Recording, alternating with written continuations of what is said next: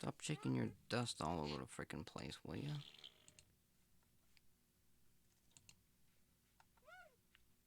Wow.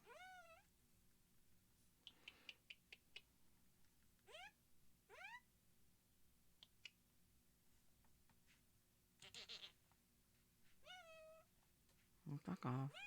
Fuck off. Fuck off.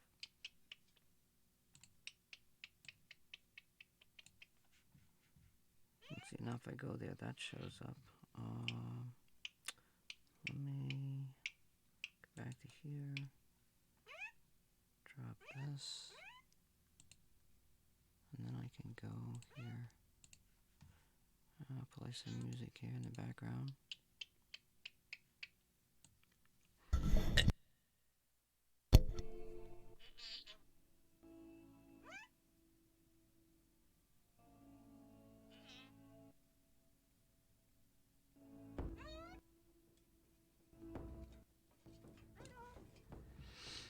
All right.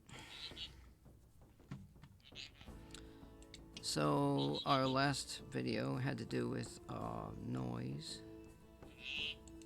A little bit of noise. Besides this bird that I'm just cackling over here. Let me refresh the stream. And we are going to talk about what's called instrumental transcommunication. Basically, in a nutshell, I wonder if I do, let me minimize this. Let me bring up Paint. My favorite go-to explanation program here.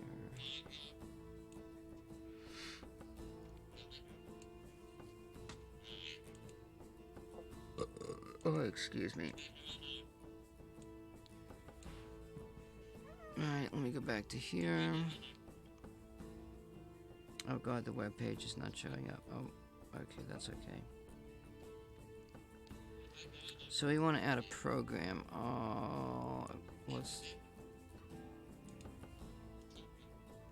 We need to find the Paint program.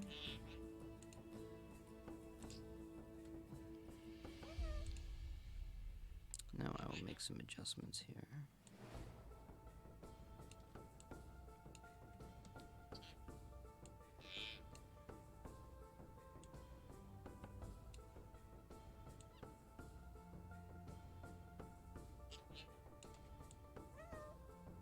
The darkness of space. Oopsie daisy.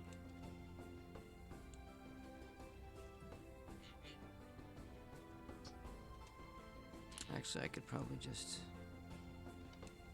do that.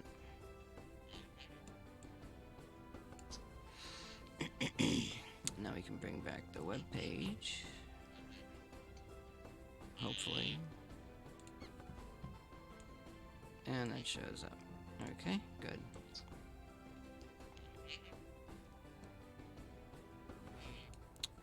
So basically what this is... Look, you need to be quiet. Okay, you know, my bird is just being obnoxious today.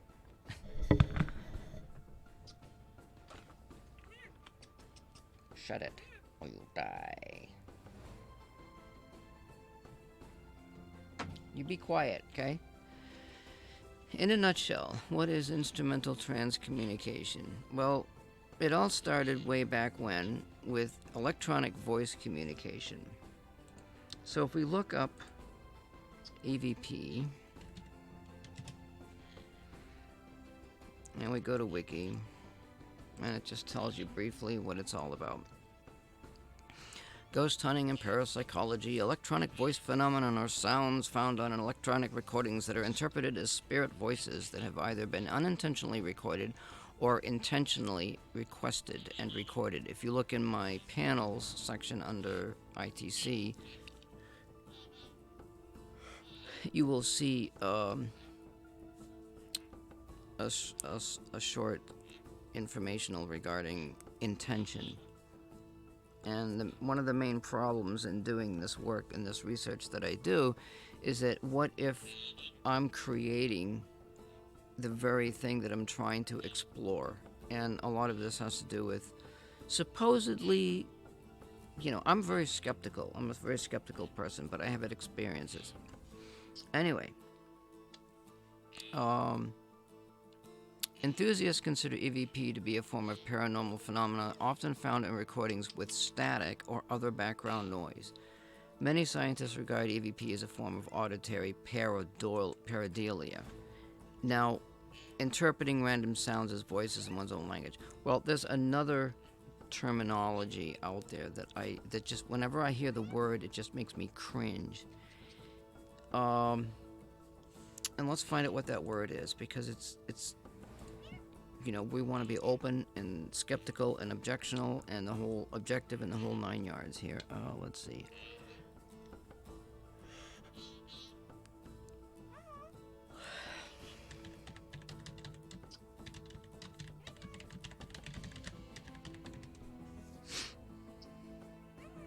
Pareidolia. Yeah, that's the word right there. So, what their meaning in Wiki, and I question Wiki a lot. Pareidolia, interpreting random sounds as voices in one's own language. Okay, well that's not technically the meaning. Okay, the meaning is you can see things. You can look at a picture and say, okay, I see a ghost. Someone else can look at it and say, I don't see a ghost, I just see clouds. Okay?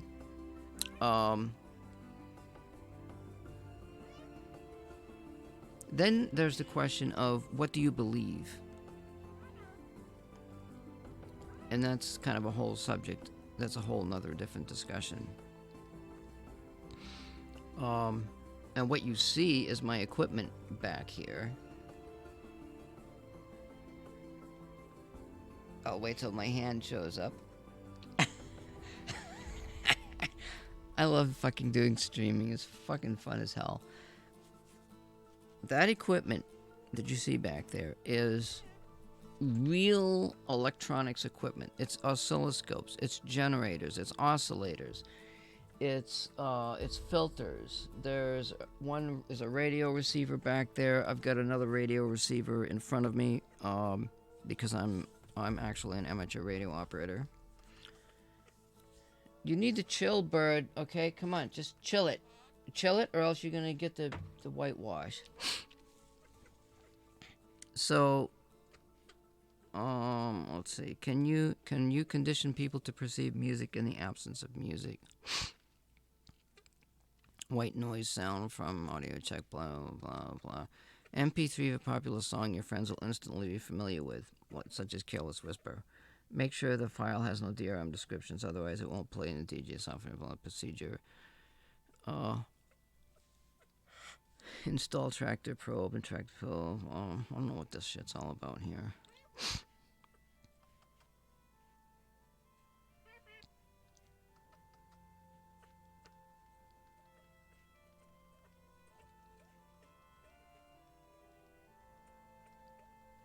I don't know what the hell this is all about. Just totally obscure information here.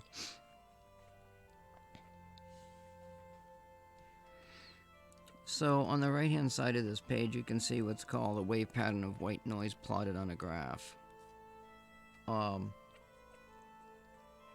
If we look at the audio that I just did, and then I have another program that generates noise. I really don't. I don't want to get into the technical aspects yet because it's. But anyway, I'll just bring it up real quick. Let's see.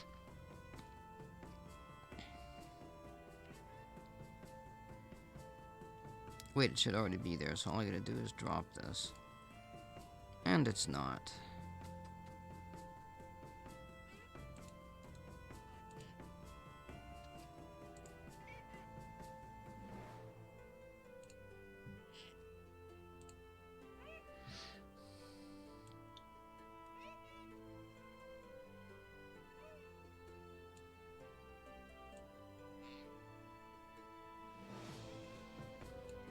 So you can see here, this is the candy wrapper noise that I made earlier.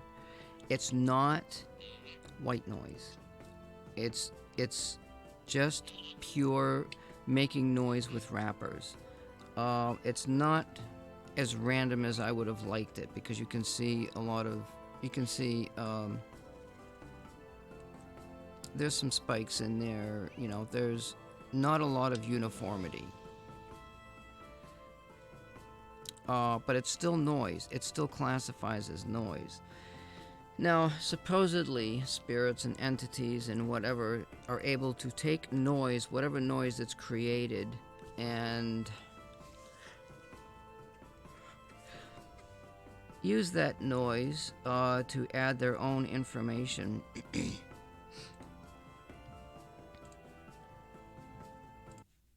Oh, the music's just too fucking annoying for me right now. And that's how noise is actually noise is energy and its temperature, and there's a lot of there's not a lot, but there's technical information regarding noise, and there's different types of noise. I don't know really which type of noise best suits the idea of being able for these spirits or entities to work with that energy and create voice patterns, or anything else for that matter. But anyway, I wish you'd shut up, bird. I mean, that's sort of what it looks like. So you can tell, that I'm on a track. I'm on a certain track into discussing all of this. What I'm basically doing is I'm talking about my expertise, my education, my theories, my experience, the things that I've actually done with this. And I haven't made any major progress because I've had some major personal life issues over the last 5 to 10 years. So I could not devote the time that I needed to do this.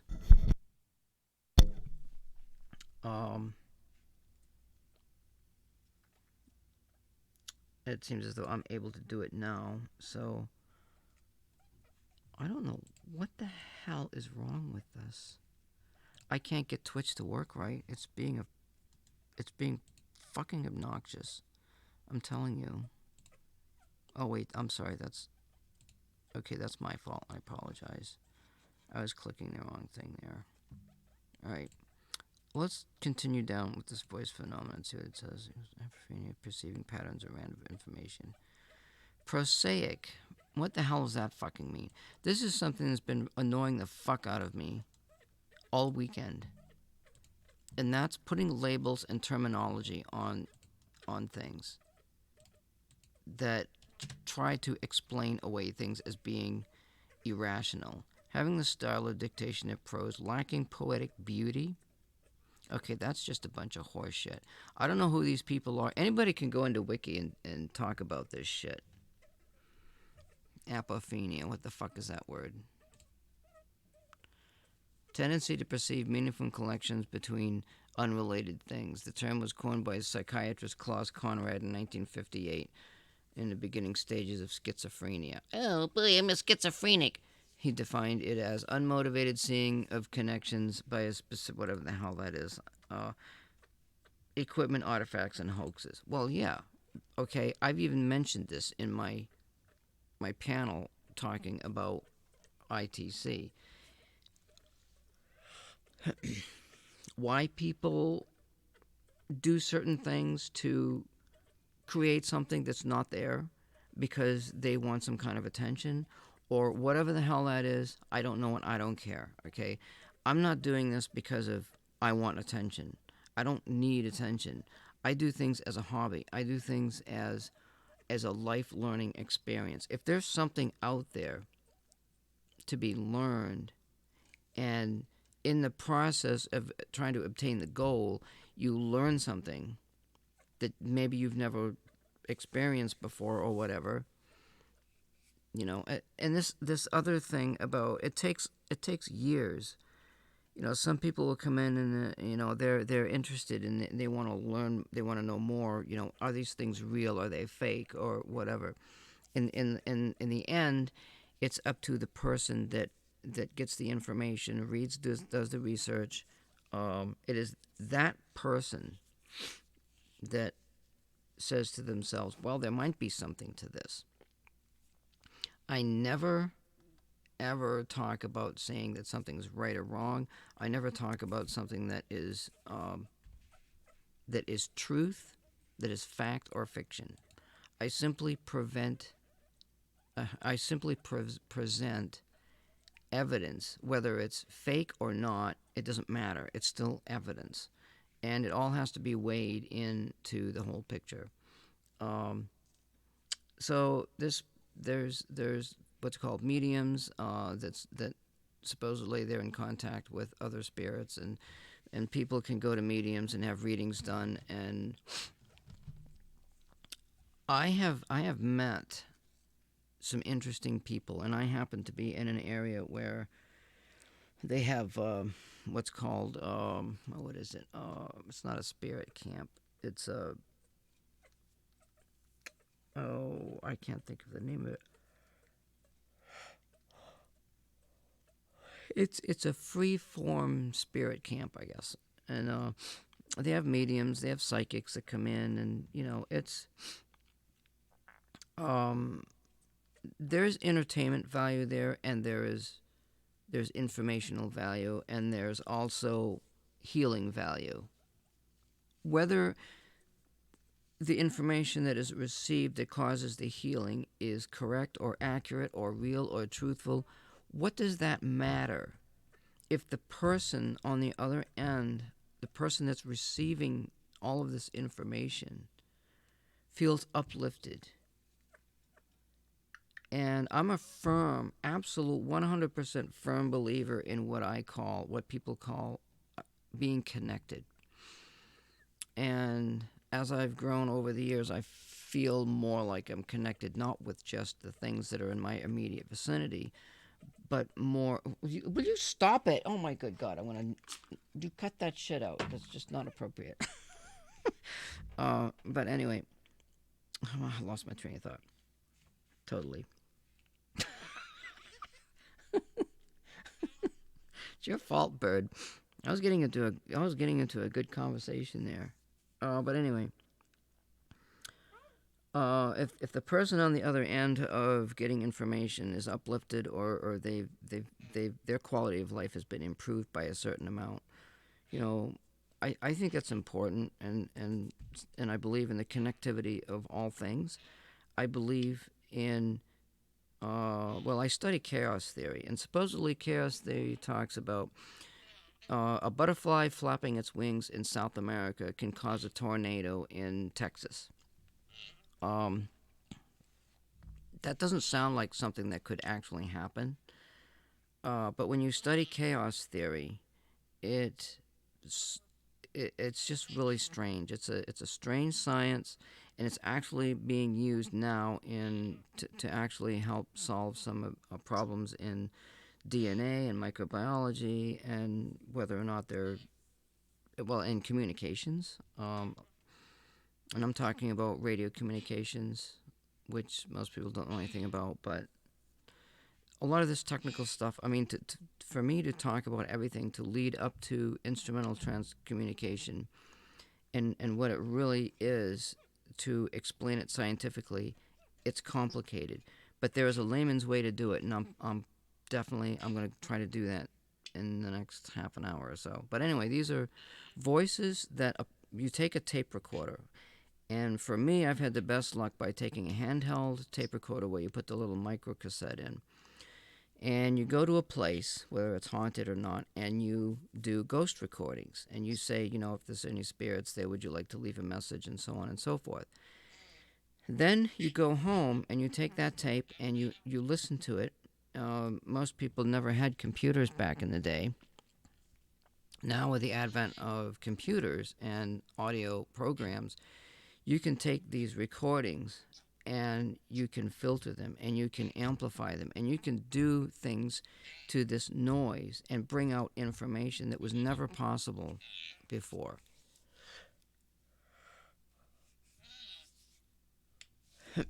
I myself am working on certain types of filters that I believe are provide an opportunity to decode certain types of noise. I had one prototype experiment that where I took the data, and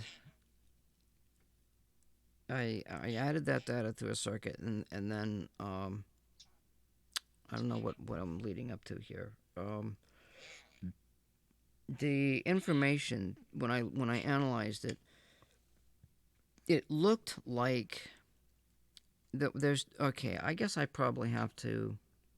I hate to get into this. Modes of communication. Um,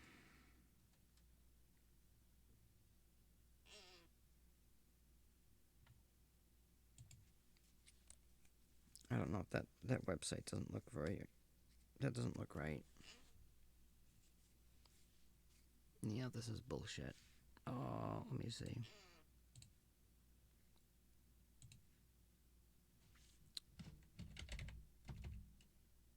Modes of radio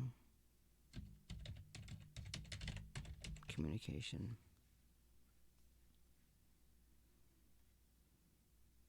Okay, there's all of this in this list, but it's not quite what I'm talking about. List of amateur radio modes. Okay, maybe we could go there. All right, so you have amplitude modulation. You have sideband. You have frequency modulation, phase modulation. And what is modulation? If we go to amplitude modulation, and you can see in the right-hand corner here, an audio signal on the top, which is your low frequency, is combined with a high frequency, and it's showing two different modes here. It's showing amplitude modulation in the middle, and frequency modulation underneath. So, without getting into that technical aspect, amplitude is the loudness of your sound. Frequency modulation takes the frequencies and it's complicated to explain. But there's another form of communication. Now we also have digital modulation.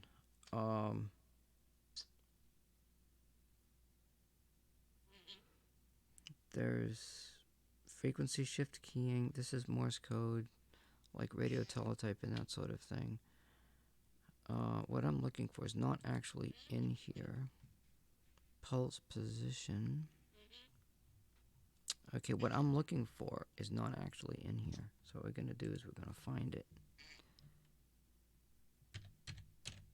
Pulse code modulation.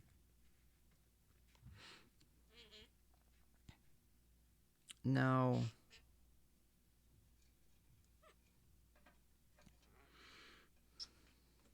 sampling and quantization of a signal for 4-bit LPCM.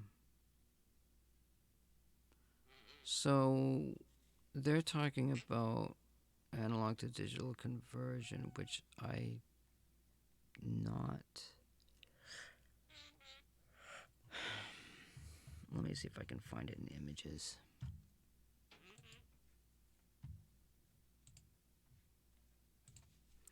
PULS code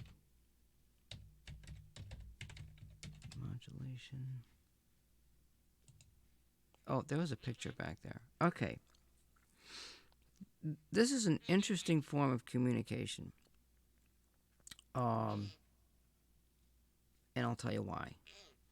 It's because when you have amplitude modulation, like maybe in this right hand, well, it doesn't really show you. Yeah, maybe in the bottom here. Well, that doesn't really show it to you either. Actually, you know what? Let's bring something up here.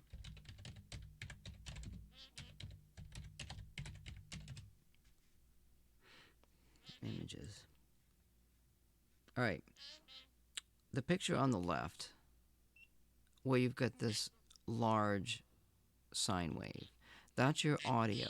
The stuff that's in the middle is your high frequency radio signal that gets modulated and gets sent out on your radio channel, like whatever high frequency it is, like say 4 megahertz. Then it's decoded. The 4 megahertz is taken out. Will you shut it, bird? God damn it! I'm trying to do something. You little shitbox. He's a character. So the high frequency stuff gets taken out, and all that's left is the audio. So that's amplitude modulation. So what's interesting about this pulse code modulation is there's no amplitude, and it's not frequency either. It's taking the information from the sine wave, from the audio sine wave, and it's making measurements of how long a certain width of the sine wave was in existence. I guess you could explain it that way. What is this picture here? So like on the right, you can see a certain portion of the analog signal where it says, well, it's kind of in the middle on B here. It's taken. Well, then you've got, oh, you know what? It's pulse width modulation. That's what I'm thinking of. Not pulse. They're showing you all forms of this analog to digital conversion here. And none of this has been used to look for information in noise. It's only used as a form of communication because it's, in a way, it's kind of secure. And it does take up a certain amount of bandwidth and space, but when you hear it on, actually, you know what we could do? Let's see. What if I went? Actually, we could go to. Let me go to YouTube because YouTube has everything these days. PU. Actually, let's. Well, I don't know how to explain this. Let me see. PUL pulse. No, pulse width modulation. Now, most of this stuff is used in controlling motors, programmable logic controllers. It's equipment that controls the speed of a motor. But we're using this application to decode audio signals. And when I did that prototype thing that I built, I analyzed some of the noise, and for some reason it gave me this idea to maybe build a decoder to see if it would pick something up. Pulse width modulation. We could just see this real quick here. It's not too long. So my wife got me this weird. Well, she did. Oh my God, what is this? They come up with these new tools. I swear to God. I love the innovation that's happening.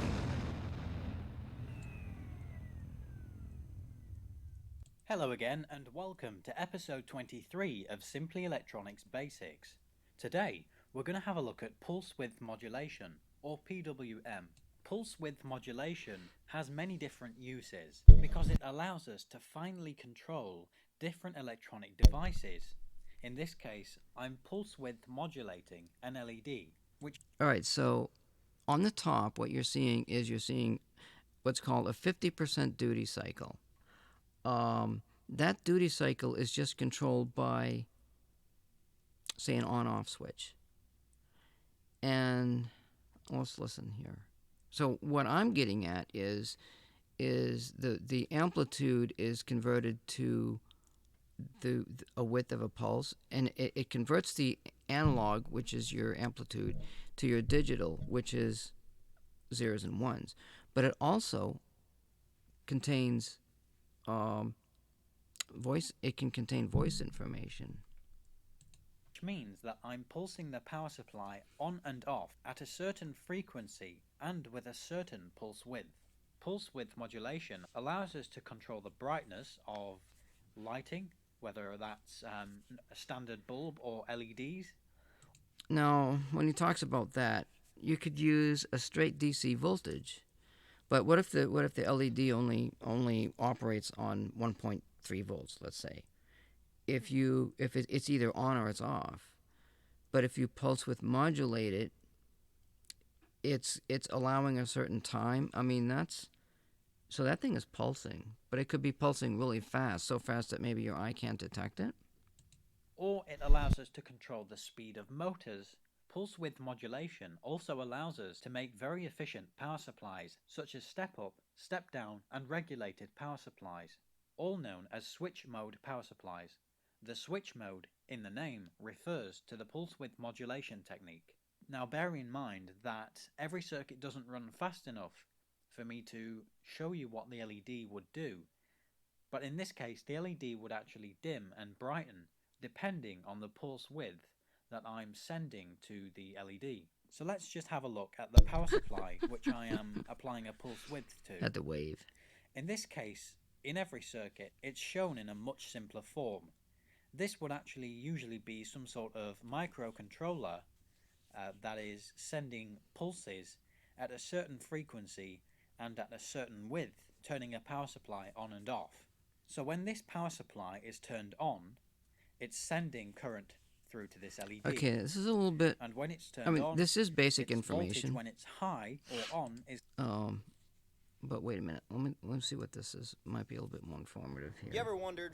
No, I never really did wonder, and I really don't want to look at this here. But hey, if it gets me followers, why not? Between duty cycle, frequency, and pulse width. These terms are often used together. They're sometimes used interchangeably, and they're often confused, but they have different meanings, and I'm going to take a minute and explain that. Using a computer or a data acquisition device, we're collecting analog voltage measurements that vary, and they've got to be turned into some sort of a digital signal that the computer can recognize and interpret. So the way that works is like this. If this is our analog signal that's coming in, it's a waveform that's varying like this, we would set up some kind of a rule or a threshold, and we might say if this is 0 volts down here at the bottom and this is 5 volts, so we're looking at a 5 volt scale, the threshold may be 2.5 volts right here in the middle.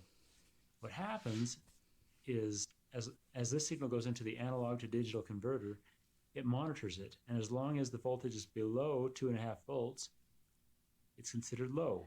So it moves along here at a low voltage until it reaches this 2.5 volt point, and when it does, it immediately switches to high. And it stays high until it drops past the 2.5 volt level again, and that continues every time it crosses that 2.5 volt level. If it's above 2% of the time, I don't want to get into this technical stuff too much. And when it comes to duty cycle, we're simply talking about the on time. Yeah. Frequency is measured in cycles per second. Duty cycle is measured in percentage of on time. And finally, pulse width is measured in actual time, usually in milliseconds. We're talking about a computer that's turning these things off and on, so it's usually quick, but it just is in time. So, of course, on a lab scope,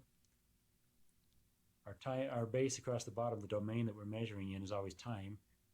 And so if we were to come along here and say that this was 0.5 seconds here, and each of these cycles is happening at, say, 1 second, right? 3.5 seconds here.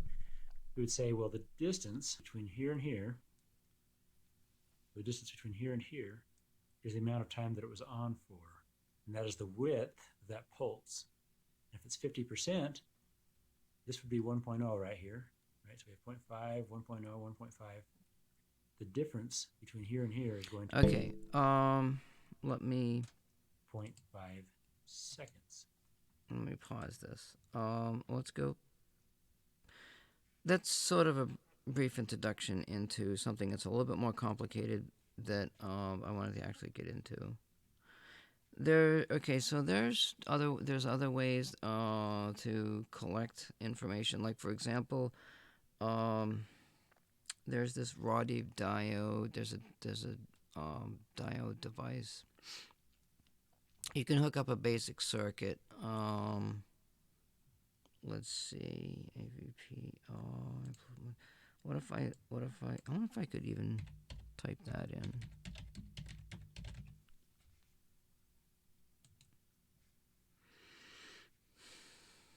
Okay, let's take this circuit here.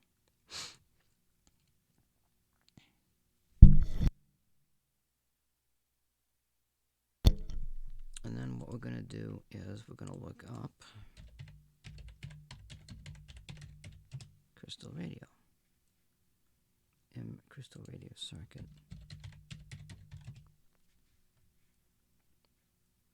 So there's your basic crystal radio circuit.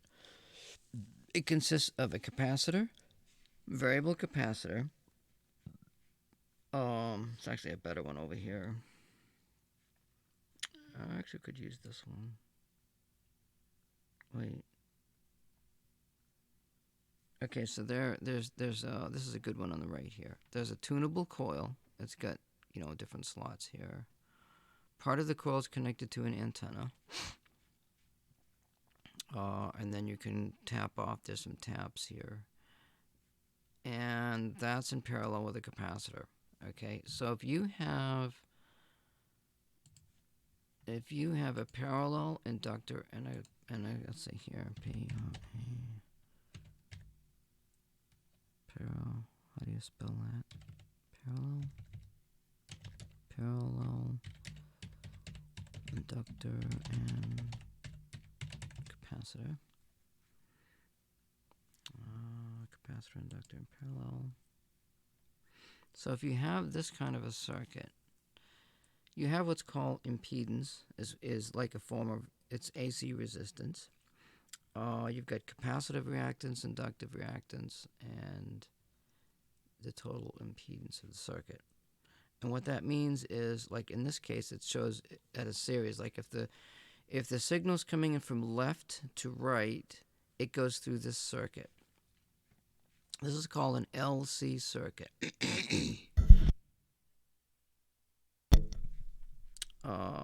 Let's see if I typed images, and then we want LC waveform.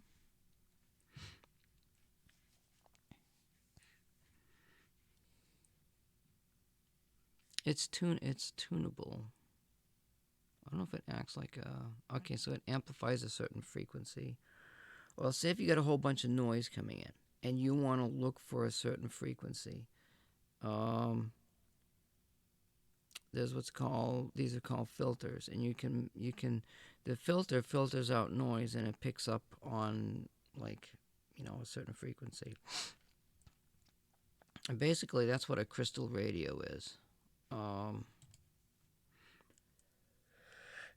In this case, well, let's see, they're showing a diode, which is a germanium diode, which is better than a silicon diode. Don't ask me why. And then you've got a capacitor and a resistor, another capacitor. These filter out, these rectify. The diode actually rectifies. It converts the AC noise signal into a DC noise signal, and then it's filtered, and then it goes to an amplifier. The transistor, it's a amplifier there, and then you've got that hooked up to an earphone, and you got DC connected to the whole circuit here. And this capacitor is a DC blocking, so the DC doesn't go back into your antenna network and cause issues.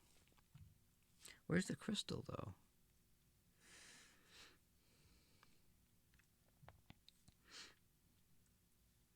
That's another diode, I think, going in, but there's no crystal in here.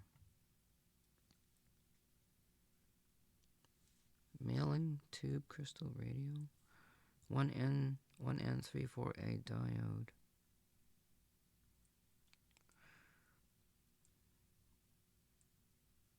I wonder why they call it a crystal radio. See, here's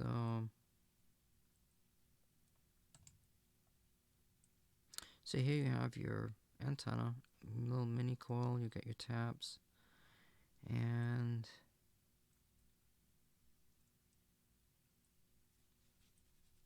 you take your. It's supposed to be galenium here. You're supposed to take the galenium. It acts as a diode. But I don't see it in here.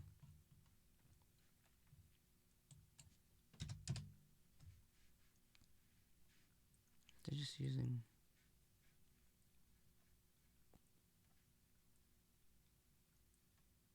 Build your own crystal radio.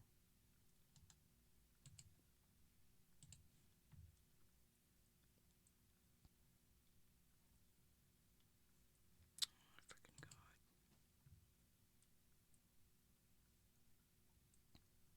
Maybe galenium is considered hazardous and they don't want you to. They're just using a diode. Here it is, right here. Galena, that's what it is. This acts as a crystal. You take this little cat whisker thing and you scratch this thing here. And I don't know how exactly how it works. Basically, it acts as a diode, I suppose. And that picks up that converts, there's a spot in there where it might pick something up and it'll convert that AC to DC. So you get all this noise coming in. This converts it to a rectified signal, which is further amplified and filtered, and that's how you get your audio. It's not practical to use a crystal radio in order to look for voices in the great beyond. What has been done is to take, well, they have this circuit here, which is similar to a crystal radio set, but it's a little bit different. And you know, they run this through a little amplifier and stuff, and you know, you're taking the noise that's in the air and you're converting. There's a lot of radio information in the air, and it's unfortunately it's too noisy, it's too loud. You have to create a noise environment that's there, but it's not loud, so that it doesn't override the information that you're trying to get. Look at this. What is this? Ghostbox profiteers want your money. Fraud has no place in ITC. No, it doesn't. Thomas Edison Spirit Telegraph Buried Secrets. Thomas Edison The Lost Chapter. What's this shit here?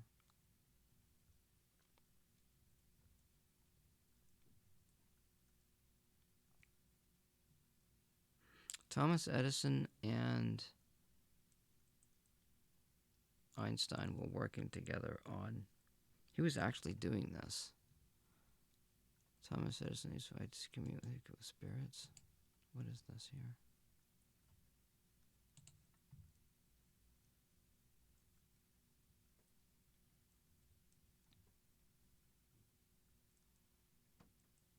The Diary and Sundry Observations of Thomas Alva Edison.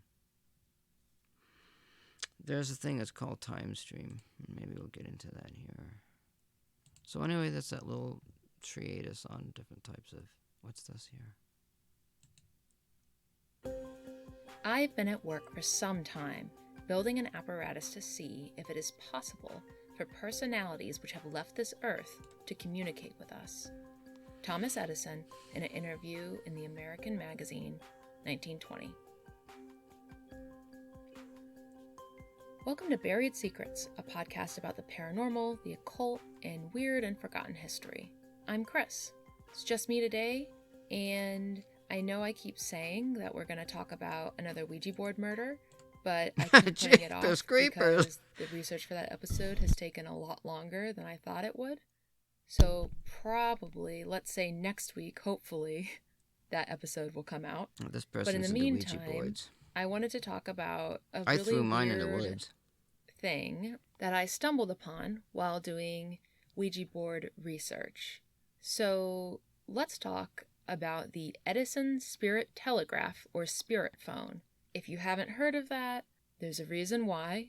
It's because, as far as we know, it was never successfully invented, but it sounds potentially like it was an invention that Thomas Edison spent a while, possibly years, possibly decades, Oh, look, thinking here's the whole about, thing here. maybe prototyping and experimenting with. And while it doesn't seem to have ever existed in a working form, for a little while, particularly around 1920, he had a lot to say about it. Just to start, I wanted to give a bit of background on Thomas Edison. I think probably everyone listening to this knows a decent amount about him, right? He was the most famous American inventor, probably. He had over 1,000 patents to his name. Holy He invented the shit. phonograph, the motion picture camera, and early versions of the electric light bulb. He started the first film studio called the Black Maria in New Jersey. And God said So there was Edison Thomas was born Edison. in Ohio in 1847, My bird though he shut his grew up ass up in Michigan. better. And when he was a teenager, he worked as a telegraph operator, sounds like for the railroad. He had some hearing issues from an early age because of a childhood case of scarlet fever. Though when he got older, he claimed that his hearing loss made him focus better and get distracted less often while working. And a lot of people these days think that he may have had ADHD, which makes a lot of sense to me, since having ADHD would have really allowed him to hyper-focus and probably really value not getting distracted. I feel like it's only a certain kind of distractible person who would say, oh, my hearing problems aren't that big of a deal because it helps me focus. And execution via the electric chair, theologians, but that there is a supreme intelligence I do not doubt. So the story of the Spirit Telegraph begins in 1920, which is a time that we know was really hot when it comes to Ouija boards. It was, the peak moment of Ouija mania, so it makes sense that he would be seeing all these newspaper headlines about Ouija boards and that he would want to get in on the action and kind of get some publicity for that, especially if he had been working on the invention for a little while. In October 1920, Edison told American Magazine that he was building an apparatus that could open up lines of communication with the spirit world. He claimed that it would make the Ouija board seem old-fashioned. After the article was published, the magazine received more than 600 letters to the editor, written by readers who were fascinated by the device, and those letters were from people who were horrified by the idea of speaking to the dead and said, that was against their religion. And then there were even people who were like scientists who had advice on how to perfect this machine. So all sorts of people were very interested in this device. It's not very weird that an inventor like Edison, who was so well respected and kind of a national hero, would be interested in spiritualism, since, as we talked about previously, Sir Oliver Lodge was really into spiritualism, and he was, a physicist and an inventor. So in 1920, Edison would have been in his 70s, so I kind of imagine that death was starting to weigh on his mind. Also, since Edison was the inventor of the phonograph, in the phonograph, he'd literally created a way for people to hear the voices of people who had died. We, today, are totally used to recordings, but to them, at the time, it must have been mind-blowing and seemed just as outlandish as a machine that could talk to spirits. If previously there was no way to record a spoken human voice, and then suddenly you hear this recording of this disembodied human voice, I imagine that you might feel like anything's possible, right? Because impossible things are happening all the time during this time period, whether it was, telephones or motion pictures or the phonograph or, the airplane.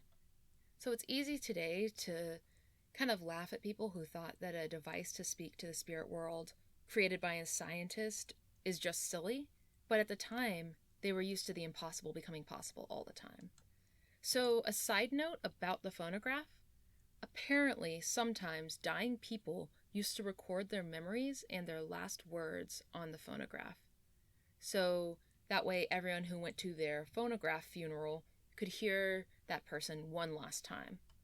And far from finding that weird, Edison had actually suggested that as a possible use for the phonograph. So, seems like he was a pretty morbid dude. Electrocuting elephants, suggesting that people record their last words on a phonograph so their friends and family can listen to them.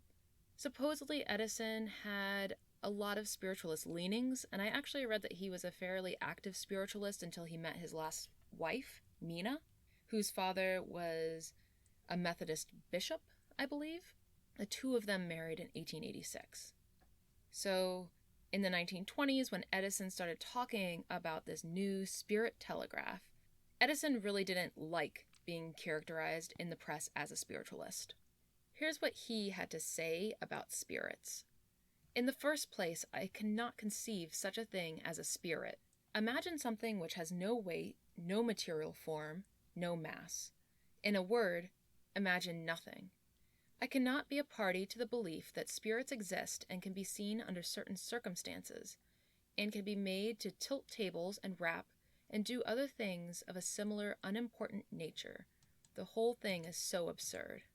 He also was very scornful of the Ouija board, and apparently the author of the Boston Globe article that this quote is from said that the only reason that Edison granted the interview was because he wanted to correct the idea that people had of him as a spiritualist. So I wanted to read a little bit about what Edison had to say about the topic. I have been thinking for some time of a machine or apparatus that could be operated by personalities which have passed on to another existence or sphere. Now, follow me carefully. I don't claim that our personalities pass on to another existence or sphere. I don't claim anything because I don't know anything about the subject. For that matter, no human being knows.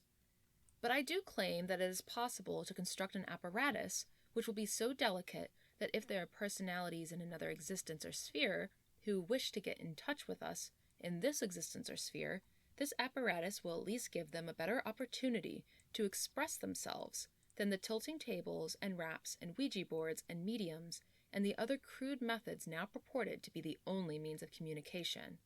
In truth, it is the crudeness of the present methods that makes me doubt the authenticity of purported communications with deceased persons. Why should personalities in another existence or sphere waste their time working a little triangular piece of wood over a board with certain lettering on it? Why should such personalities play pranks with a table? The whole business seems so childish to me that I frankly cannot give it my serious consideration. I believe that if we are to make any real progress in psychic investigation, we must do it with scientific apparatus and in a scientific manner, just as we do in medicine, electricity, chemistry, and other fields. Now, what I propose to do is furnish psychic investigators with an apparatus which will give a scientific aspect to their work. This apparatus, let me explain, is in the nature of a valve, so to speak. That is to say, the slightest conceivable effort is made to exert many times its initial power for indicative Look at this guy's name. purposes. He made a If pact this with his apparatus engineer, fails to William reveal Walter anything of exceptional Dinwiddie. interest, I'm afraid that I shall have Jeez, I ain't lost got, all glad I faith ain't in the got that last survival of name. personality as we know it in this existence. He compared his proposed invention to a power plant, where a ordinary person operating this power plant can create a huge amount of power through a steam turbine with very little effort. His idea was that the apparatus would turn a slight effort into something that was magnified enough for investigation. He said that he'd been working out the details of the spirit telegraph for a while, and said that one of his collaborators had died just the other day, and he felt that his deceased collaborator should be the first spirit to use this new invention, since he would be familiar with the basic concept and operation of the machine. I think that's a joke, but I'm not totally sure. But I do think that one of the researchers who was working with him had died. So I don't know, maybe it's not a joke? Hard to say. The article notes that Edison doesn't really believe in widely accepted theories about life and death, though he said that he believes that life, like matter, is indestructible. He said, "There had always been a certain amount of life on this world, and there will always be the same amount. You cannot create life, you cannot destroy life, you cannot multiply life." He also described how he thought that our bodies were made of myriads and myriads of infinitesimal entities, each in itself a unit of life. He talks about how if you took a print of your thumb and then you burned off your thumbprint, when your thumb healed, your distinctive fingerprint would grow back. He said that he thinks that life entities that make up your body plan and supervise the new growth, because it's not your brain that knows how to grow back your specific fingerprint. It's not like you've memorized your thumbprint and can will it to grow back. Something else does it in your body. And he believed that it was these life units or entities. I read somewhere that he actually experimented with burning off his thumbprint and it grew back, and that's why he uses that analogy. 7 epic He also fails. used the analogy of a Martian coming to Earth. So this Martian might have less detailed eyesight than ours, so maybe they could only see something large like the Brooklyn Bridge, but they couldn't see us. They might assume that the bridge was a natural growth like a plant or a rock, and then say the Martian destroys the bridge and then leaves. That Martian might be surprised to return a few years later and see that the bridge had been rebuilt in the same place, in the same design. So Edison asked whether it would be more logical for the Martian to assume that the bridge just regrew itself naturally, or whether it would make more sense for them to assume that something intelligent had planned and rebuilt the bridge. And I think in this case, we're the Martians, and our bodies and the natural world are the bridge, and the life units are the people. So Edison theorizes that once conditions become unsatisfactory in the body, either through a fatal sickness, fatal accident, or old age, the entities simply depart from the body and leave little more than the empty structure behind. He said that these entities live forever and that there are a fixed number of them, so they pass on to another person or start creating some other new life once they've left the dead person's body. And he also said that he believed that the life units or entities split up. So like one person dies, but they don't all go into another new baby being born. It's not like reincarnation. He seemed to think that it was mix and match. Like some life units might go to one person and then another person dying, their life units might get combined with those, and This is that interesting makes a right new here. life. This description. So he also theorized that that's why people don't really have like past life memories, because it's not like one single soul moving from one body to another.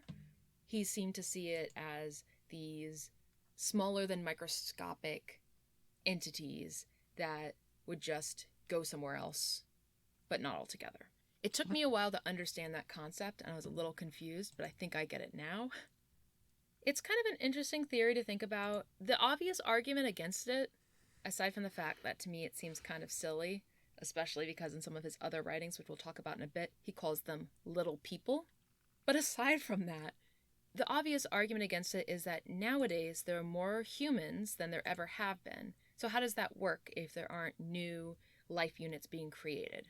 But you could really easily argue against that by saying, well, tons of animals have gone extinct, forests have been chopped down, all of these plants and animals had life units, and maybe those life units got channeled into creating more human life. So I'm not saying that I believe Okay, this his person's theory, bringing up her but own. just in thinking about it, I don't know. I don't believe him. There's way too much that he's said about the invention over the years, both in his own writing. Wow, this People person. have said more recently. More to come on that. Interest was exploitative of people who were put into debt. And then chapter 8, which was all about spiritualism or, life after death, etc. So I did find a PDF of chapter 8, which is entitled The Realms Beyond, and I've linked that PDF in the show notes. And his surviving family was so mortified that they demanded that all unshipped copies of the book be destroyed, and that all the books that had been shipped out already be recalled. Oh my So later that year, the book was republished with 70 pages removed completely. So there were 2 chapters that were taken out. One of them was chapter 7, which was all about Edison's economic views. Remember, Edison hated debt and interest and felt that interest was exploitative of people who were put into debt. And then chapter 8, which was all about spiritualism, Yeah, they're all or, life after death. the and people stuff are all like that. charging fees So now I on did top of find a interest. PDF of Fucking chapter 8, bastards. which is entitled "The to Think About a Time When People Were Shocked and Just Beside Themselves Seeing a Phonograph, and now we're totally on the other side of things, and we're like just communicating through technology." I don't know, it's a weird contrast. Okay. I'm not getting a good vibe from this woman talking about Edison for some reason. This etheric device that they're talking about here. Listen to this description. Look at this.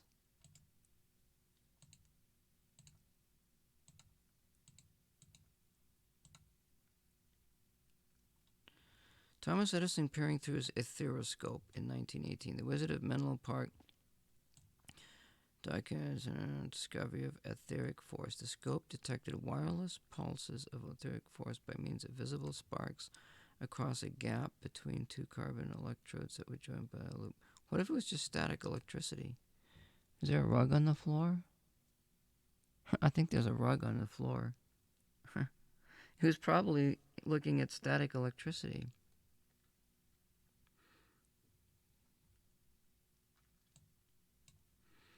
By means of a microscope for viewing faint sparks.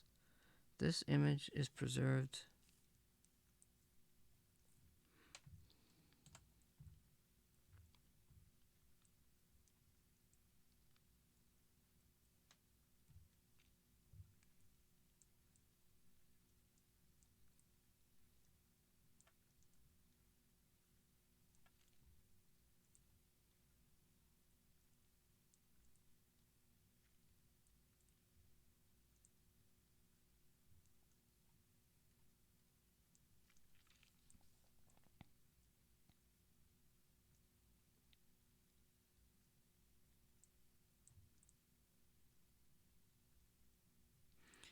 Edison was ridiculed. The etheric force was compared to claims that others had made about mysterious new forces such as psychic forces that call out telepathy. Through Thomson and Houston published their results of their own experiments and concluded that the etheric force was simply electromagnetic induction. Thomson and Houston, however, were wrong. What Edison had actually discovered, though neither he nor his components understood it, was the basis of radio communications. The vibrator he used produced radio frequency electromagnetic waves, which caused the sparks in nearby metal objects. Oh, so they had an electromagnetic generator. A radio was going off, and it was the action of the radio was producing sparks between the stuff here. The waves would tend to follow a conductor, even though very long ones, such as telegraph from Newark to New Brunswick, if a detector of radio waves had been built, it might have picked up Edison's transmissions from a long distance. Unfortunately, it would have been more than a decade. Heinrich Hertz completed his experiments following the existence of radio waves.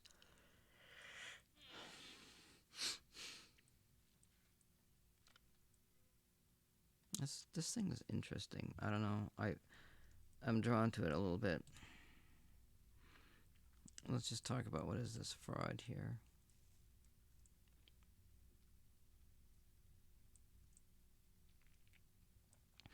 And my head full of crap, and he keeps ranting on about heaven and hell and God like every spirit is Christian. He's jokes. He's a joke, etc. Just, he's not, it's disgusting that he's trying to make a profit out of something most of us do just to get evidence. Not only that he's disrespected the dead on multiple occasions, the reason why so many of his followers actually like him is because he goes on about God in the Bible. They're clearly warped. Who are they talking about here?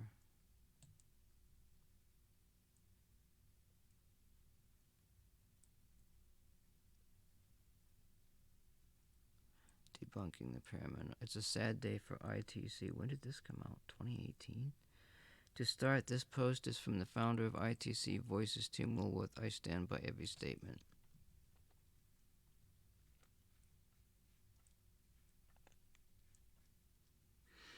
Okay, so they're talking about the ghost box. Frank, there's a guy by the name of Frank something. I can't remember his name. He was the one that invented the ghost box a long time ago. And what that is it's a device that spans the frequency range of your radio. And it sweeps the frequency range really quickly. And you're supposed to pick out voices. It uses that energy. The ghosts and spirits evidently use the energy that is created by the radio to enter their own voices. Like it's an energy producing device that uses RF energy and supposedly it picks up on randomness. There's too much randomness. A person could say, "Oh, what's your name? What's your name?" Now you hear somebody's name. It could just be some name that you're picking up on a radio station. I was rather upset. Now, if they're talking about the ghost box, I'm inclined to agree with them more than 50% that the ghost box is a fake thing. However, it uses the idea of using noise as energy, and the spirits using that energy to communicate with us. Okay. I think the ghost box is too loud and uses way too much energy. But there's different classes of electronic voices. Supposedly, there's like Class A, which is it's like talking back and forth to somebody, and then there's the Class E, which is further down the list, where you got to use filters and amplifiers to kind of bring out the stuff. I'm more into taking a handheld tape recorder and just going someplace quiet and be reverent and talk to spirits and asking for voices and that sort of thing. And then I'll go back home and I'll actually wait. I mean, I've waited for as much as for weeks, but you should probably wait like a couple of days. Then you go back and you'll listen to it. And if there's something in there, you will know. Like I'm experienced. I know what the sounds sound like. There's something strange going on there. And I have had EVP experiences out in the middle of nowhere. When I go to places like graveyards and stuff like that, I've never got any response. Never got no messages or anything. One time I made a recording and I was out in the back of the woods at my childhood home, and I made a recording for over an hour. Okay, and I didn't listen to it for like weeks, even months later. And when I went back to listen to that, it blew me away. Okay. I mean, yes, there's a chance that tape recorders will pick up on radio signals and will actually demodulate them, and you'll pick up voices on there. But you're asking questions. You're talking in the open air, and this tape recorder is picking up your voice. And when you get a response that tells you in no uncertain terms that response is related to what you said, and there's no explanation for it, that the spirits are using some sort of electromagnetic energy to be, and they're manipulating it in order to get their message across.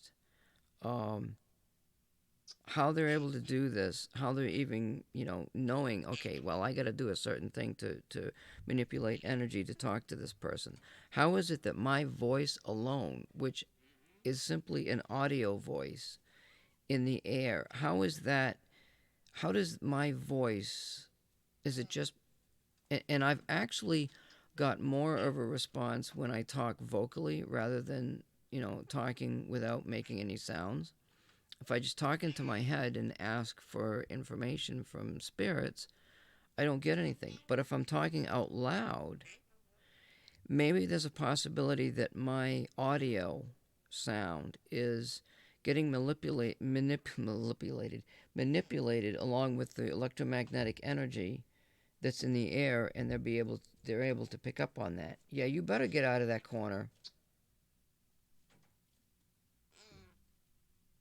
Shitbox. So maybe they're gonna talk about this ghost box thing.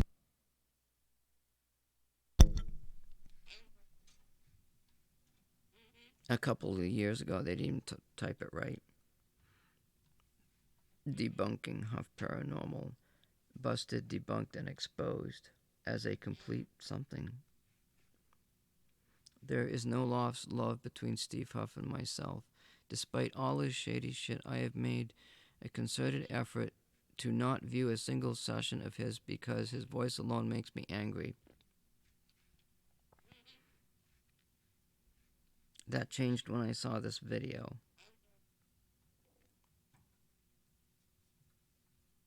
In the beginning of his foray into ITC back in 2012, Huff and I eventually became colleagues. That changed after a short while I recognized what he was all about. He started using a P-SB7 in graveyards like so many people in the field do. Well, what the fuck is a P-SB7? I mean, explain yourself. Do you speak English? My fucking bird. He's like picking his feet a million miles an hour. I'm fucking cold right now. Alright, it said it's a spirit box. And what? It's even for sale.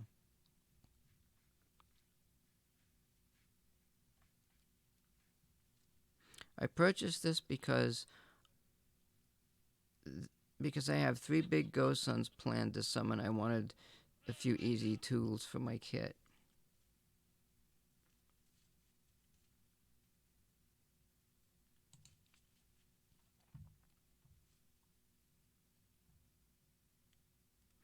And somewhat spooked by the correct answers we received. Katie Kate. Too expensive for what you get.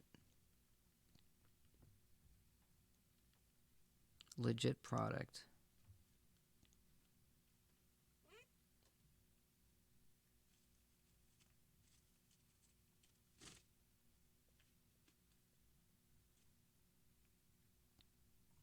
Boy, look at all the happy customers, huh? I mean, great options for the ITC. So, where's the device?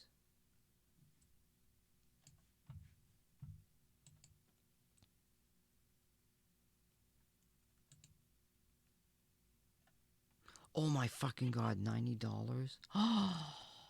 That's fucking ridiculous. You could build that for like fucking $10. Oh, this is the same thing, the same idea like they got on Phasmophobia, that game. That's what they're using. That's a spirit box they're using. FM frequency sweep includes additional 119 frequencies from 76 megahertz to 87.9. That isn't very large. And they're using FM frequency range.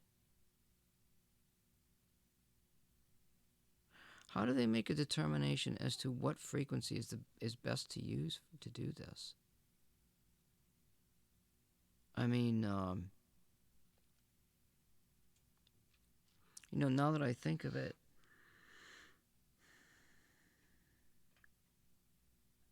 I mean, it's just noise, but it has a lot of that other shit in there, and that's just too overpowering.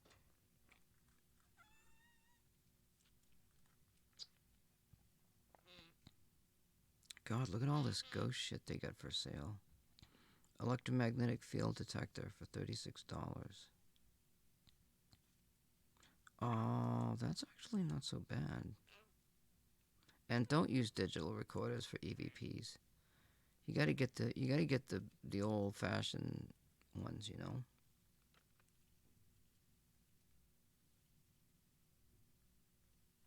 Oh, listen to this. What is a ghost pump?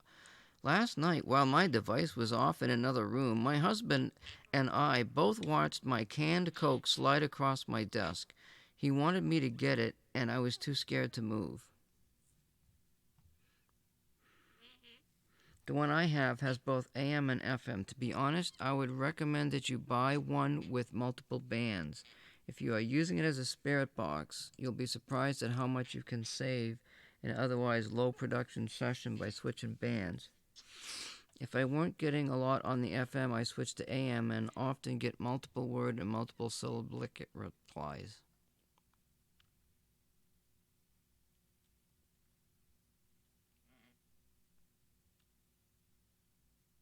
I was a skeptic at first. Since buying this device, we received hundreds of Class A EVPs.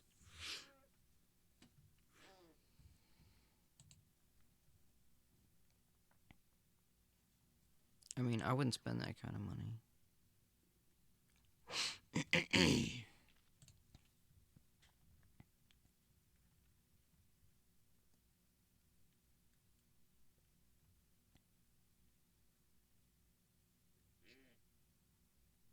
No RF detector? What the hell does that mean? No RF. The EMF detector has more uses than other testers testing the magnetic field radiation with optional units. Electric field unit, volt per meter, mg per microtesla, milligauss per microtesla. Let me see if that's... I think that's milligauss. That's really fucking small. Milligauss per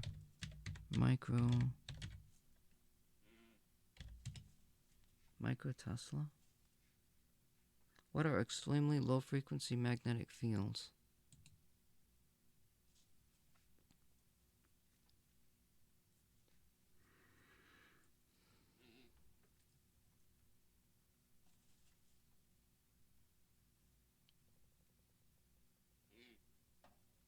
I've been wanting to get this and do tests around those damn electric things that people have to get now. I'm paying almost $20 a fucking month not to have one of those on my house because I'm not getting them fucking headaches. You know, I've been actually getting headaches. I wonder if it's... I really need to test them around my house. I wonder if that pyramid's doing something out there. The strength or intensity of magnetic fields is commonly measured in a unit called or by magnetic field meters called Gauss meters. A milligauss is a thousandth of a Gauss, and a microtesla is a millionth of a Tesla. The magnetic field strength in the middle of a typical living room measures about 0.7 milligauss or 0.07 microtesla. As noted above, the strength of the magnetic field is only one component of the mixture that characterizes the field in a particular area. Yes, there's an electric field. Measuring only magnetic field strength may not capture all the relevant information any more than the decibel volume of the music you are playing captures the music's full impact. The main health studies to date have only measured magnetic field strength directly or indirectly and assessed the association with disease. Some scientists wonder if the weak association between measured magnetic fields and cancer in these studies might appear stronger if we knew which aspect of the EMF mixture to measure. Other scientists wonder if any such aspect exists. Well, yes, there is. When an electromagnetic field is invisible electric and magnetic fields.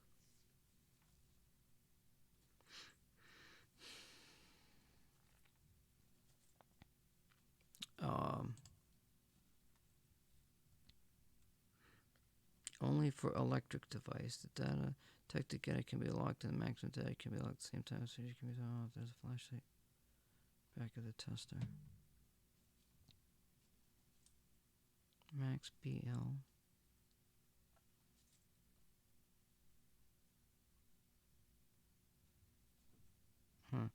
We see she's looking. They're using this to measure it, to make sure there's no radiation that can harm the baby. Around the microwave.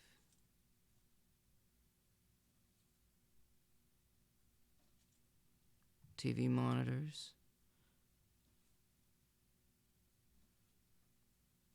Fans. Electric stoves. That's probably a good rig. This is probably a good rig. a sound light indicator. When the test result exceeds the safe value, 40 volts per meter, EMF tester will alarm with sound and light. Sound frequency of the alarm. What if the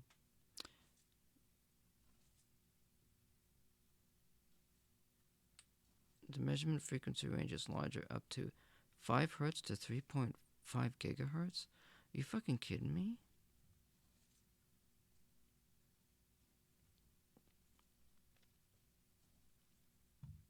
EMF meter.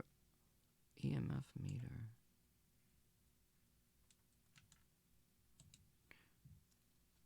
I have to be honest with you, that's a hell of a good deal right there.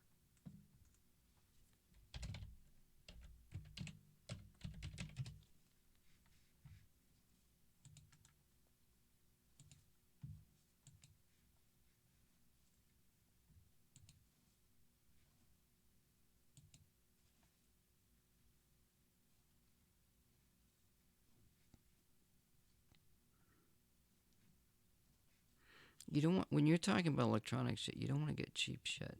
You don't want to, you want to spend, you want to spend $20 or $30 or something.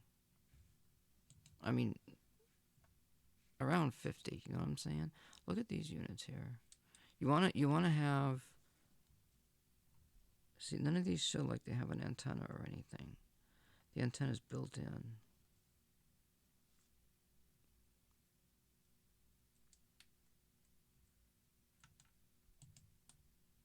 EMF meter. What is this here? Oh, that's a strap. There's your typical ghost thing.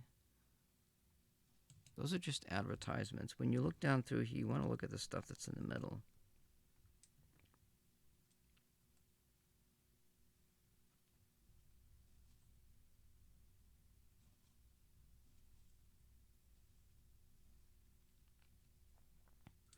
And that's $148. When you're spending that kind of money, you know you're getting a good deal. I don't see anything with an antenna. And stuff with no prices means they're not available.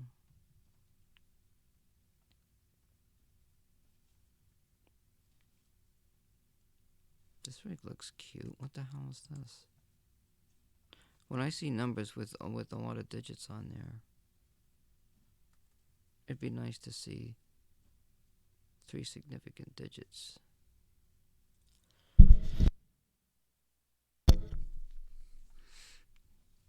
This one is 0 to 2000 milligauss, 30 to 300 hertz. See, that doesn't go into your high frequency range like that other one that was $30.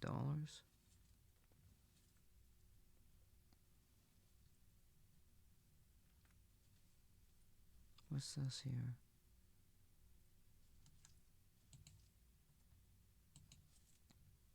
I got some money. I'm gonna buy a few things. This might be one of them. This one goes 20 to 3.5 gigs. I don't know why they call it KK meter. Digital LCD color screen.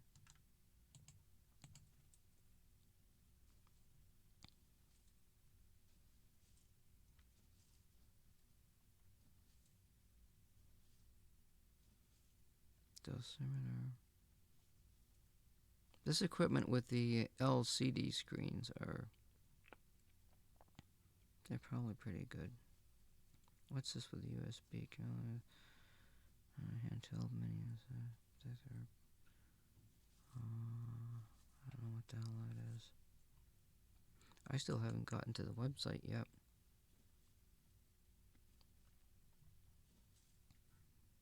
That's worlditc.org. We have to go there.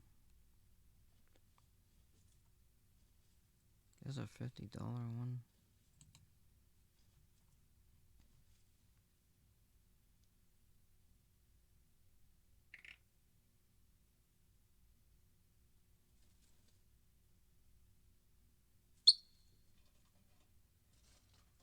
I'm looking at him.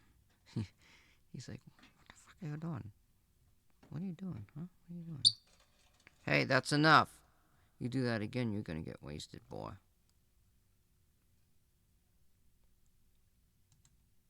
Those numbers look a little small. No. Yeah, you heard me.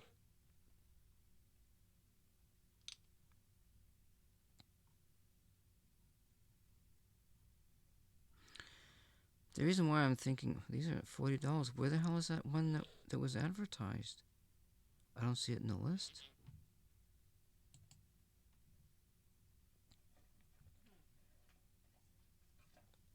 $30.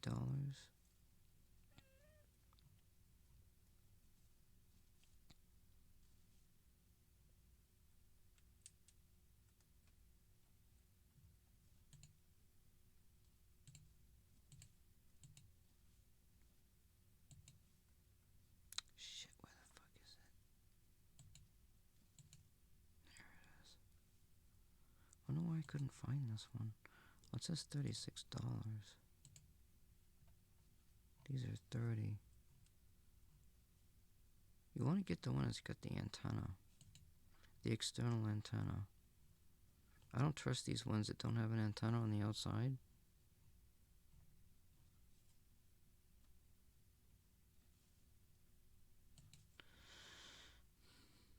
Wait a minute, what is this here? See these? What is this?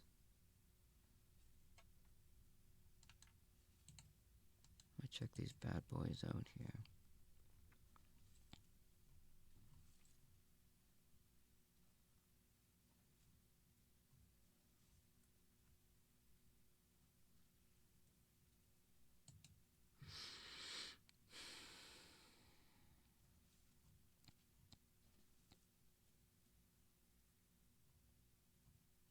What's that?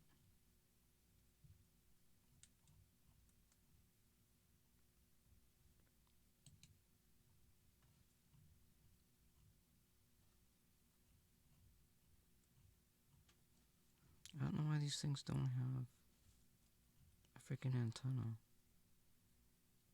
Air ion tester meter, counter for negative. Oh, that's just an advertisement. There it is right there, $36.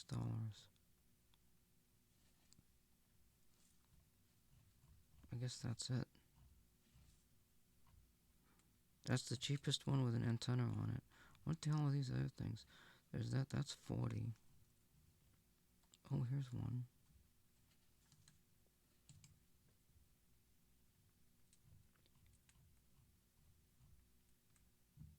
Alright, let's see.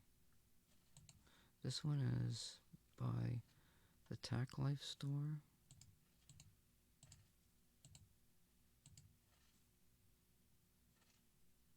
Cambridge Labs. I don't even know what the fuck this one is. That's $25.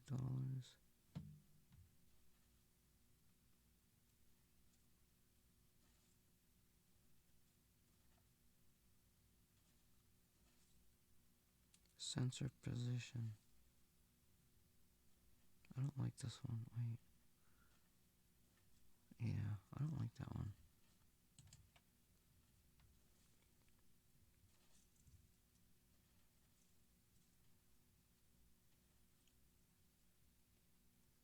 I'm not sure if I like this one either. It's not giving you data. What the hell?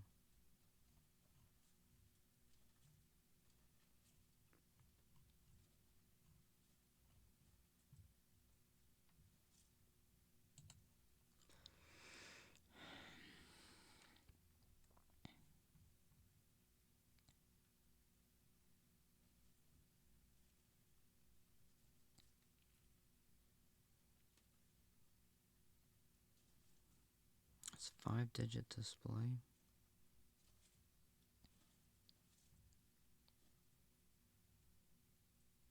Data hold and max measurement.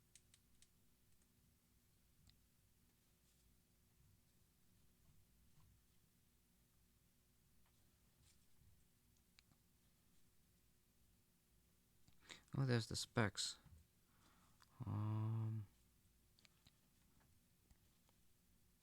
50 to 60 hertz. Electric field. Magnetic field. 2000 millicos. 200. Test bandwidth. Oh, it goes up to 300 hertz.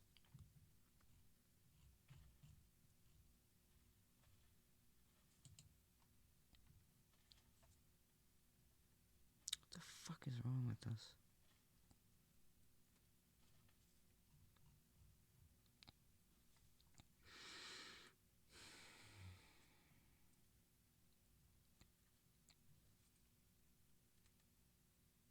Oh, this one goes up to 5 gigahertz. 20 to 100 megahertz. Electric field strength. 20 to 1 megahertz magnetic field strength. Does it got an antenna? This is only $25. That's not prime either. Fuck. Brand not available.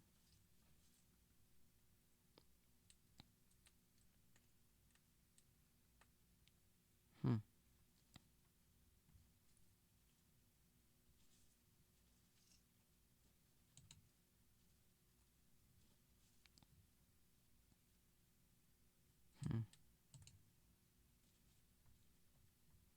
This one's 20.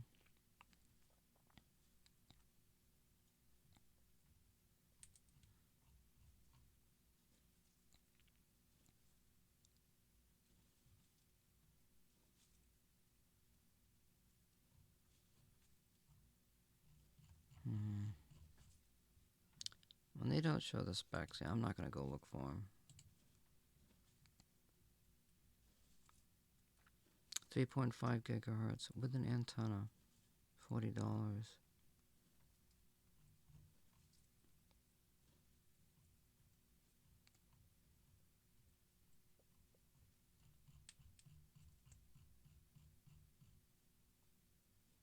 Where the hell are the reviews? Brand not available. In stock on March 24th, 2021. This must be new.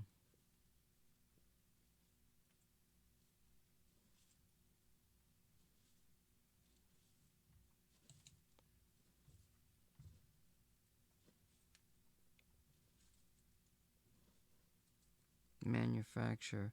Some fucking foreign country.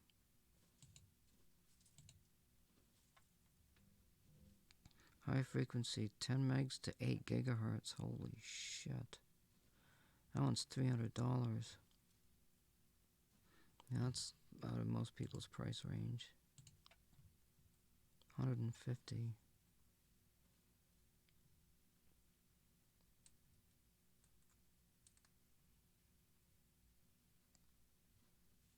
$160. Yeah, you can do better than that for less.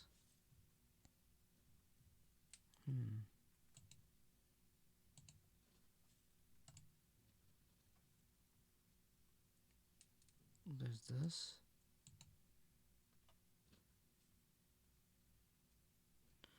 Well, what is this here?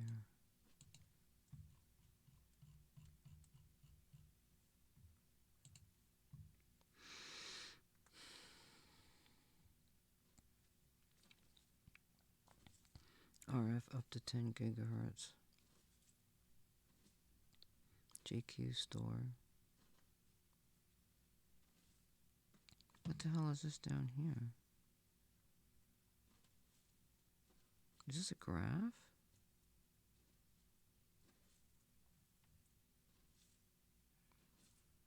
What the hell?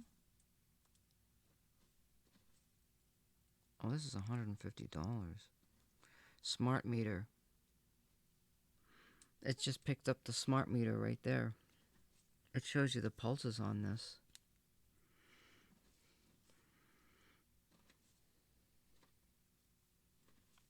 Hey!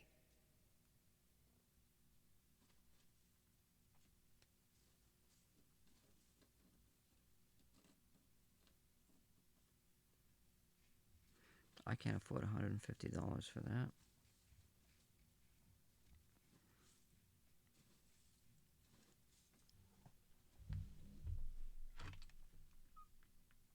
You're gonna go to bed. I gotta put his ass to bed. I don't know what my screen looks like. He's, You gotta get covered up there, buddy, because you're just... The feathers are fucking going everywhere. Yeah, you can take a nap. Take a nap. We all have to take a nap. I probably don't even need my webcam up. I'm not showing anything. Let's see here. I'm just gonna drop that out of there.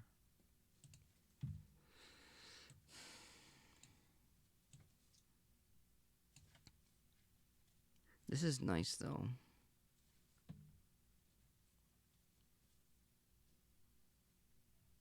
Let's see if I can find the specs on this some more. $150. Holy shit. Built-in flash memory for data logging. You can log real-time data.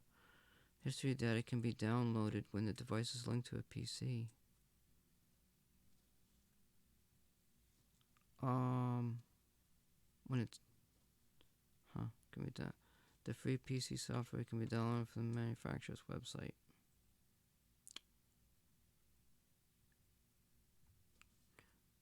AMF RF browser is the ultra fast response RF detect. I don't care about RF. I got a SDR thing.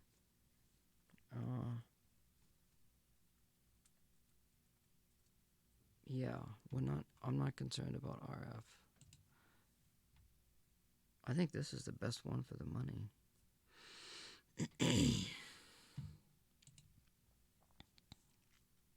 This thing looks cute though.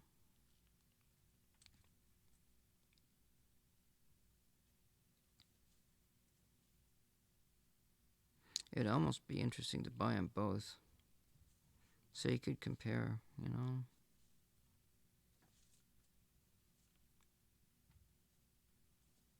That's the specs on that one.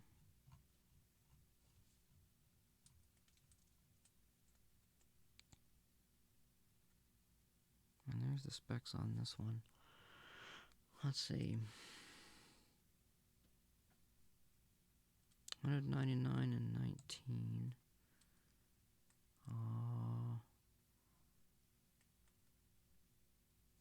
999 and 99.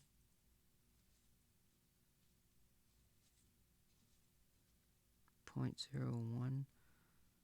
That's 4 significant digits. Well, doesn't matter. This one's power density 0.01 volts per meter.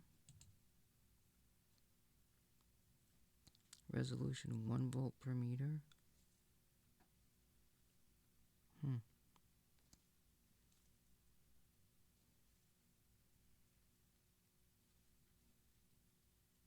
That doesn't make any sense.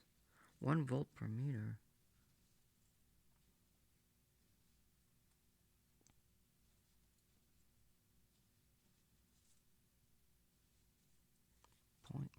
Point one and 0.01.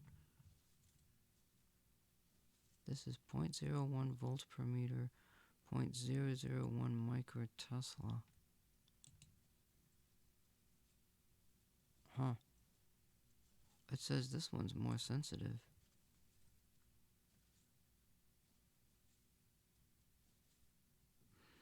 One BR-9A electromagnetic radiation detector.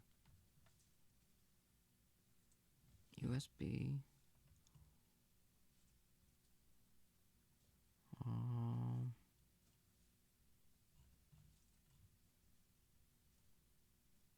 Charging port.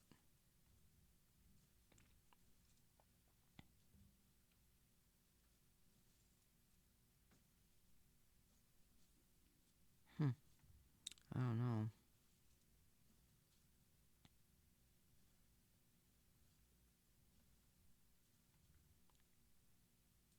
It doesn't even show a brand. Shoot.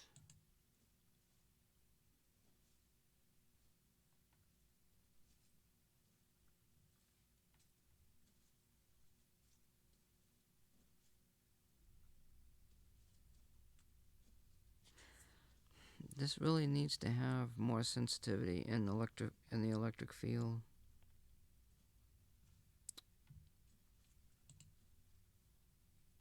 Um,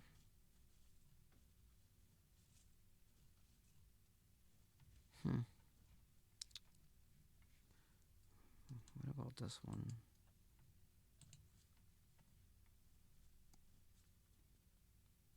This is the same thing. It's a different color. Oh, I mean, I get sidetracked. It happens. What are you going to do?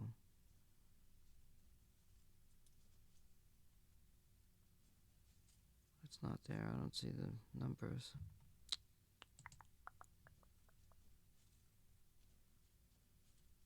This one says it's 40. Oh, here's one.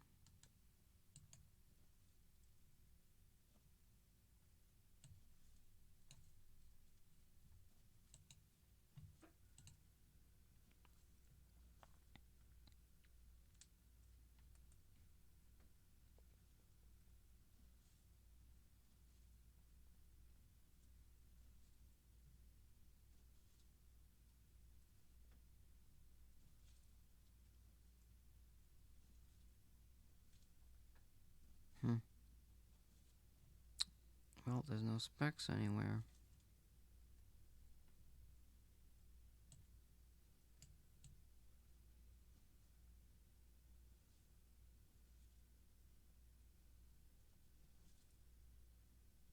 Cambridge Labs. Magnetic field micro volts per meter. That goes down to 0.001. Let me see this other thing. What the hell?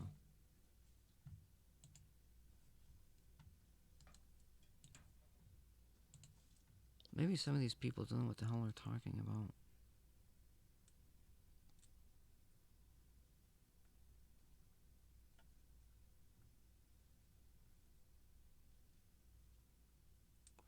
That's milligauss.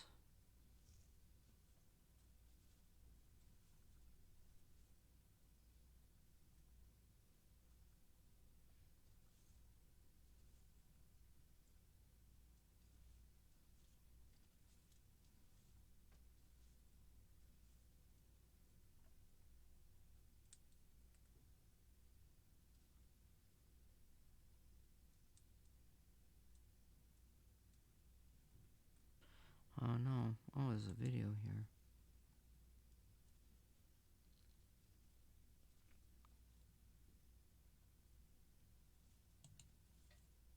Yeah, yada yada.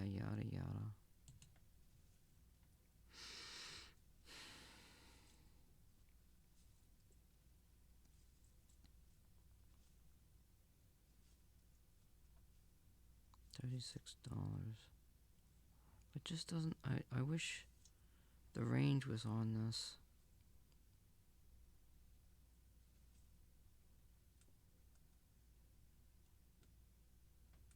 Tac Life Store. What the hell is the brand?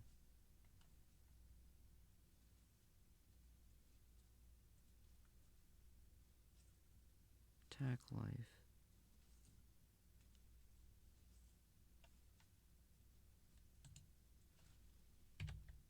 Tac Life EMF. Specs.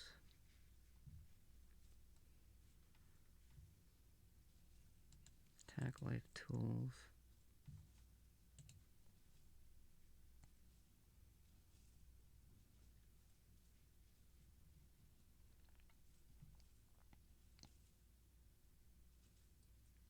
It says 1 volt per meter. I find that hard to believe.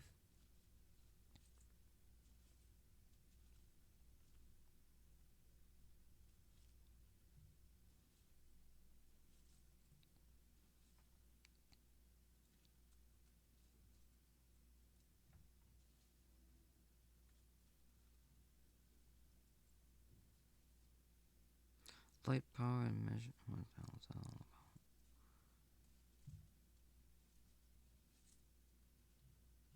I don't know. I can't find the specs on it. 1 volt per meter.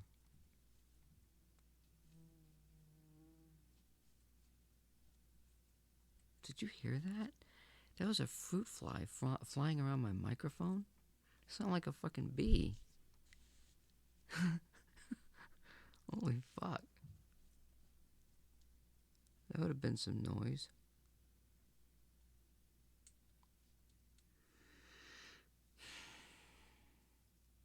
I don't know. I really wanted to get this because it's got the antenna on it, see? But it doesn't tell you. 3.5. And this one is... What's the frequency on this thing?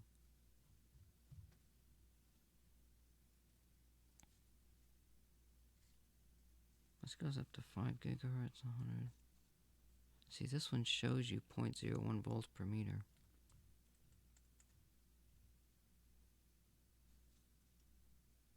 And it's cheap. This is the best one for the money. Because they're telling you what the volts per meter is right there, see? 0.01 volts per meter. Is that what's down here? Yep. Why in the hell? Why is this? It says 1 volt per meter.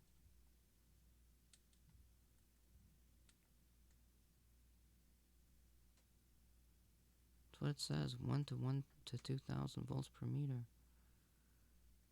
This is the electric field. It just bothers me that the magnetic field is so sensitive, but the electric field is not.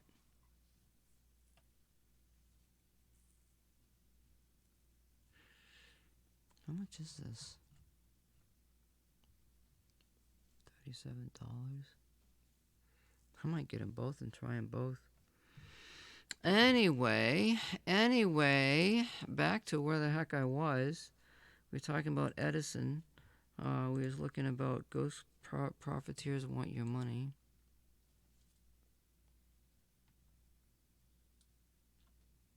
Let the ghost boxer beware.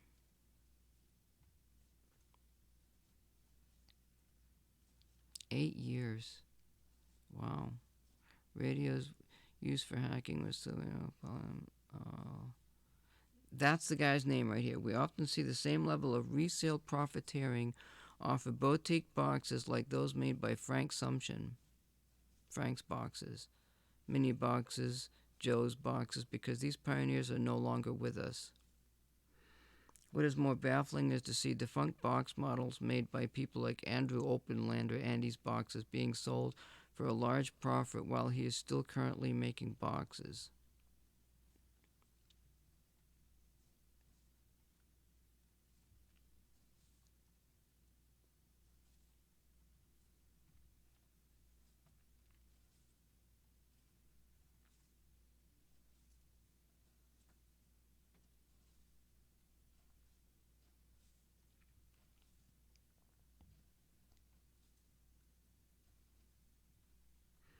Holy shit, is this a... Oh my god, look at this page here. Oh my fucking god.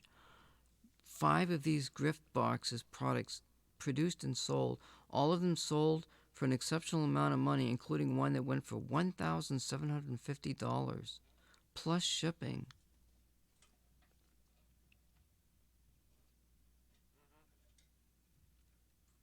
If one has to struggle to make out all communication from a box, then at face value that box is not a viable tool. Holy fuck. That is outrageous. I mean, why the hell don't I fucking build something like this, you know? I could. Reading the article on Huff Paramount that speaks very highly of the Geo box. I have copied word for word. This handcrafted box is superior communication like no other, converts electromagnetic frequencies around spatial distortion, vibration to audio. Spatial distortion and vibration to audio.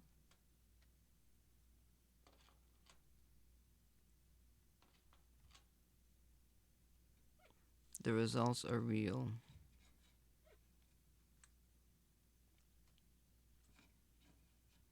Sorry for the cost, but it is expensive and time consuming to make each one.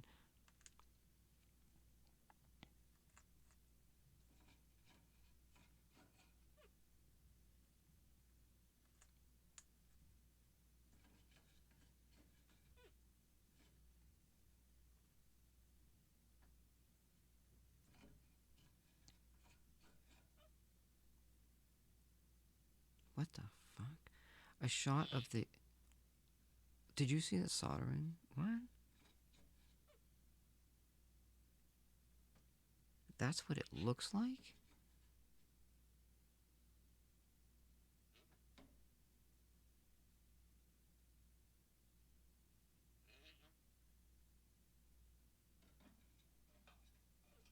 $9 Chinese amplifier used in the device. That's a speaker. Wait. A shot of the judicious use of hot glue.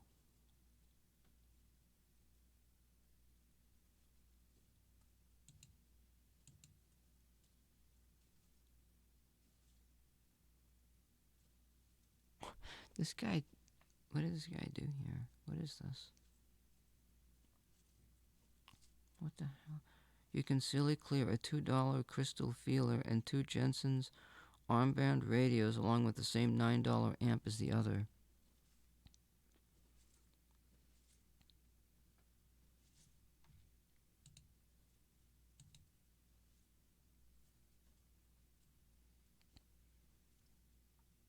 Oh my fucking god.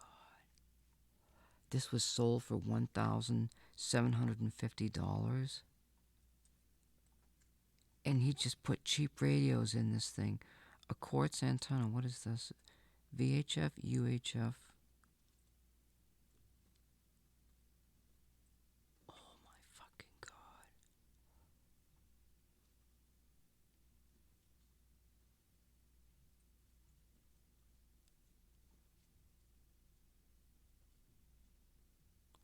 There is a lot of heat generated in these cabinets, and components are cramped together with no breathing room or heat sink.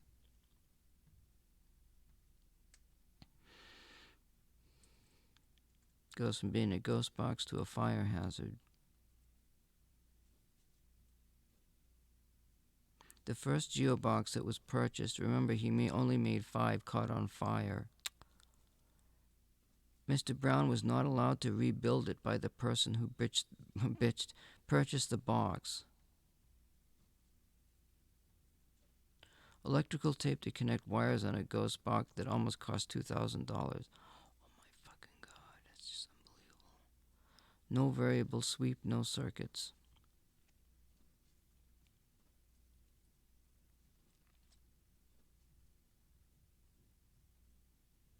Hacked radios with an additional amount of variable sweep. You can do all of this stuff on a circuit chip.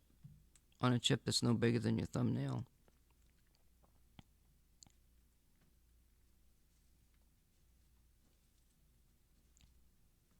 Spring reverb.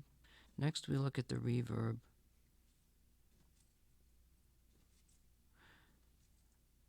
The type of reverb used in the first set of photos known as the spring reverbs are some of the oldest reverbs out there because you simply transfuse the audio input onto a spring.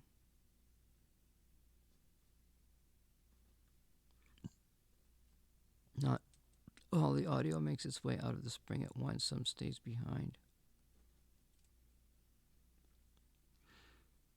Also, the length of the responses exceeds the scan interval of the receiver. The reverb sticks around and has an inherent delay.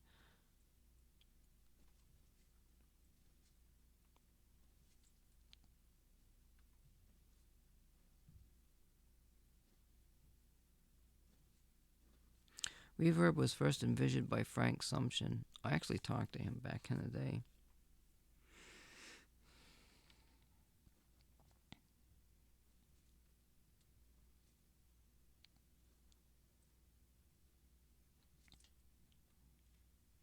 EMF to audio.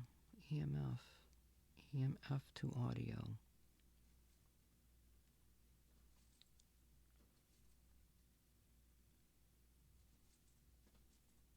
EMF to audio transducer.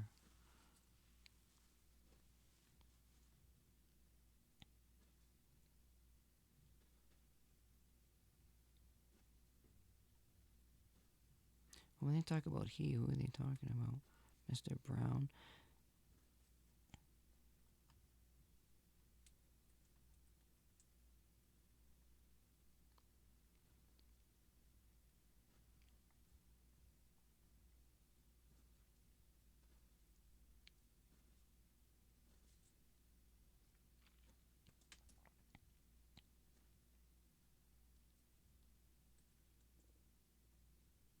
But he stated that design the box to convert EMF to audible. He is stating that the device can convert light packets into sound.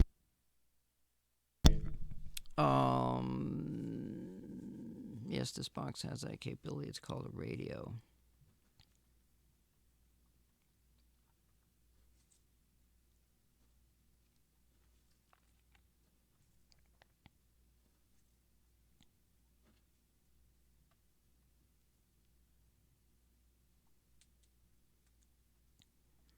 It's pure drivel.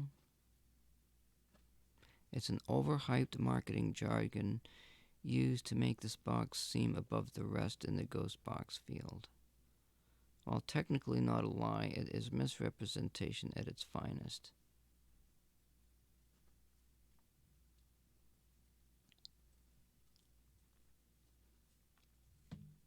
Geobox antenna. What is that, a solid piece of copper?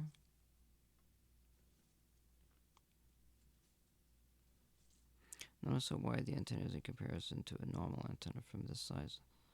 On the fact that it connects to the box itself with a decent sized diameter, we can purely assume that there is something in the EMF antenna that goes into the box. It wasn't until I paid close attention to some of the videos out there that I realized what was going on with this antenna. The reason why the antenna is sealed is because there is a microphone capsule hidden inside of the antenna.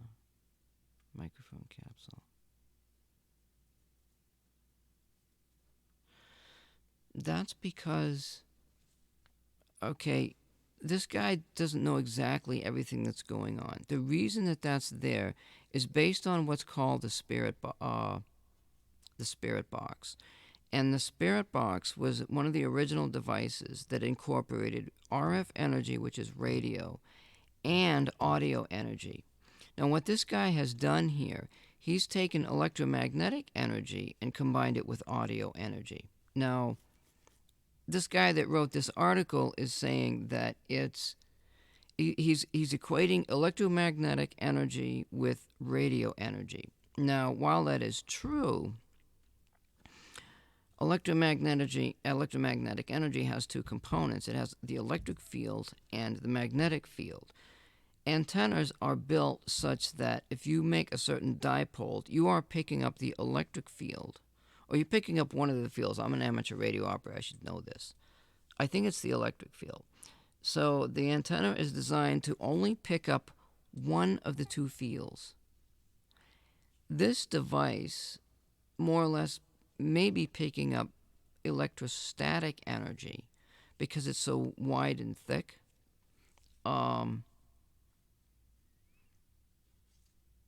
And it's adding the electrostatic energy with the audio energy and combining those two. This is interesting. It's an interesting idea.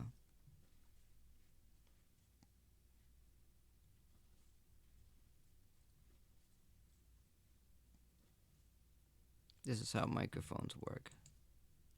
Oh, I see what he's saying. So if you put it closer to the antenna, it gets louder because there's a microphone hidden inside of it.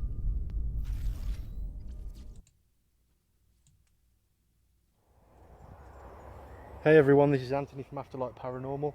Today I received the Geobox 5 from George Brown.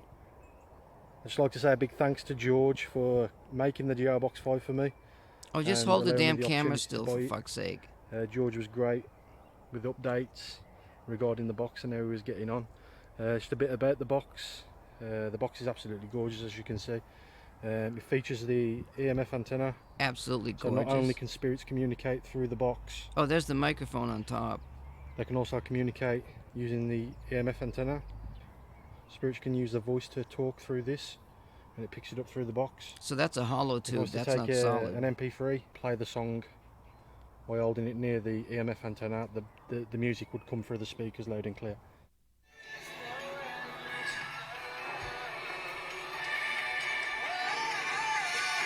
That's because there's a microphone in there.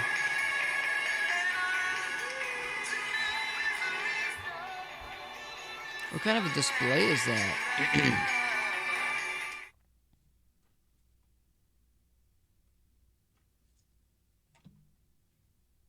So if spirits do have the ability to communicate using EMF and electronic voice waves, their voices will be picked up through the EMF antenna on the box.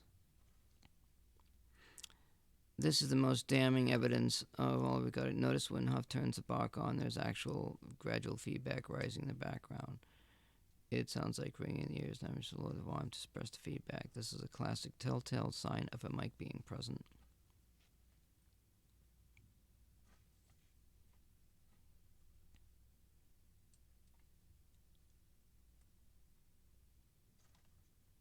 The microphone is picking up the sound of the clicking, as is the spring reverb.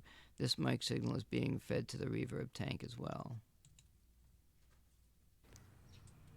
Hey, this is Steve Huff. I'm at the cemetery on a Sunday. Gonna run the Geo box out here. Hello?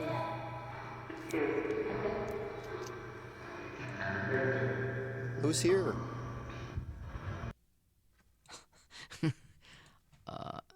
I'm not saying nothing. Wait, am I? I need to check something. Oh shit, can I? I'm fucking cold. I got the fucking heat on in my house too.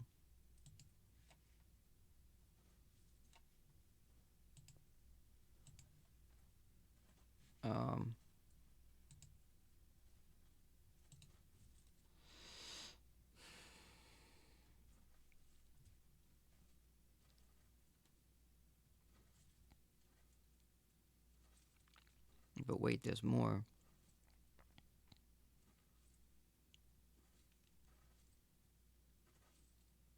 The tuners were getting hard to come by.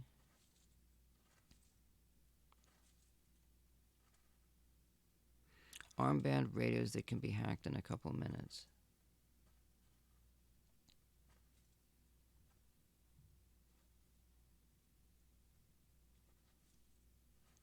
The price tags for the 5 boxes, $800.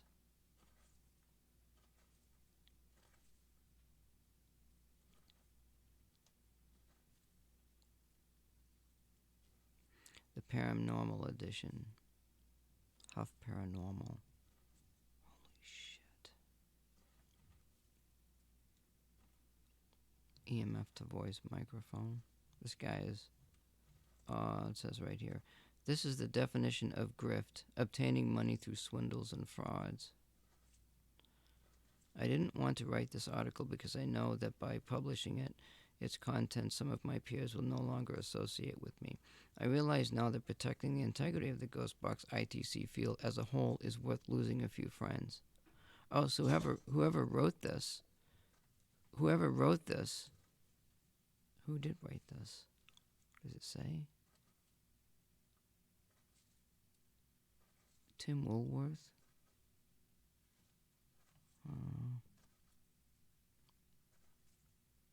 I went to electronics school years ago. I'm pretty handy at building a pair of things. I'd like to build a working box myself and it's too small. Please let me know. Blah, blah, blah, blah, blah. Yeah. Oh, I already know how to do it. I want to know why did Steve Huff sell his Geobox 2 and 3 and his mistakes after praising him with the so great and praising judgment. Could there be trouble in paradise?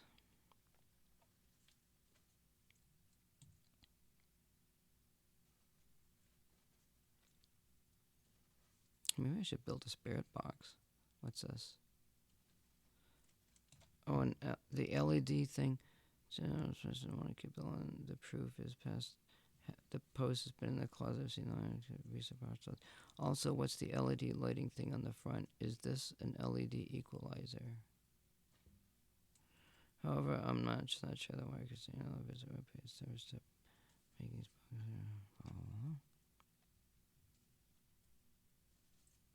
June 29th, 2017. March 20.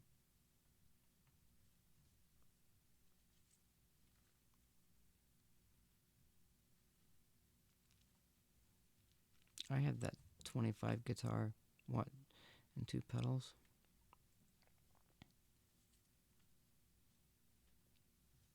Steve Huff, how did you did share out a bill and project blah blah blah blah blah.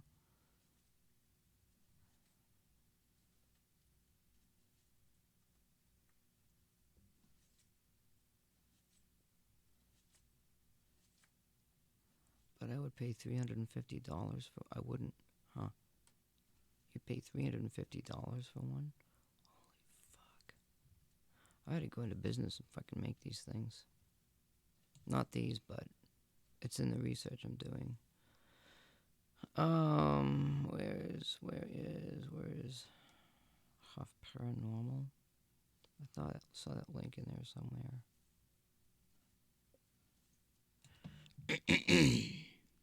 There is a relationship. Actually, we could even look that up.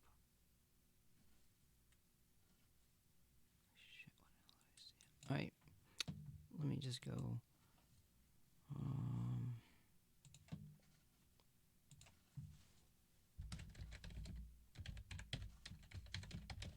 There's this. And then we've got, is EMF a radio wave?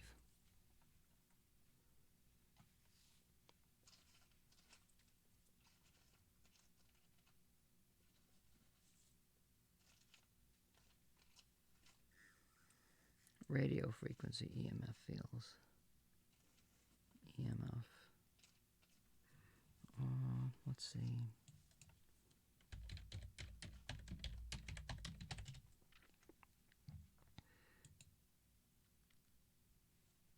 Alright, so a dipole antenna is used to pick up radio waves at certain frequencies. Why the hell isn't the pictures coming up? Antenna of diagram of a half-wave dipole on the right over here. Receiving a radio wave. The antenna consists of 2 metal rods connected to a receiver. The electric field is the green of the incoming wave pushes the electrons in the rods back and forth. Mind you, this is the electric field.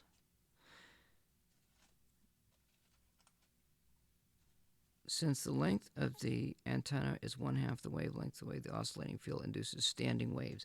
This is an important concept. It's something that I'm going to go into. Resonant frequencies, feedback, that sort of thing. And current in the rods, oscillating current flows down transmission line to the receiver. So it's the electric field that the dipole receives.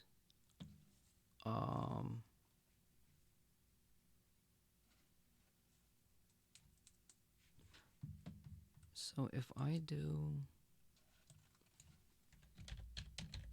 magnetic field of a radio wave,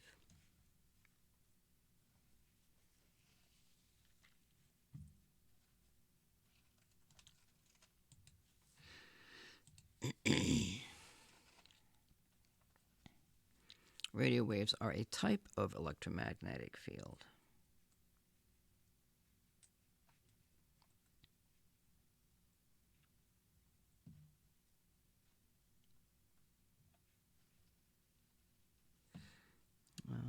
Radio waves, strictly radio waves, which defines radio waves as electromagnetic waves of frequencies arbitrarily lower than 3 gigahertz.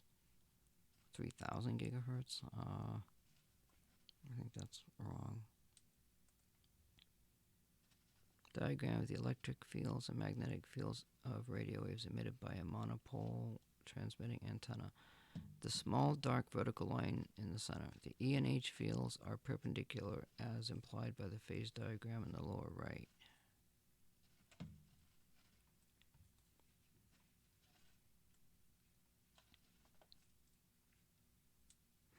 Radio waves are propagated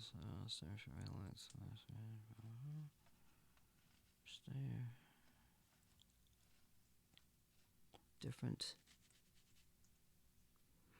combinations, line of sight.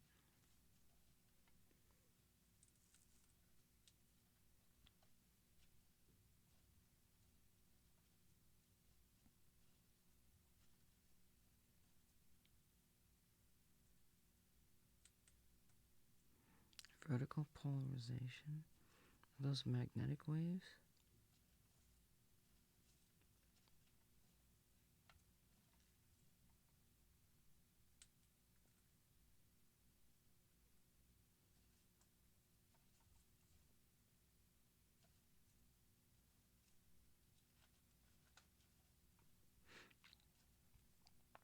The oscillating currents are creating oscillant electromagnetic fields. Radio waves carry out their electromagnetic fields and increase push electron, blah blah. The voltage plateau, etc. etc.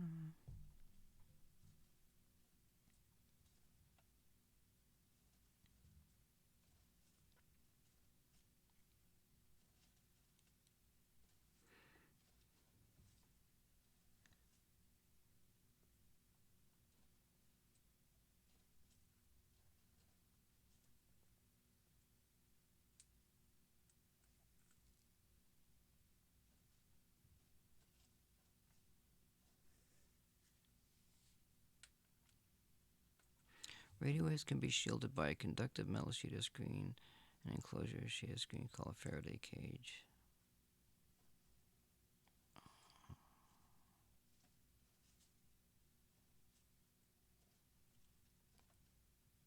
A metal screen shields against radio waves as well as solid sheet as long as the holes in the screens are smaller than 1/20th wavelength of the waves.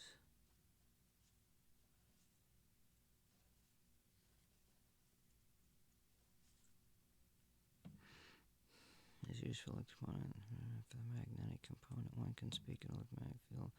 It's very interesting about the levels of blah blah.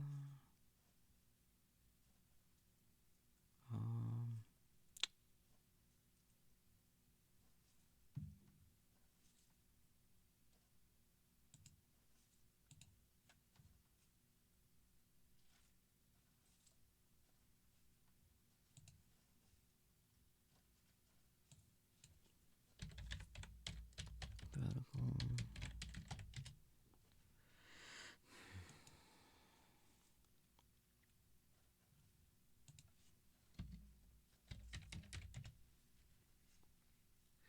Types of antennas.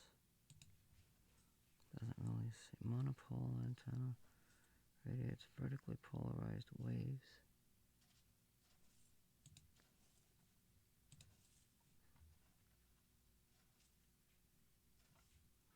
Dipole, monopole arrays that are resonant antennas. Yes, I know about that. Standing waves. Antenna apertures can be resonant or not. Blah blah blah.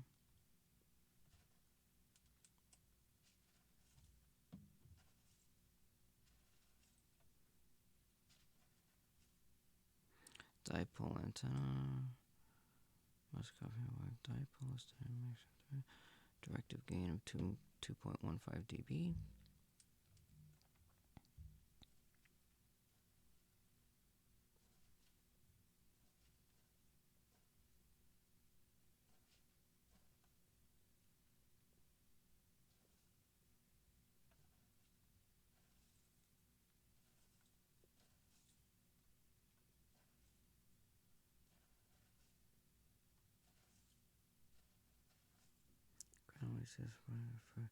Must be vertically polarized, so large vertical monopoles broadcasting.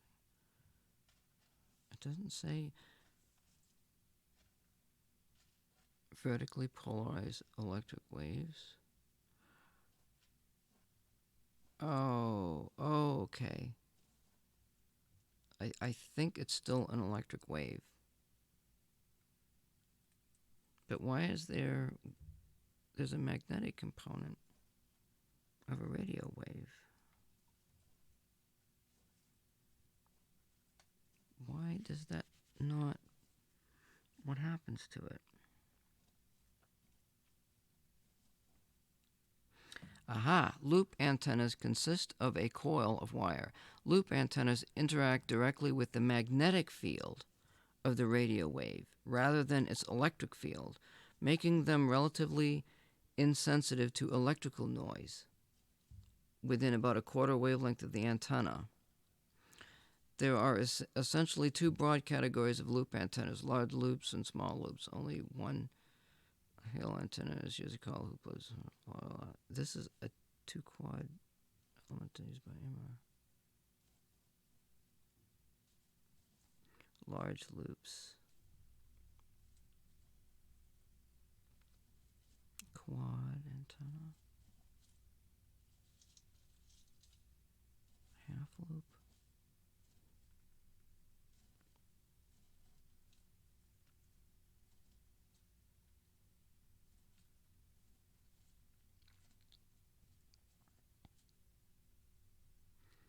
Small loops are inefficient for transmitting. However, small loops are very effective receiving antenna, especially at low frequencies, where all feasible antennas are compared to a wavelength.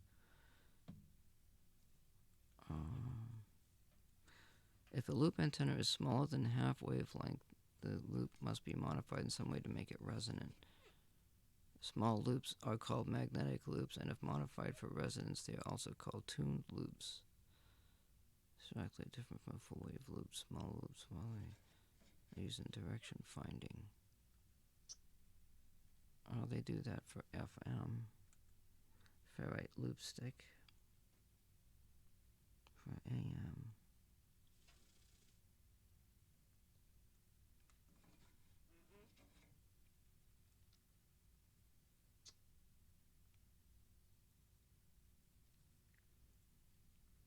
Now these are microwave.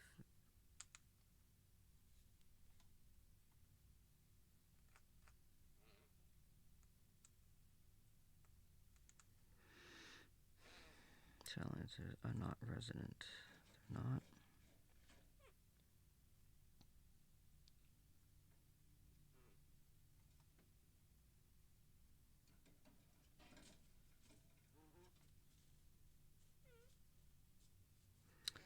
Oh, loop antennas with wires circle like large loops.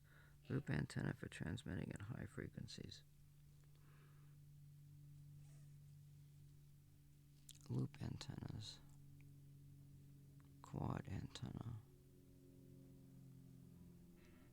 Use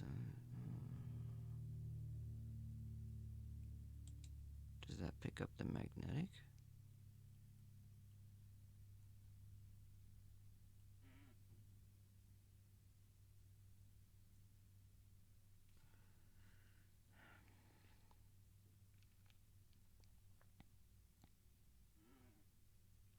He developed this antenna to resolve issues caused by large coronal discharges while using a beam antenna at high altitudes.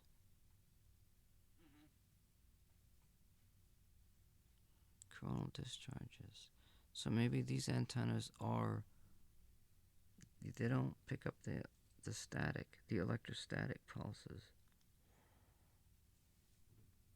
It is further object to prevent present invention to provide loop antenna having even number of turns of a length of one or more wavelengths around each turn, in which substantially no voltage components are present, and only the voltage is that due to the impedance between the adjacent loops.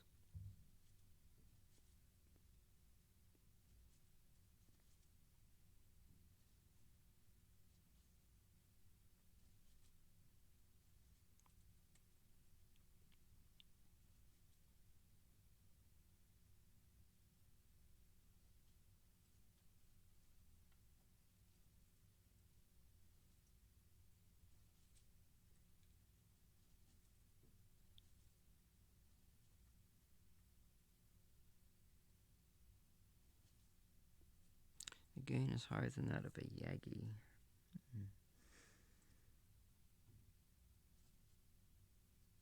So they're talking about, 7 megahertz frequencies. The higher the frequency that you go, the smaller the antenna.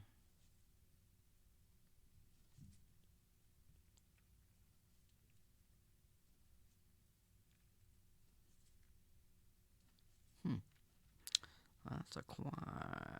So, what the heck? Does this pick up the magnetic wave? I don't know. That's a good question. I think this picks up vertically polarized electric waves.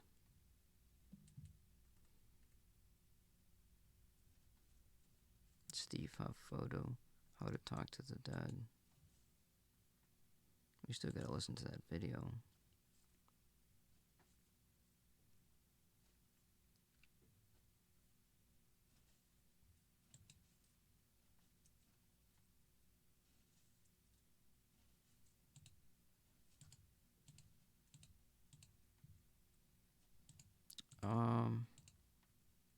Where is the video? God, I hope I don't drop out of it here. That was interesting. There's some stuff in there. There's some good stuff in there. This is sort of interesting. So we get onto the discussion of spirit boxes. What is this? Can we get rid of that? Where is... Wait, we're missing something. We're missing... Did I get rid of it? No, I think I must have got rid of it. Wait, where's...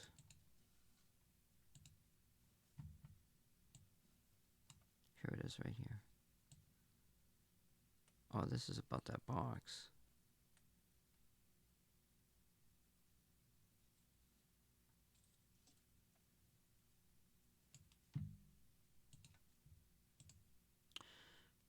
Well, I don't know what the hell is going on here. So we were talking about pulse code modulation. I got into that mess. Let's talk about the site. And I'm going to try to get my name on here too. I should really try to get there. I wanted to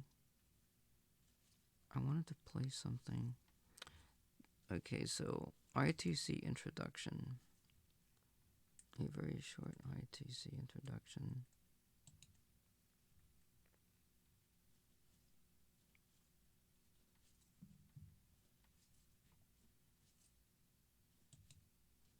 Oh, did they just add this? The use of TVs, radios, telephones, and computers and other technical equipment to get information from the other side.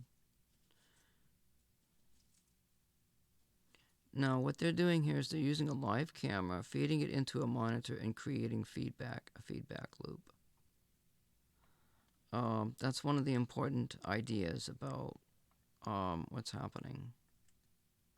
Chaos theory, you keep adding numbers, and sometimes you get, it goes to infinity, and sometimes it repeats. Feedback is introduced into that field. The same thing with amplifiers. You have a feedback to amplify, and it's possible to have it run away, and that's called feedback. If you put a microphone too close to a speaker, it will squeal. That's called feedback. If you can control that level of feedback and put a recorder in that range, in between the speaker and the microphone,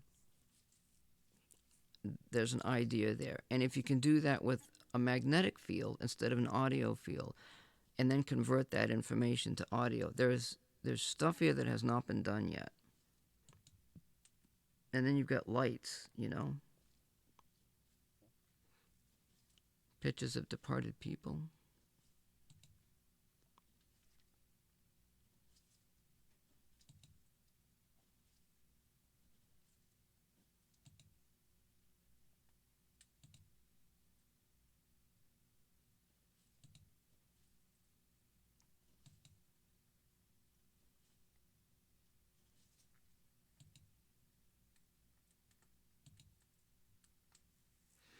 all started with 1950s when tape recording was popular. Bill O'Meara, there's the Spiricom thing he was working with.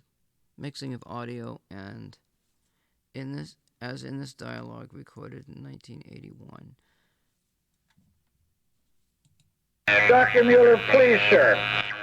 Yes, sir. Turn the camera off. Well, sir, I like to record this. Sorry about that. Dr. Mueller, please, sir. Yes, sir. Turn the camera off. Well, sir, I like to record this. Supposedly that's George Meek is one of the pioneers of ITC, and I met the fellow that actually met him. His name was Erland Babcock. He passed away some years ago. I had a chance to meet him with my wife, who also passed away, by the way. Dr. Mueller, I don't know who's talking there. Constantine Rod-Even Spirit. Can you tell me about... We intend to give plans of our new equipment to hands. Can you tell me about that you use to produce such a perfect, almost perfect voice on Earth? I mean, that must take a lot of work on your side. We intend to give plans of our equipment to send them through, and we also wanted to... Oh, that's just really absolutely freaking loud right there. That's almost difficult to believe, but... So there's some other researchers in here.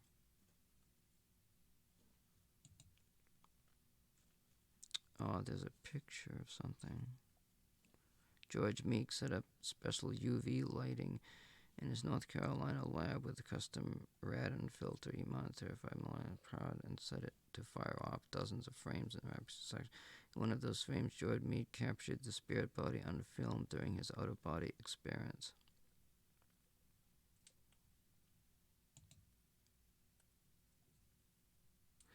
George Meek.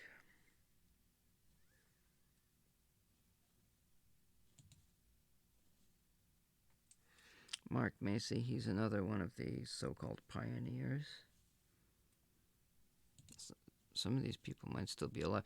Now, if you look at these pictures, it's almost like they could be fake. Like someone could be just shaking the camera because everything in the background is being shaken, you know. It's some things like this I tend to question.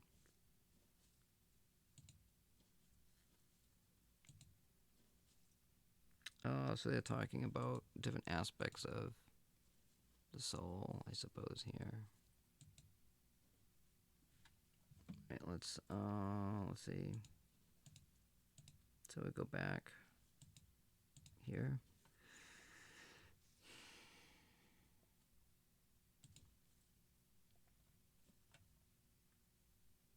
So, and it talks about a lot of different things.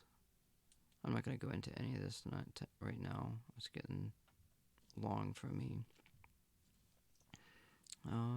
So we talk about energy.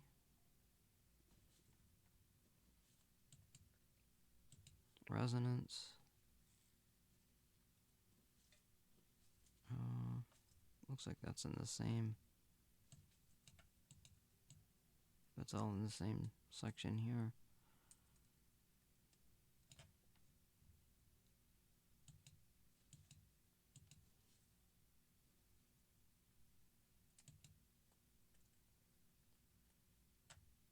Researchers, results, theories, tips for experimenters, work groups, more ITC information.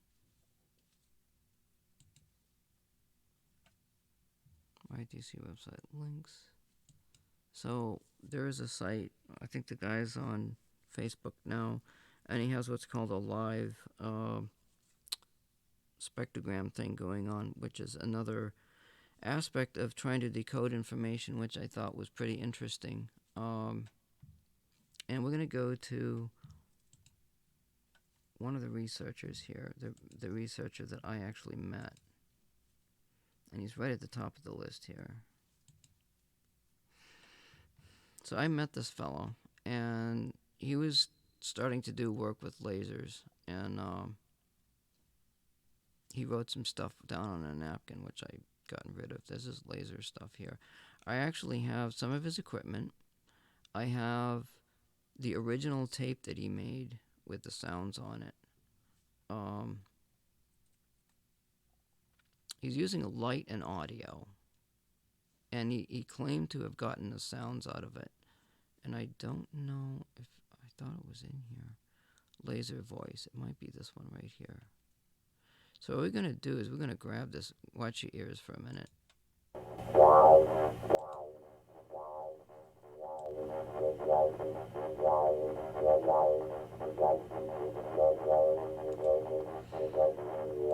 So what I'm going to do, I'm going to grab my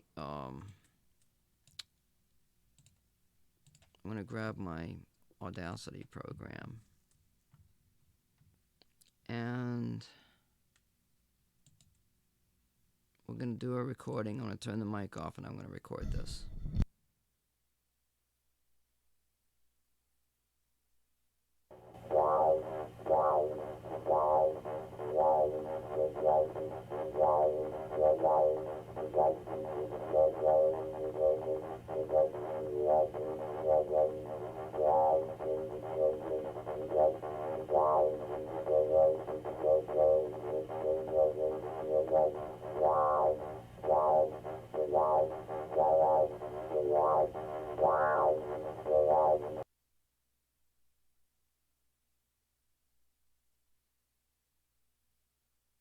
Alright, let's bring up Audacity here. I've never done this. This is the first time. And I had this idea with, when I was messing around with Elite Dangerous, the sounds and stuff that's on there. Let's see what we got here. Program. This goes off. And I'm going to save this first file. Save project as.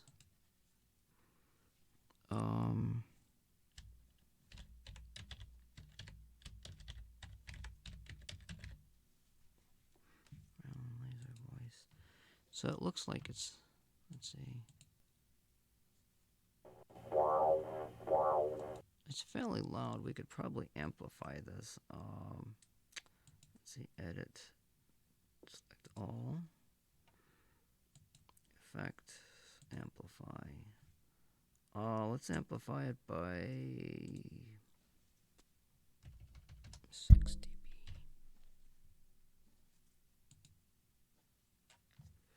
Okay. And now what we're going to do, let me clip off some of this stuff here.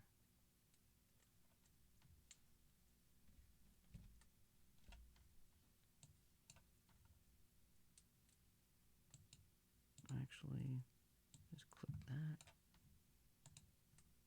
Edit. Cut.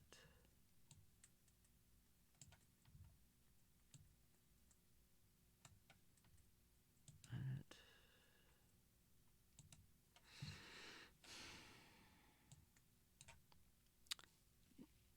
Now, let's see, I'm going to save this project as.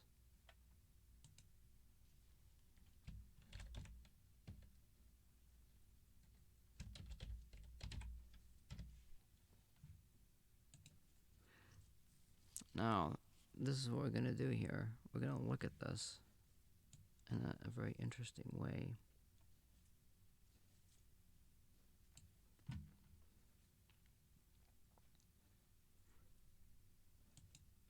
We're going to go to spectrogram.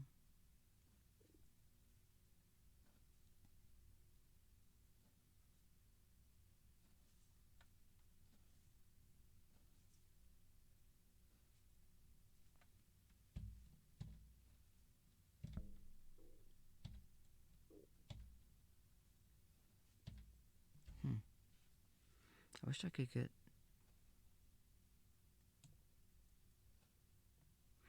There's another program. It's called Adobe Audition, which may work better.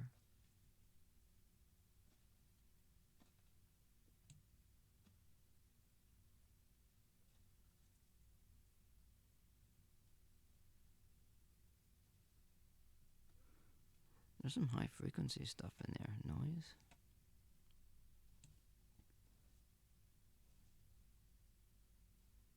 I would shit myself if there was a picture in here.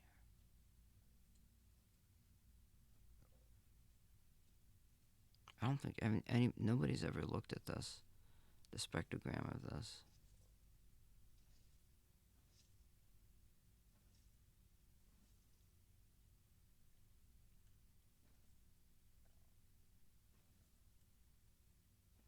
I wish I could. Wait, isn't there a way to. I think there's a way to.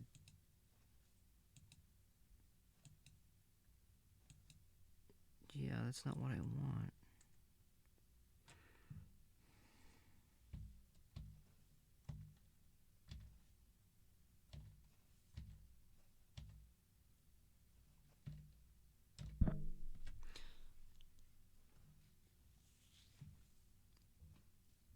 You have to wonder if there's a possibility that pictures could be created through sound by these entities, you know?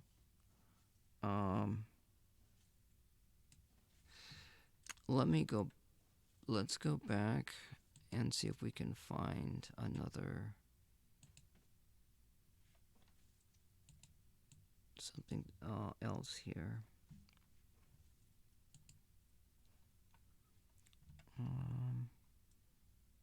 Looks like that's the only one he's got there. Who else do I know?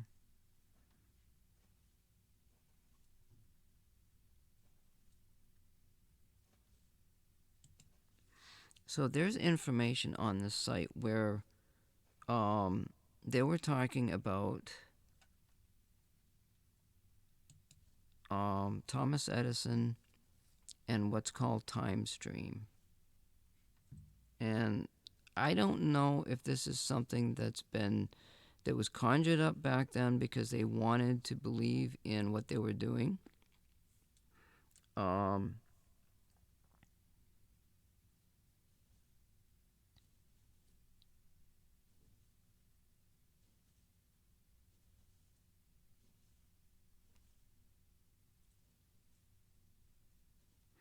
And they were talking about we need to have a technician on the other side to work on the equipment to make it better. That was what they were trying to get done. I don't know where that exactly would be.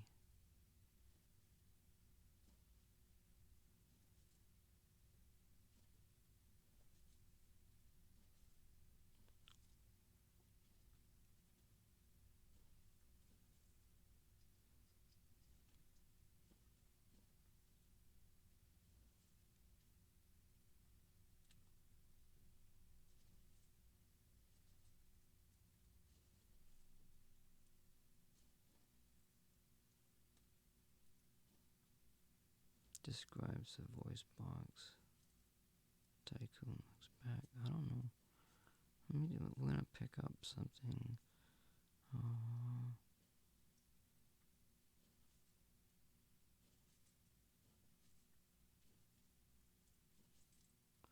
Vidicom. The preamp. See, they're talking about. He's trying to help him with the device. This isn't. Must be the technician. Let's do this one here. Watch your ears. Just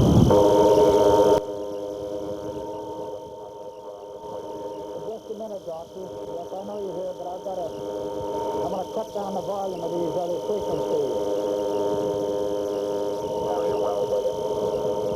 I want to cut them down to a level that won't... Alright, let's go ahead and bring up our Audacity. And we'll take that out. And hit record.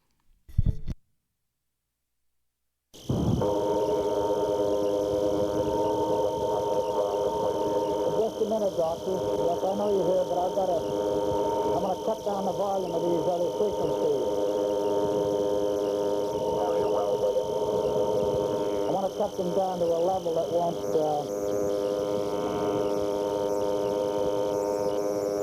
I'm not sure, William, but, I don't feel real comfortable with that one frequency. What's that again, Doctor? I said I'm not sure comfortable with that one frequency. Well, we'll see. Maybe we can change it later on, Doctor. Very well. Yes, William. Yes? I think the biggest problem with Viracom where we're in. Viracom? Oh, you mean Vidacom? Oh, yes, William, I'm sorry, Vidacom. I think the problem is I know that you're in a white drill with the fact that you're at an infrastructure television receiver. However, William, I think the big problem is the ANC mismatch into that third transistor. Third transistor? Yes, the transistor that follows the input. I don't understand. The preamp. Oh, the preamp. Yes. I think that's, I think we should correct that by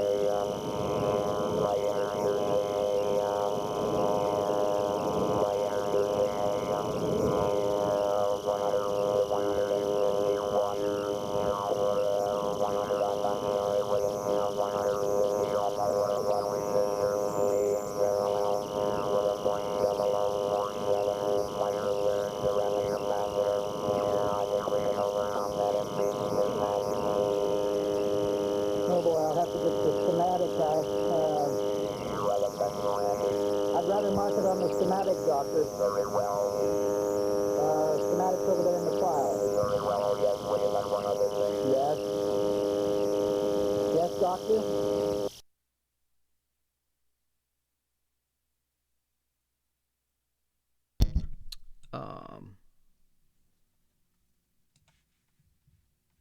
That is what that was. Let me go ahead and cut this out here. Let's bring up Audacity again.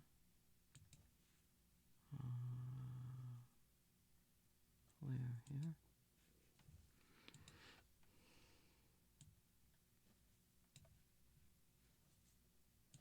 Edit, move, cut.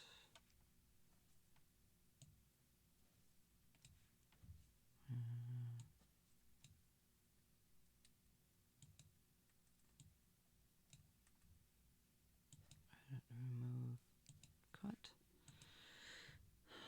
File, say project as.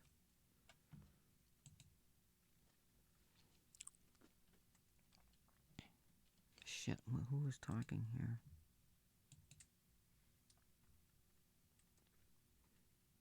George Meek.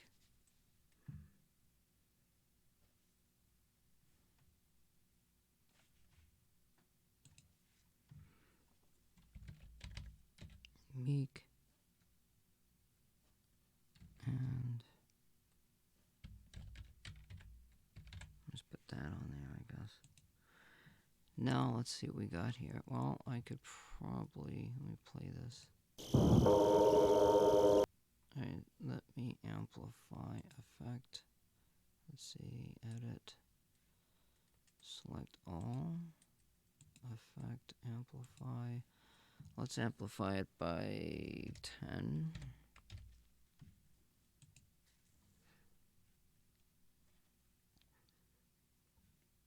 Now let's take a look at the spectrogram of this bad boy.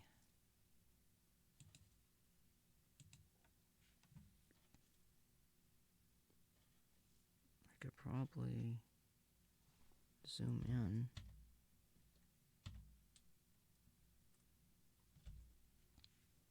Wait a minute.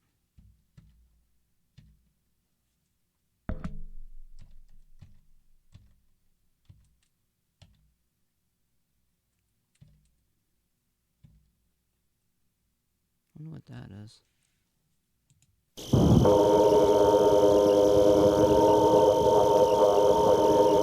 minute, Doctor. Yes, I know you're here, but I'm going to cut down the volume of these other frequencies.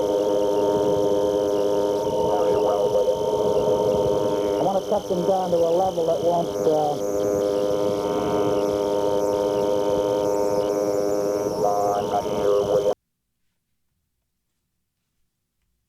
Okay, let's see here.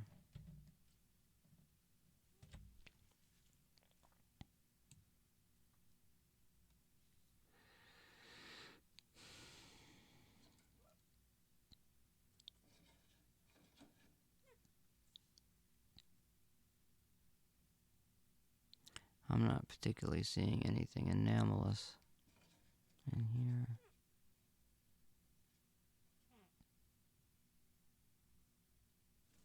I don't know what that high frequency stuff is. It's probably just noise added into the device or something. Let's go back to, let's see, edit. Select all. And we want to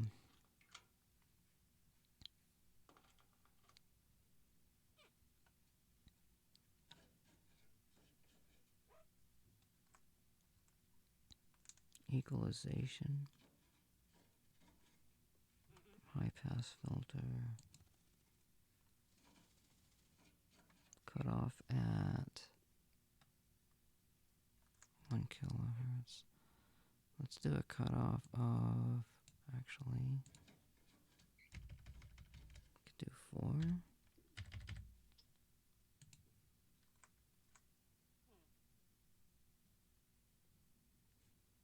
Oh, that affects what you see in here too.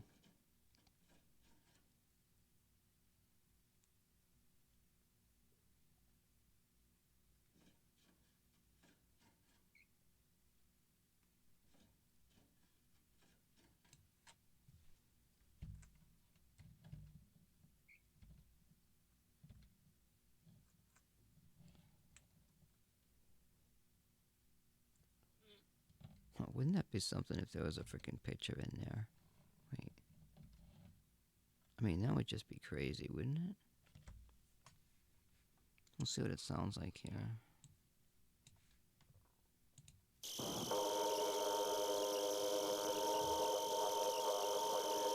a minute, Doctor. Yes, I know you're here, but I'm going to cut down the volume of these other frequencies. I want to cut them down to a level that won't...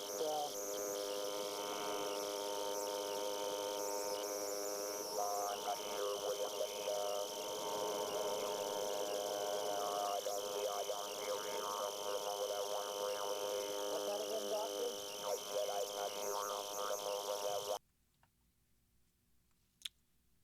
Edit. Select all. Effect. High pass.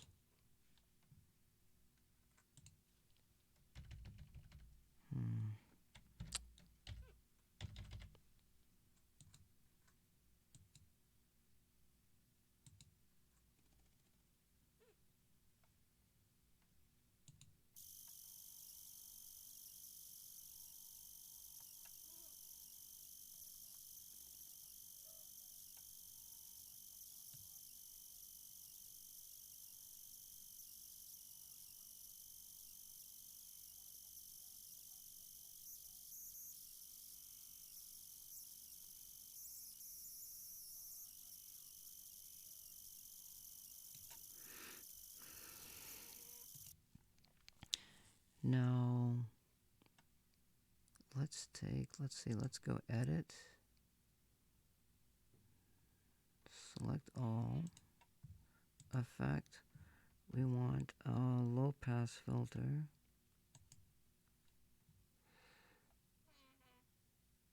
And we'll set it to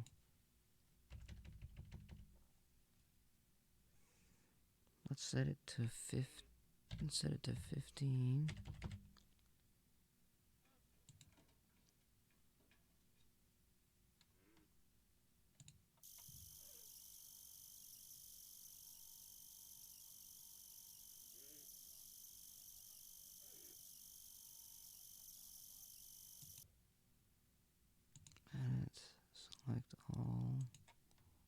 effect. Amplify.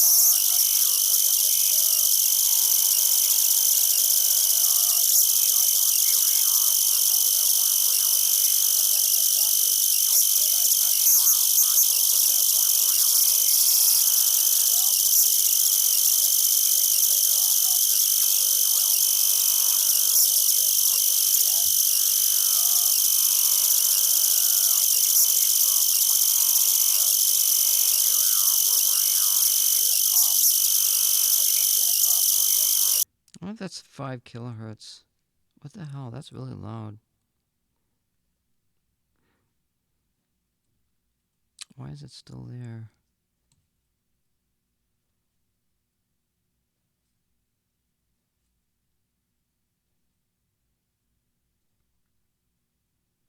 $10 kilohertz. It's gotta be this thing here. It's like 5 and 6, so I should have 10 to 15. That shouldn't be there. I don't really know. But anyway, that sort of gives you an idea of make spirit of what's involved in trying to decode audio data and stuff like that. Losing my voice.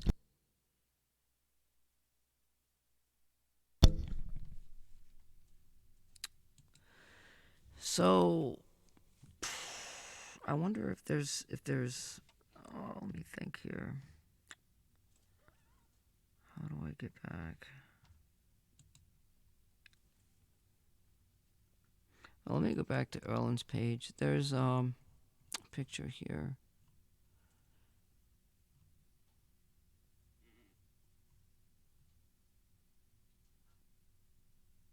High voltage Tesla coil audio frequency generator. Video images. Oh, there's more than one. Okay, see this picture here on the right. This he told me this was like a landscape and there was all kinds of people in here. And how he created these is called video feedback. And when I first tried to do this, I actually blew up a couple of my video recorders. It was a problem. Now, I could take, if I took my video camera, if I fed the video camera back into my,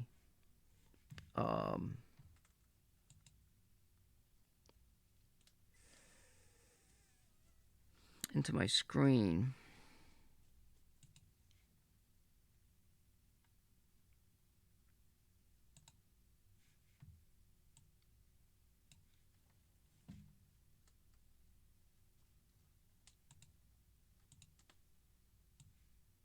we may be able to emulate something here.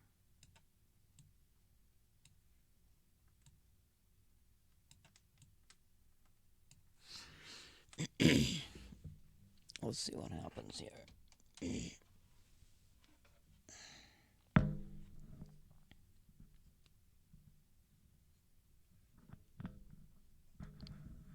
Now I'm going to get fairly close to the screen. I don't know. Oh yeah, it's feeding back, but it's very white.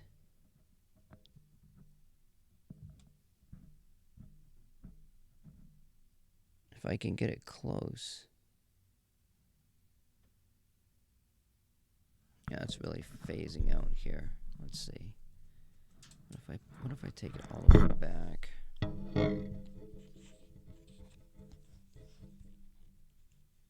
That's my illustrious microphone. Say hello to my little friend. Alright, so we're gonna try to do here is, let's see.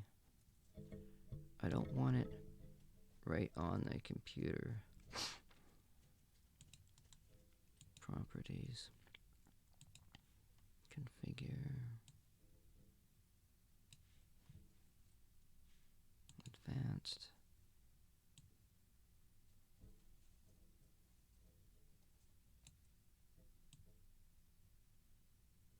Exposure.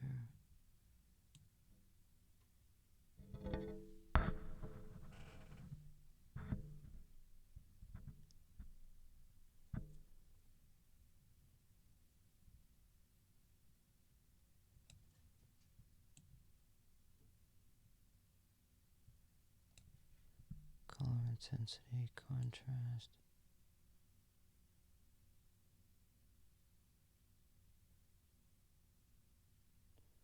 Oh, there we go. Brightness.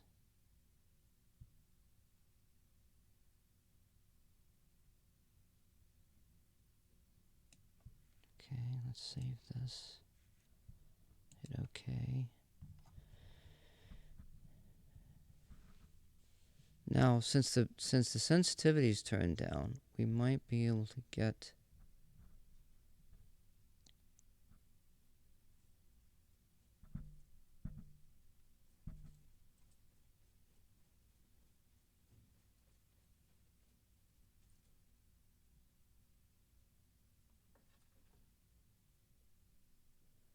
see that shit happening in there? Why is it doing that?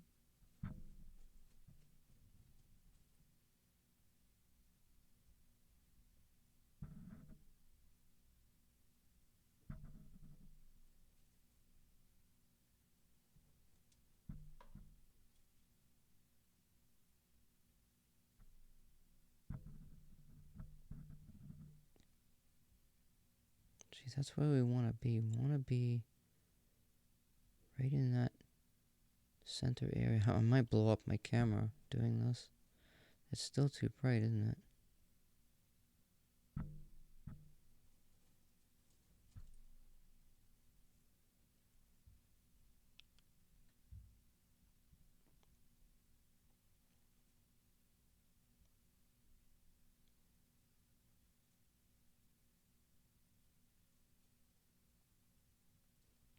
You see, when you start working with feedback loops and you get into this mode, it becomes extremely sensitive.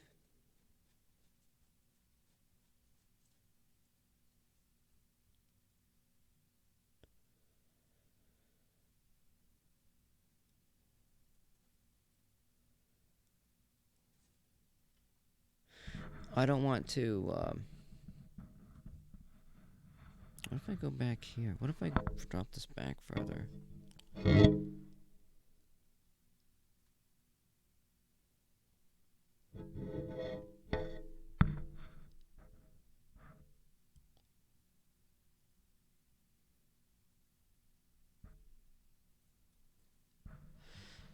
Now, he was saying that the information that the pictures that he was getting was right on the side of the image.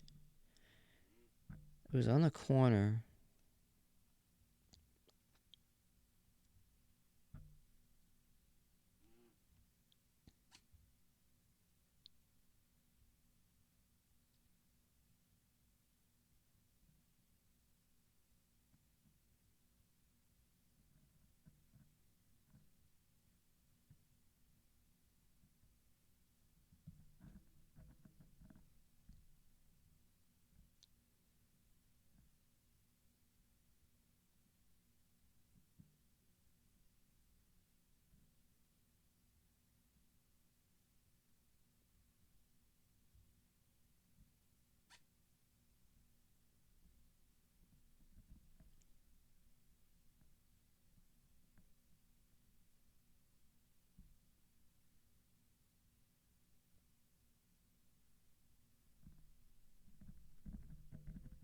I'm actually vibrating the camera because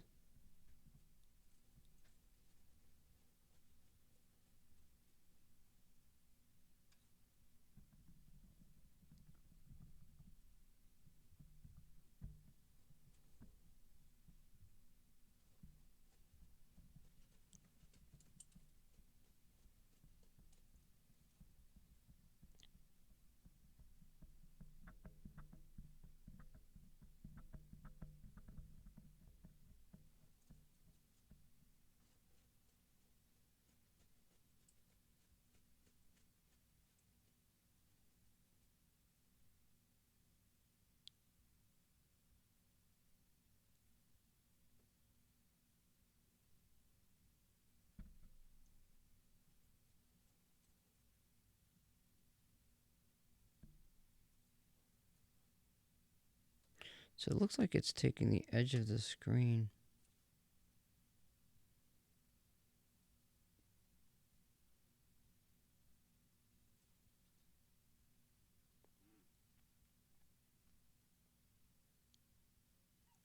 Let me try something here.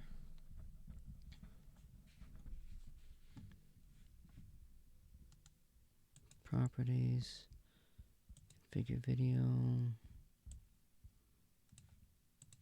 Let's see, what if we take... What if I take the gain? Let's see, can I...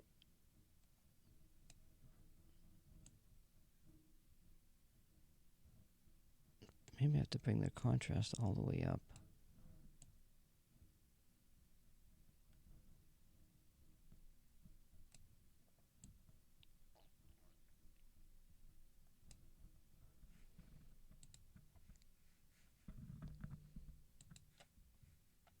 Let's see what happens now.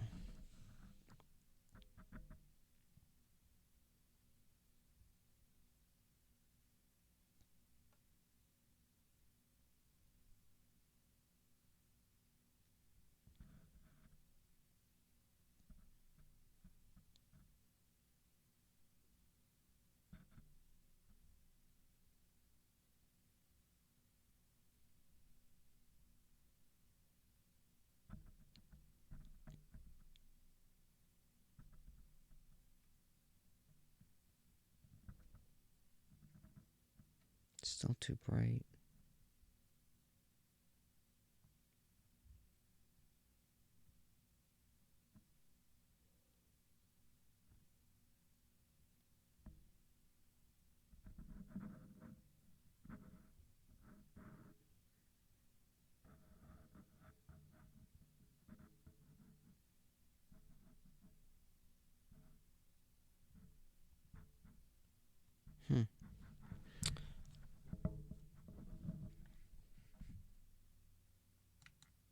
Properties, configure video.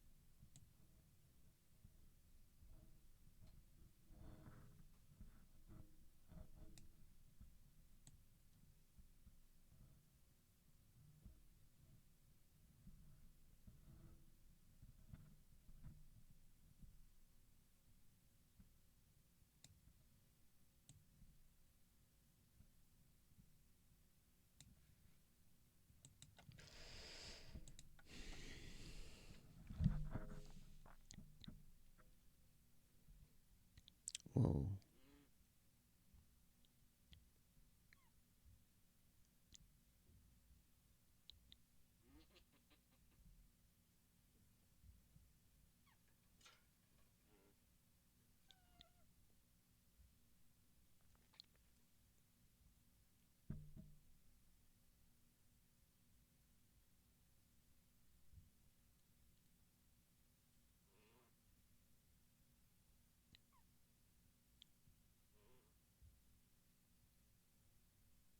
We're getting there.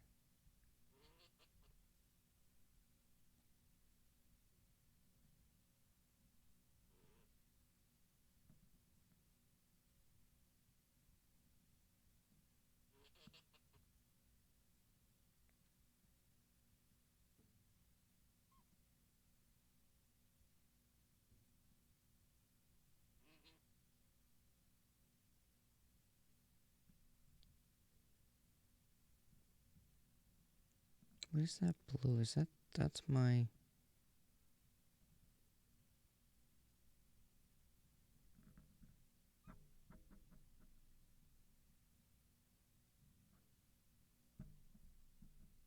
He said he got the images on the corner of the screen.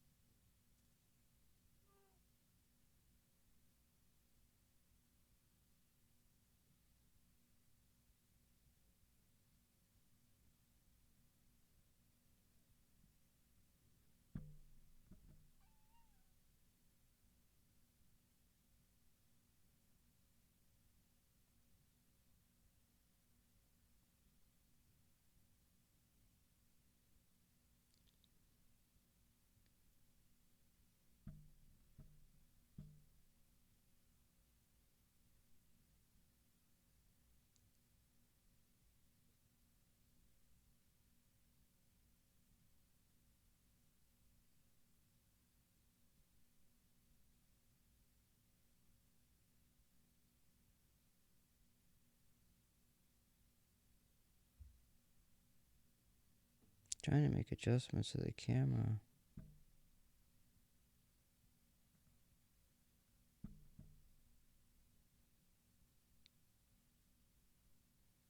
I hear these clicking sounds.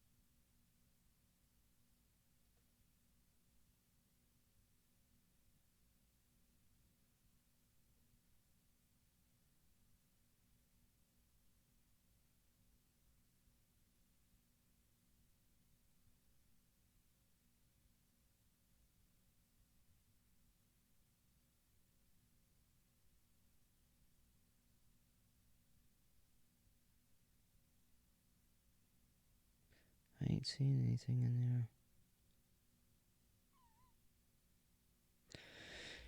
Anyway, that's a lot more.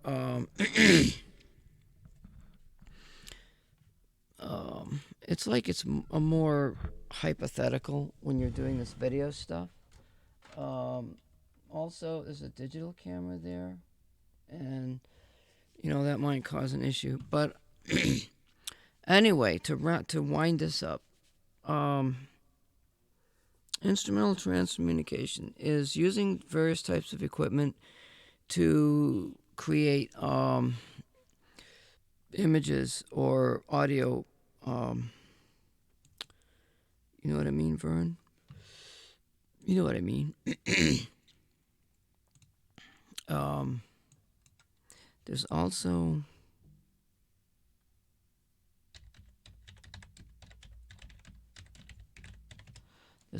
spirit water images from, like, you can put water in I don't know what the fuck this shit is. Spirit water images. Let's try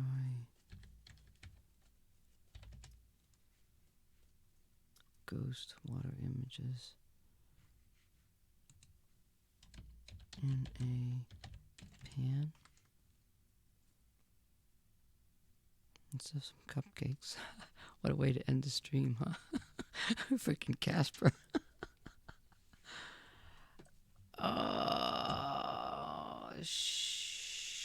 Chutzpah. Here it is, right here.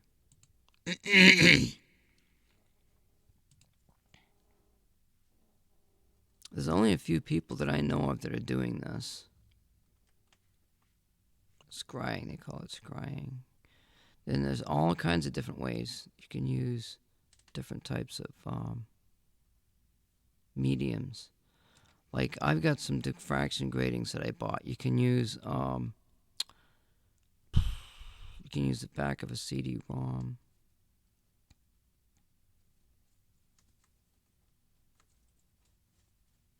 It's supposed to be a skull or something. This is another form of instrumental transcommunication.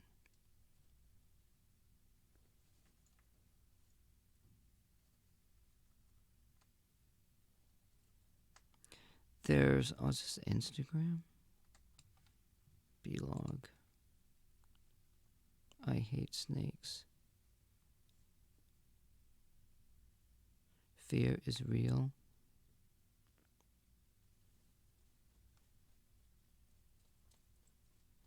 Pictures in the clouds.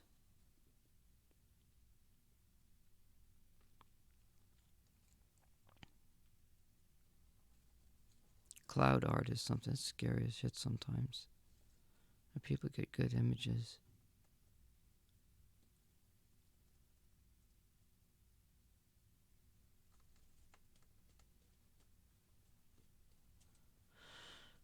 Oh, I don't know what else.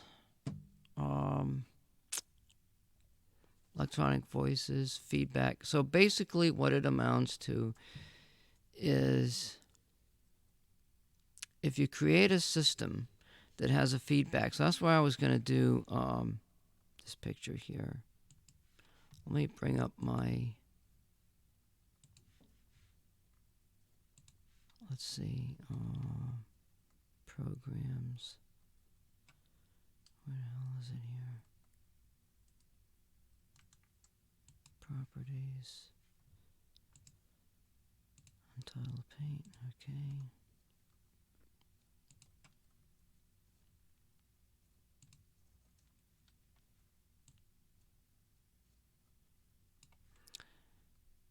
All right, so you have xylophone is a good example. It has tubes underneath it and has those things on there. Well, all those tubes are resonant to the frequency of that key when you hit it. If it wasn't resonant, you wouldn't get the full sound out of it. So it's measured to the exact length, right down to like a millimeter or whatever.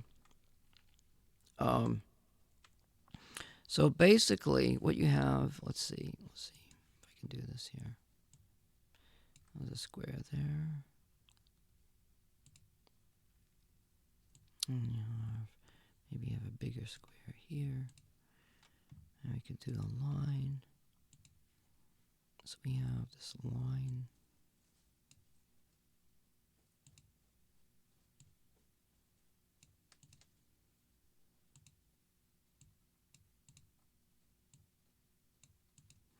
And then we have, let's see a blue line.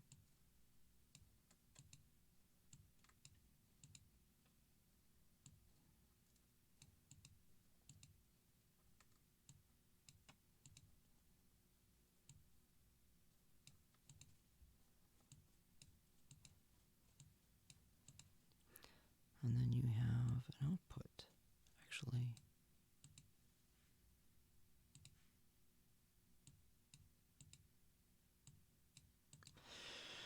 Okay, so this is a system, and you have a signal that's coming in, and then you have an amplifier. Like this thing might be like this square on the left. That's your balancing network.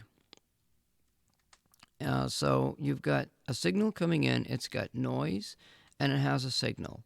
And so then you've got this amplifier, this feedback loop, which amplifies the signal.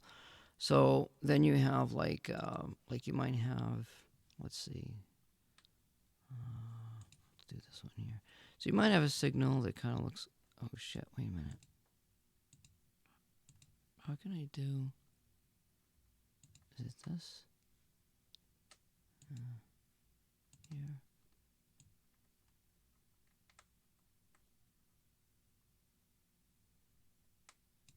So you have a signal, let's say it looks like that. And then on the output, you've got the signal that looks like this.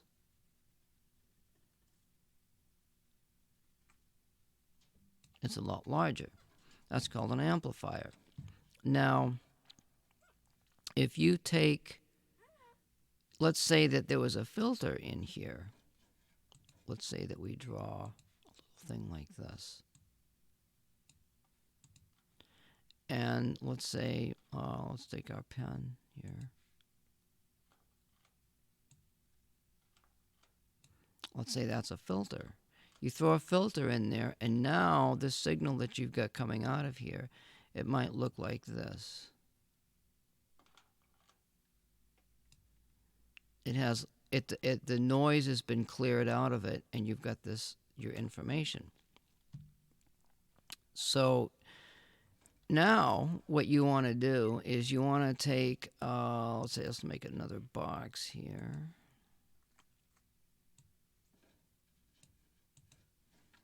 And we'll draw a line here. Actually, let's do it this way. And then you've got this. And you've got a little X here. And so what's happening here? Now you've got, let's say you've got, let's do a red here. Okay. Wait, this is going to be, this is noise plus signal.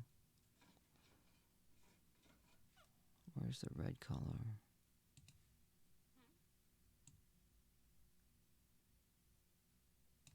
Okay, so the red is the signal and the pink is the noise. So you've got signal and noise coming in here.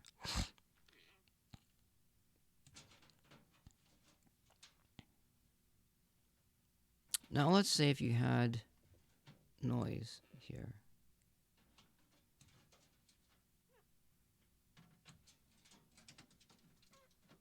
Now you have what's called a comparator circuit. We could take, let's take this brown one, make a line here. Oh shit, that's not what I wanted to do. Shut up.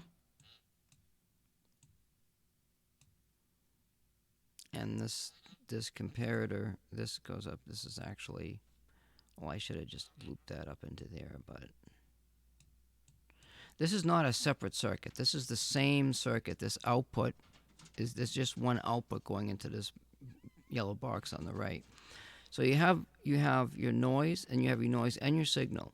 And so what happens is the noise gets removed by a comparator, not a filter, which makes the chances of recovering your information a lot better. Now, if you have a circuit that has so much feedback in it, you have a circuit that has so much feedback, let's say, and it starts, let's say that it starts like this, okay? And then if you turn this up too much, then all of a sudden what's going to happen is that this is going to get bigger until it just goes right off the scale.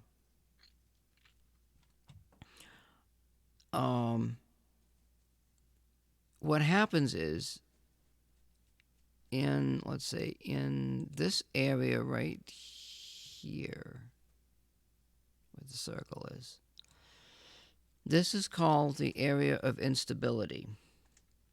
This is the area where, when you do the feedback loop or you do the resonance, you're right on the edge. You're right on the edge of trying to get information.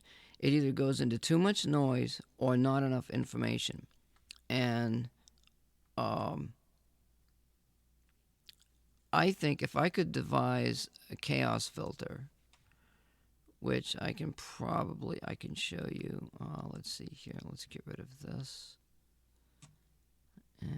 Programs. Go back to web page.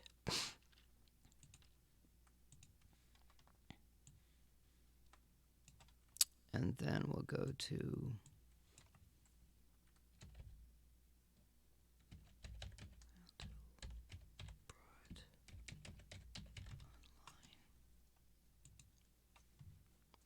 Mandelbrot viewer.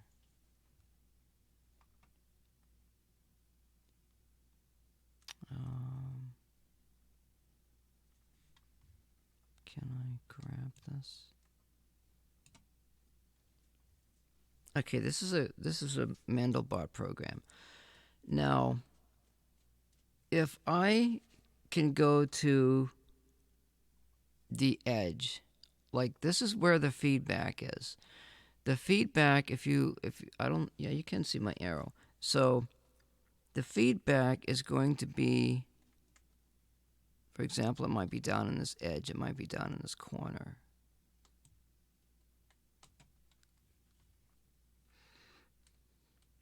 Now this is going to take a lot longer for it to draw the picture because there's a lot more going on here. Now, you can actually see copies of the Mandelbrot set, just like copies, okay? And it's interesting that I'm looking at this because this looks like it's in a feedback loop. It's replicating itself into a feedback loop. So basically, then all I'd probably need to do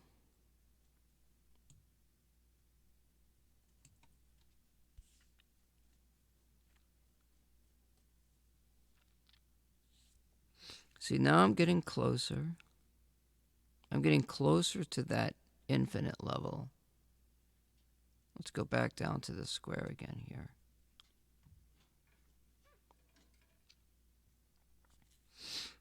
Now, it actually looks to me like information's being lost here.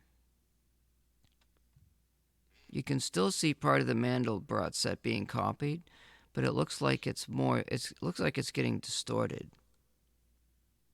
So it may be because the dimension it's skewed.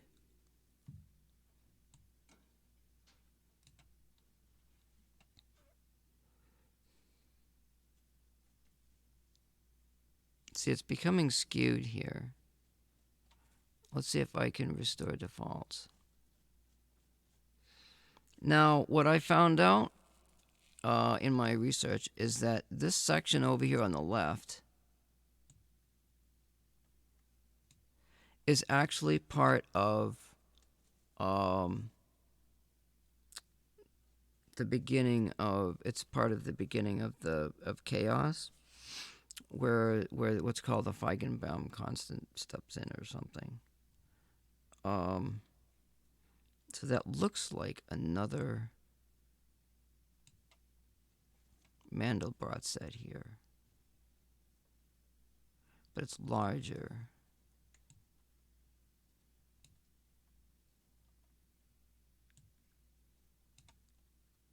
These are what's called the first iterations down in here.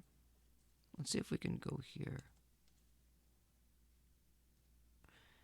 You see it keeps getting, you're zooming in, you keep zooming in, and you're getting closer to the line that's actually, this line is actually on its edge. You're looking at the edge of this.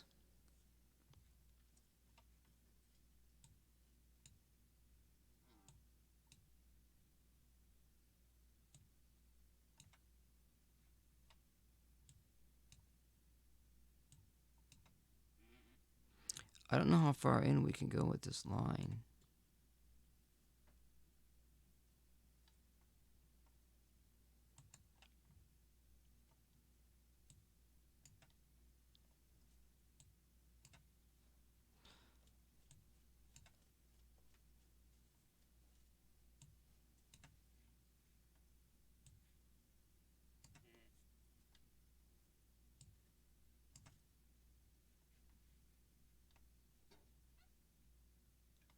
See, I'm wondering if there's as much detail, or what exactly does the detail look like, you know? It looks like it's a different color for some reason.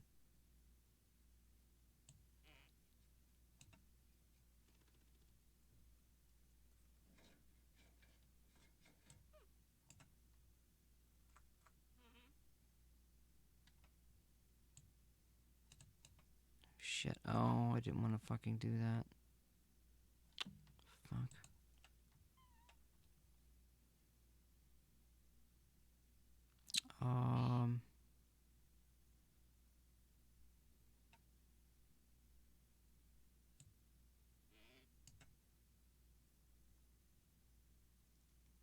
Actually, let's look at this one.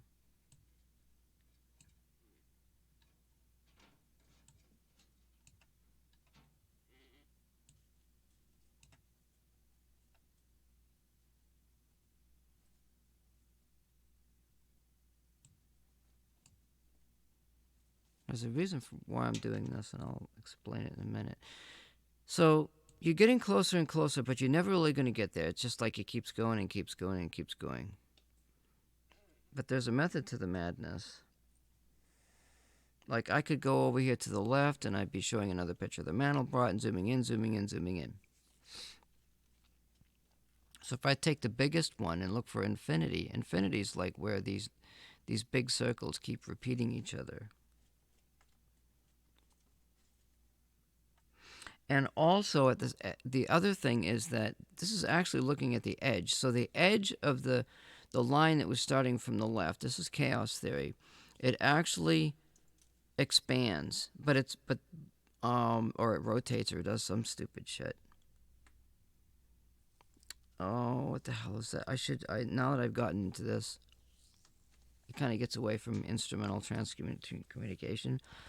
But the point I'm trying to make is there's what's called resonance, there's called standing waves, and you're dealing with infinity. So when you're looping back this feedback loop, you're creating what's called, you're getting close to infinity. And when you reach that infinite point, your system becomes unstable.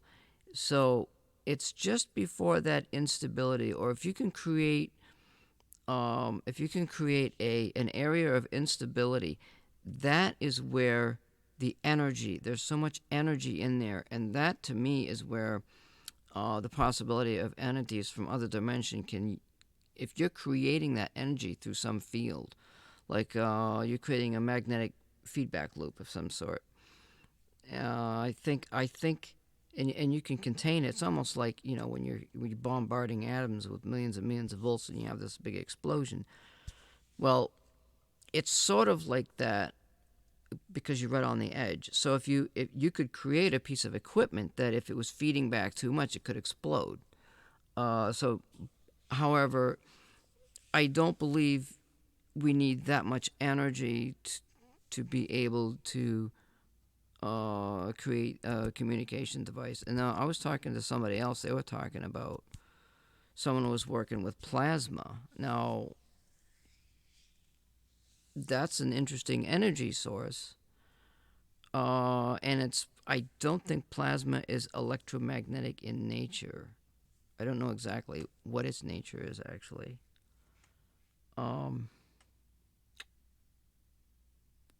I don't know exactly where to go with this. What about if we let's grab that point right there. You can see where it gets darker here. There's a lot of blue, and then it gets darker. Let's just go right here. Let's zoom in on this. So it doesn't look like the Mandelbrot set is in here. Well, let's just keep going. Let's see what happens here.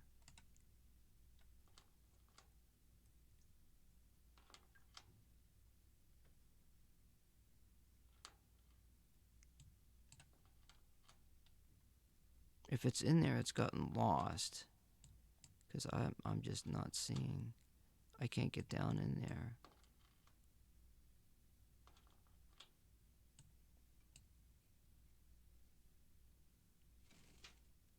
I think I just blew up the computer program because I went in too far.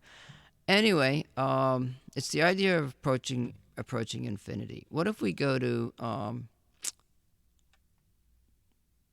let's see, resonant feedback loop. I gotta make something to eat. I'm hungry. See, there's some formulas, for resistors, capacitors, all that kind of shit. A synth VCF, voltage controlled filter, feedback loops, and electromagnetic resonance. Ooh, electromagnetic resonance.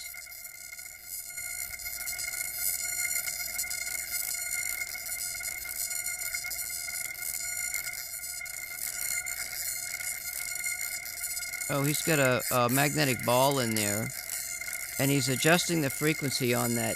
I got a coil like that, a big-ass coil. I think I ruined it, though.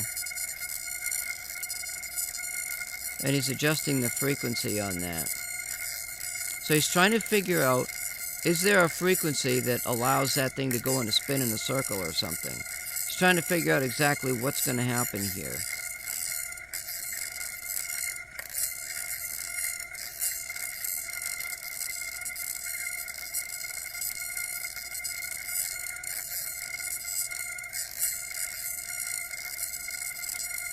I don't know if anything's going to happen the way it's going here.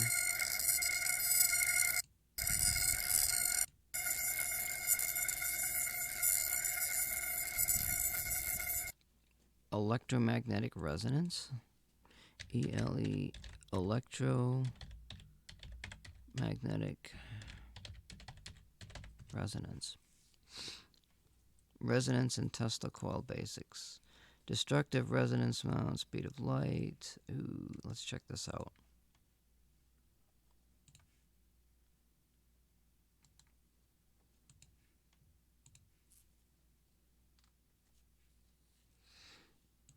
Writing's not. I'll just pretend you're not seeing that advertisement. Before we're going to dive a picture that I can show you that goes with the commercial. Oh, this is the guy that swings on the fucking pendulum.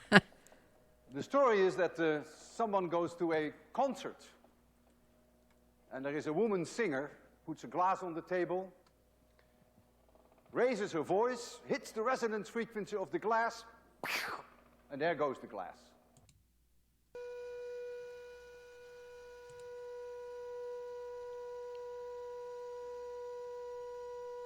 The glass is moving already, holy shit.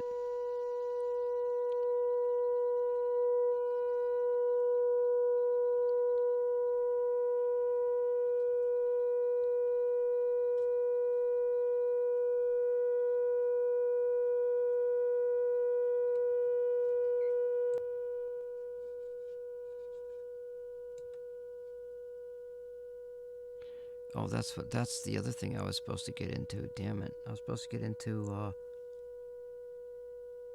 can't go any louder.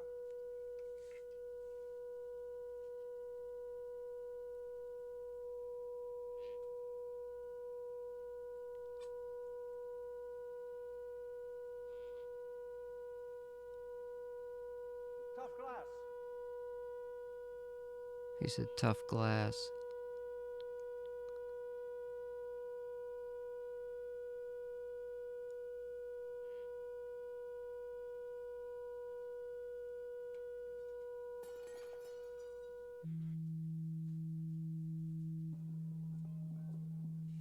That was in slow motion.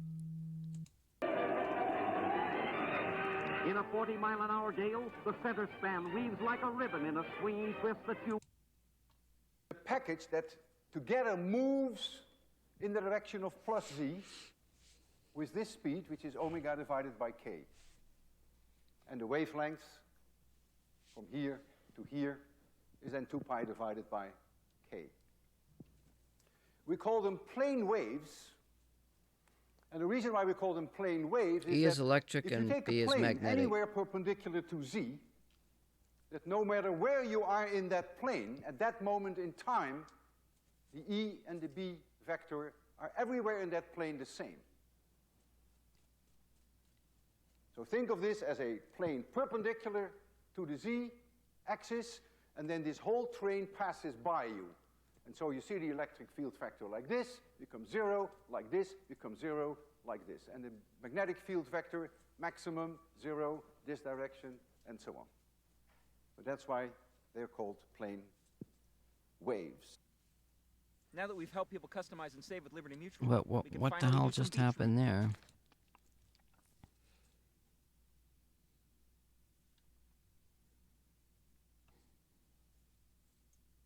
What a dork. These equations only satisfy Maxwell's equations under 2 conditions. And one condition is that B0 is E0 divided by C.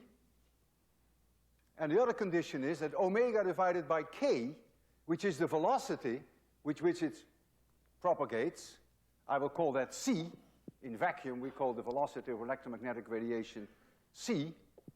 If that is 1 divided by the square root of epsilon 0 mu 0. If that's the case, my 2 equations will satisfy. That has to do with what's called Maxwell's permittivity. equations. Imagine the victory for Maxwell. Maxwell was not only able to predict the existence of electromagnetic waves, but he was even able to predict that they would move through vacuum with that speed. What an unbelievable victory when you come to think of it, that epsilon 0 can be measured in a static way. It follows from Coulomb's law. It has nothing to do with the BDT, it has nothing to do with the EDT. It has nothing to do with traveling waves. Epsilon 0 is about 8.85 times 10 to the minus 12 in SI units. Mu 0 is equally static, can be measured from the force at which two wires through which you run a current attract each other. No the BDT, no the EDT, has nothing to do with electromagnetic waves. Mu 0 is about 1.26 times 10 to the minus 6 in SI units. And if you multiply them and substitute them in this equation, you'll find that C equals 2.99 times 10 to the 8th meters per second. Unbelievable. What a success for that theory.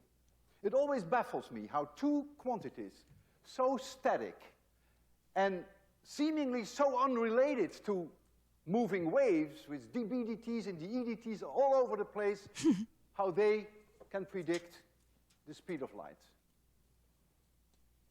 Suppose I ask you to measure the pressure in your tires of your car, and I would ask you to also measure the voltage of your battery, and then to predict the speed of the car. It's almost something like that. It is bizarre, but it works, and it was a great victory, and of course, it justified entirely this one term. Frequency of audio sound, we call that therefore amplitude modulation. So for instance, if you looked at this signal as a function of time, then this would be the audio modulation of that signal. But the transmitter would transmit 850 kilohertz. Here the signal would be a little stronger, here a little weaker, here a little stronger. And if this were 1,000 hertz tone, then this would be 1 millisecond. At the receiving end, you tune your radio, you change a capacitor somewhere in your radio, you have an LRC circuit. Filter. So that you are exactly on resonance at 850 kilohertz, and you're not on resonance at 840 kilohertz, so you don't hear other stations, but you really tune in on that one station, and you can receive this signal then. And then you do some demodulation to only hear the audio envelope. Yeah, that's a whole thing. But anyway, I know my video wasn't the greatest. I did hit on the most important website. There are other websites, other links. And yes, I do throw my hands up as well because it's a controversial topic.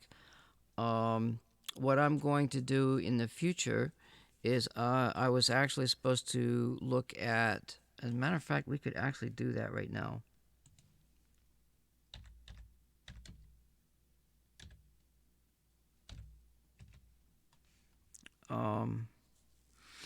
Oh, I don't have,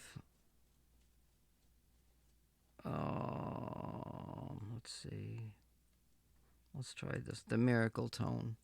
There's a lot of these frequency, whatchamacallit things with music blended in. They're saying, oh, this is good for this, and this is good for that, and all this other shit. Honestly,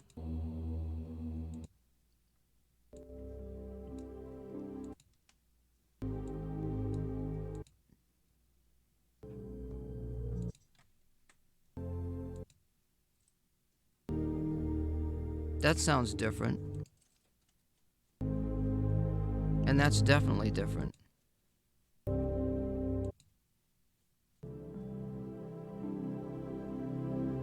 So I guess maybe in the next exercise, what I'm going to do, well, actually, so I need to, I'm hearing this, And I've got a mixer so that what I can do is I can set up the frequency tones and measure the frequency, and we can actually hear what this frequency really sounds like, and then we're going to compare that with what this stuff is on here. That's what I've been wanting to do. That's the one thing I want to do.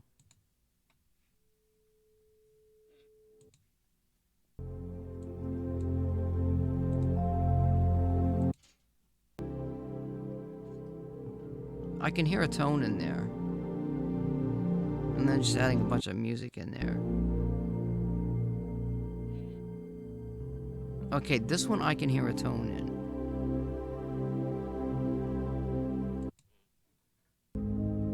Let me see something here. It's right at the very beginning. So I'm going to record this. Is that saved? Okay, so let's get rid of this. So we'll play this and we'll record this for a little bit.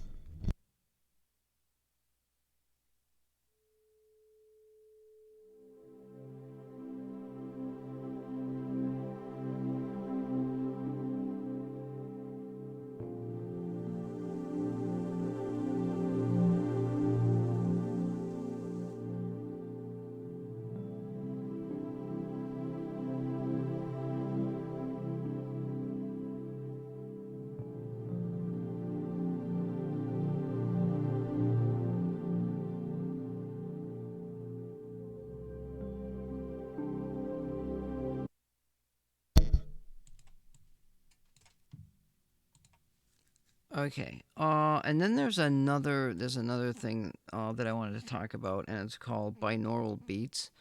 That's a subject for a whole different conversation. But I want to play this back. Right, wait just a minute here. Let's bring up Audacity right here. Programs. Properties. Audacity. Okay.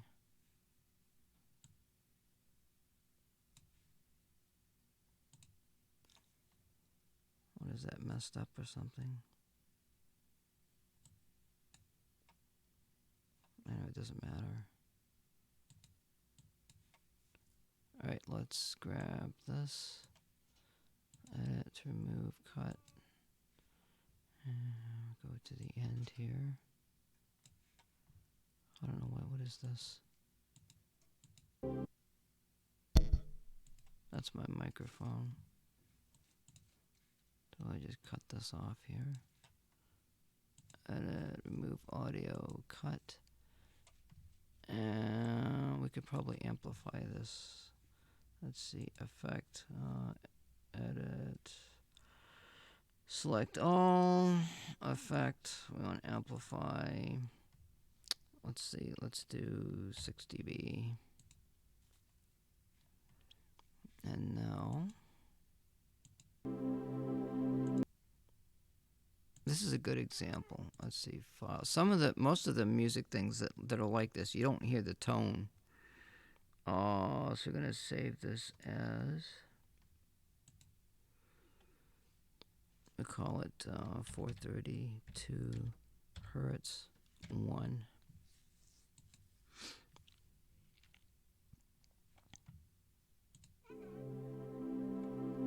Alright, so you can hear the tone in there. It's very loud, actually.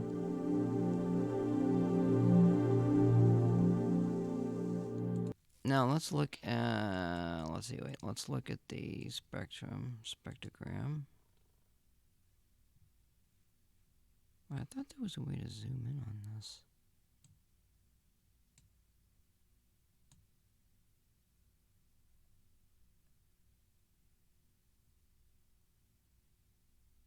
There's little glitches in there. I wonder what that is. Let's see. 1, 2. let's see, edit, select all, effect, let's do a low pass filter, and our cutoff is going to be, let's say 1,000, and we're going to do 12 dB.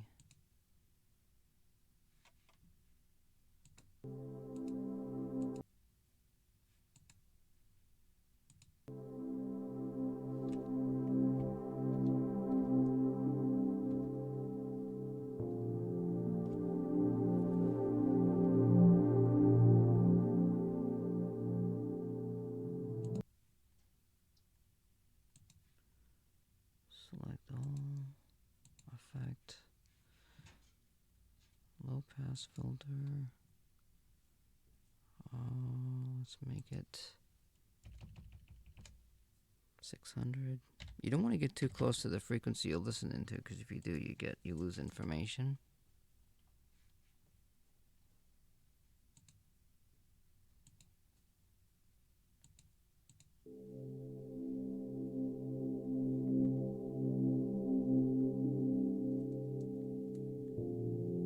Now you can hear the 432 hertz better.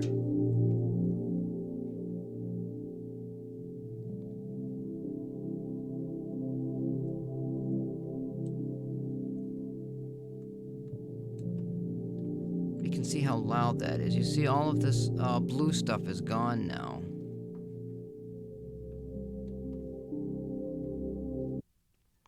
Now I wonder if there is... I'd like to look at the Fourier of this, but I don't think... What is the spectrogram log? What does that do?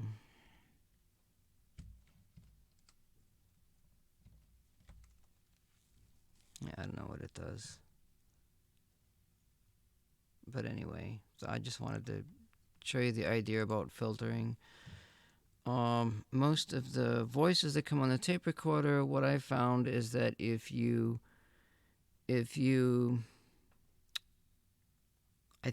amplify it first, and then what you want to do is you want to leave the high frequencies. So you would have a high pass filter, probably somewhere around 12 kilohertz.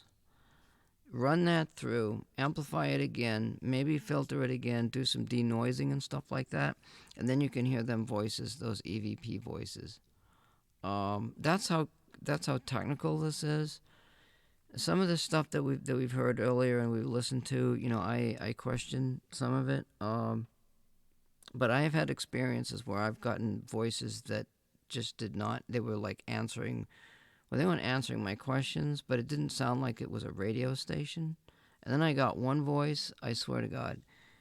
I was at a place where it's a foundation of an inn, and I took a recording. And when I got back home, there was a spot in the tape recorder where it said, I'm going to put the tape recorder in my pocket, and I was leaving.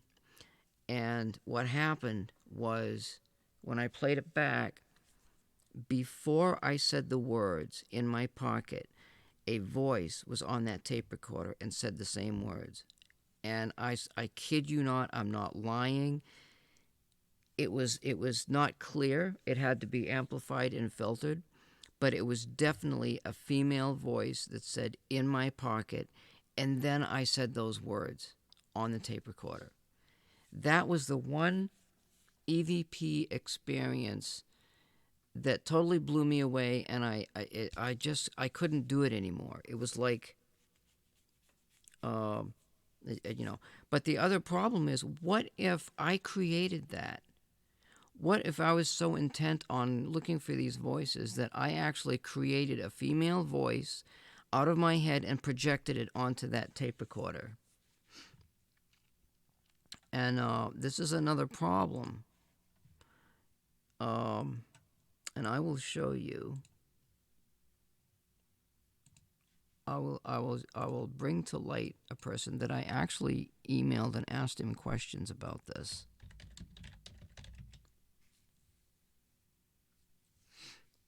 Let's see.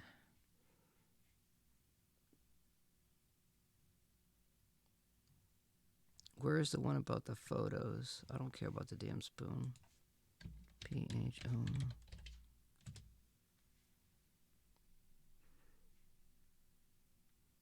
I guess he was a co-host on a show too once or something.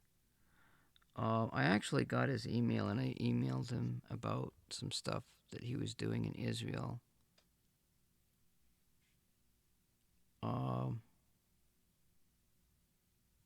In other words, he was impressing things. He was impressing pictures of his mind onto photographs.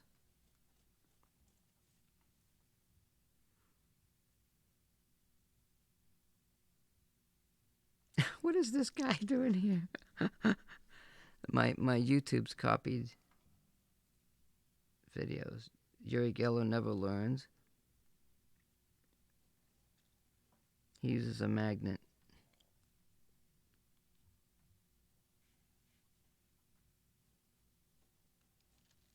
Oh my God, he lost his temper on this one. Geller caught cheating by hidden camera. How long is that?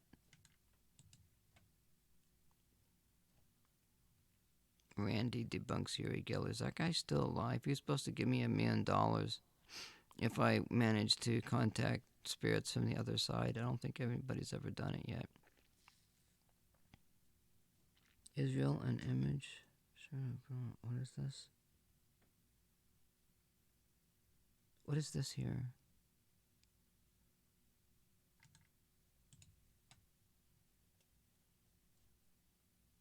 Chris Angel's $1 million. And I felt it was phenomenal to tell Angel.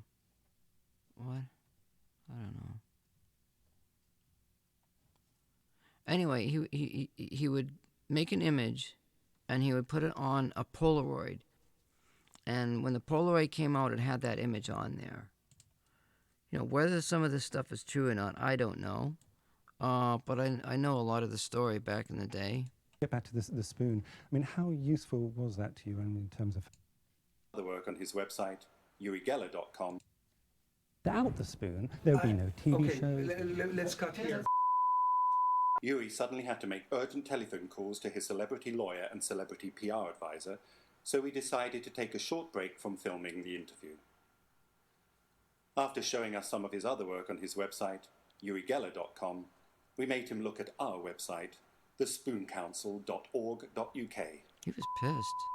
Then Uri settled down again to eagerly share his love of all things spoon. So without the spoon, there would... It had nothing to do with spoons. Right, okay. I mean, you keep going on constantly, you know? You keep insisting this bloody spoon, you know... Do you have an affinity, do you feel, with simple, shallow, depressed objects? I want you to stop filming right now. Stop. And I want you to get out. Uri, please. Your response. No, Graham. We ended the interview now. Yeah, well, it's simply that it's the spoon, surely, which has made you your story. What the hell? Just leave. I'm going to call my lawyer. Get out. Get out. I think that went well. What a fucking retard. And I'm not talking about Uri. I'm talking about this British. But it's usable. That's good enough. That's good. Mine cancelled recording halfway through. What do you mean cancelled recording? What the hell? Ooh, that was in 2012. I don't blame him in a way, honestly.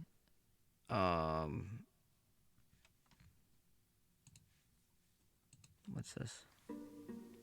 Influence objects such as watches at a distance, even in the homes of a TV audience. Okay, well, they're not talking about the photos here. What is this one?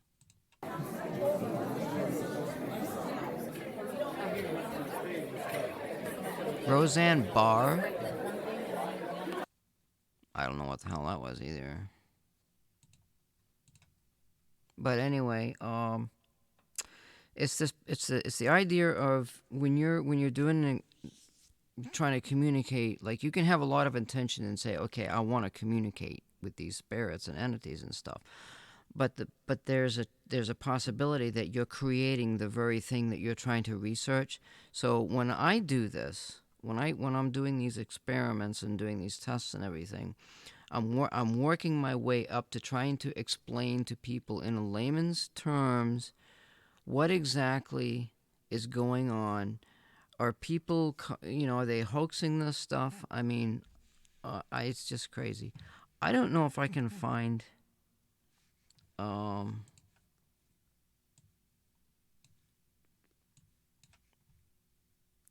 I don't know if I can find my. You just hold the horses here for a second. Let me just get rid of this. I have my EVPs somewhere, and I don't know.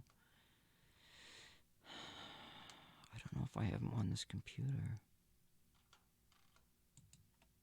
Plans, documents, no. Because I haven't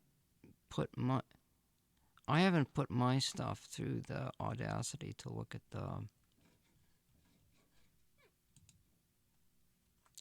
the whatchamacallit view.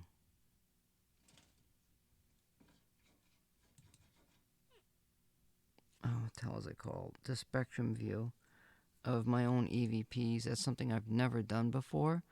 And it's got my curiosity going. So I'm looking through my stuff. Music files. Hello. I'm going to talk to the bird. Hello. Electronic programs.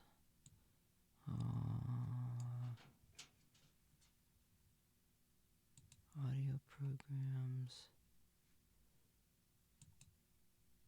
I know I have the stuff, and that'll probably be the next topic, is to bring up my EVPs and run them through Audacity, switch videos, phone. And another thing, I've heard stories where pictures and EVPs that weren't on tapes and stuff that wasn't on the pictures like years and years ago, people go back and look at the pictures later, and I could actually look for that. Let me actually look for that, because that's. Let me see if I can find this here. That would be on where? Google. I gotta get off of this site here. Google. Alright, so Ghost appears on photo years later. Images.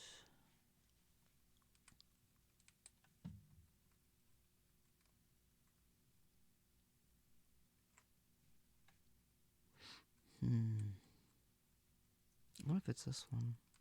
Young woman is haunted by a ghost who appeared in photo. I mean, I don't know if I can find it.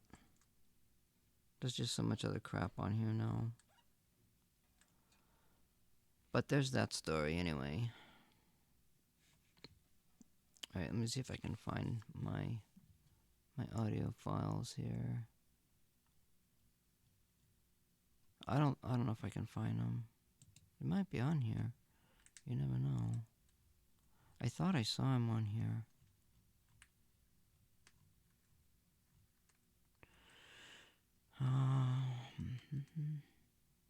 I got tons and tons of shit.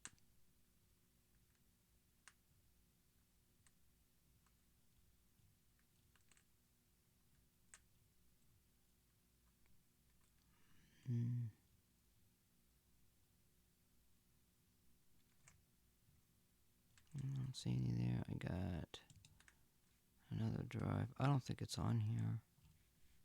I thought I had it on here. My videos? No. Oh, we could play me singing, playing on the guitar, huh? Yeah.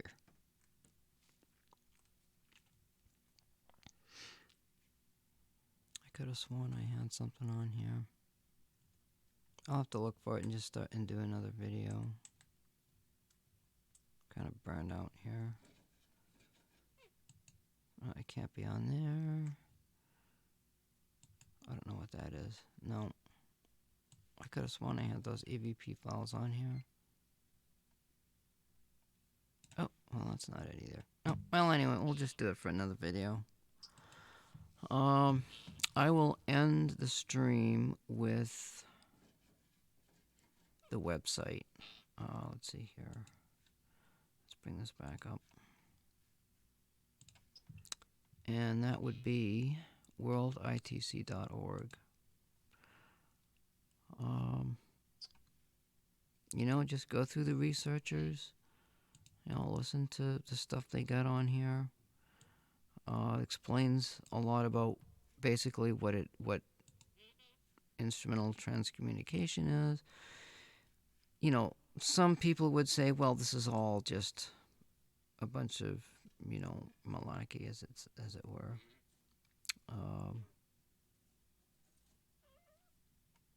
But there's still people, you know, trying to make convincing arguments that it's real.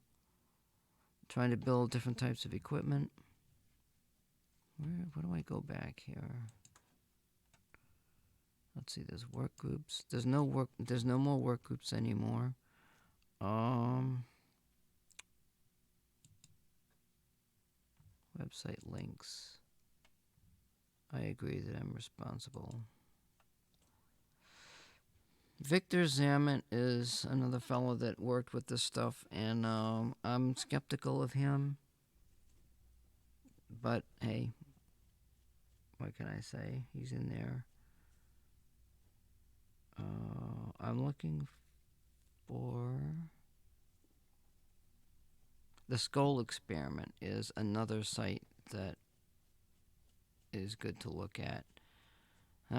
This was way back when, like, I don't know, the late 60s or something. They did a bunch of things with... You know, as a matter of fact, I think this site has a picture of the ectoplasm coming out of... Whoa, what? What the heck is this woman doing on here? What the... Oh my God, what is this? Did they get hacked?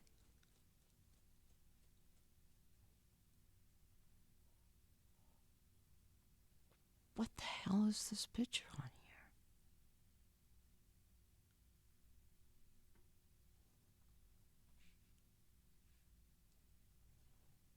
here? What? Oh my God, this site got hacked or something. Is that the same site?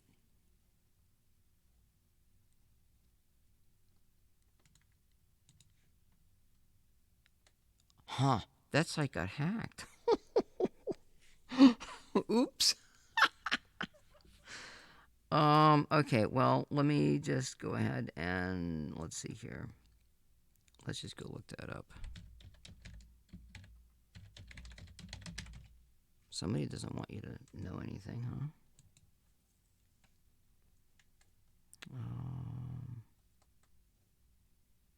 That site is gone.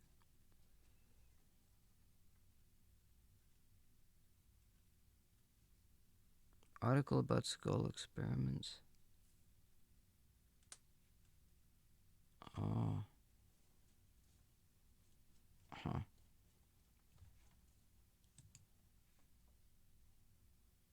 theskullexperiment.com.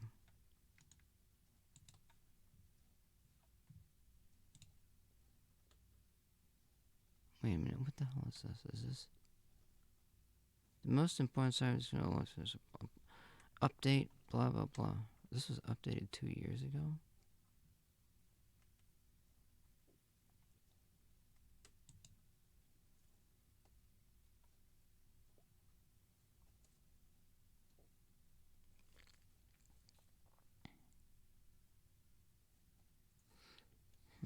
What? The skull experiment? Okay, 1993. I thought it was a lot sooner than that.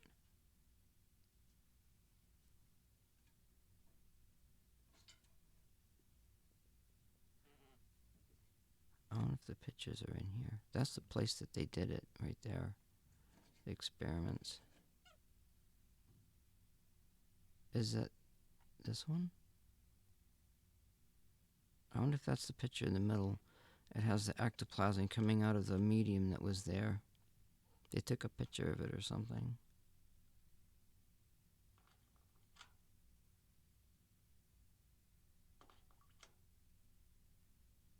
Oh, that looks like an alien face.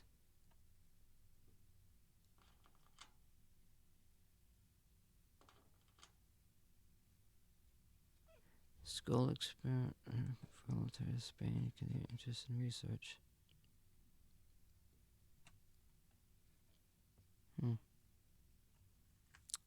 Oh, anyway, there's that site, huh?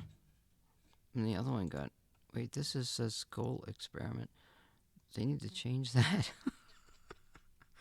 I'm actually looking for. What am I looking for?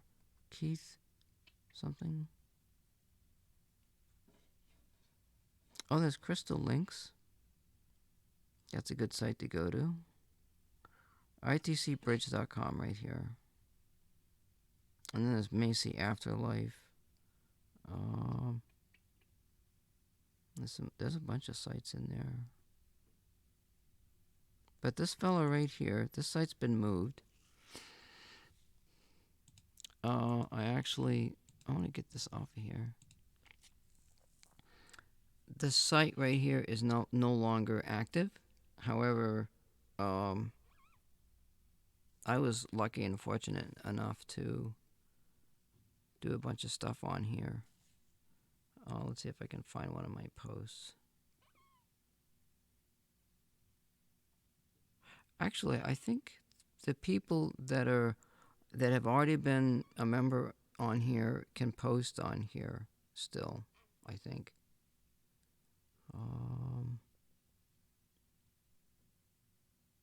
But nobody's active on here anymore. He's on Facebook and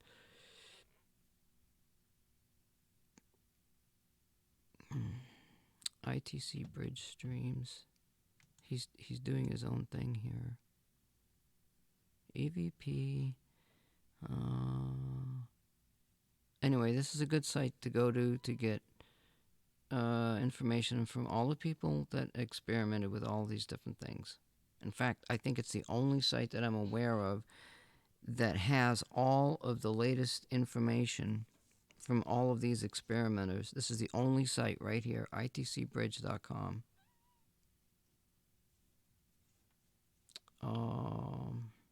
Spectrogram, images through sound. No shit. I never went into any of this stuff.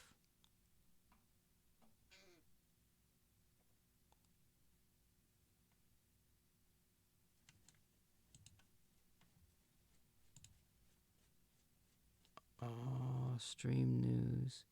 Streams are live again. Rebuilding the streams in progress.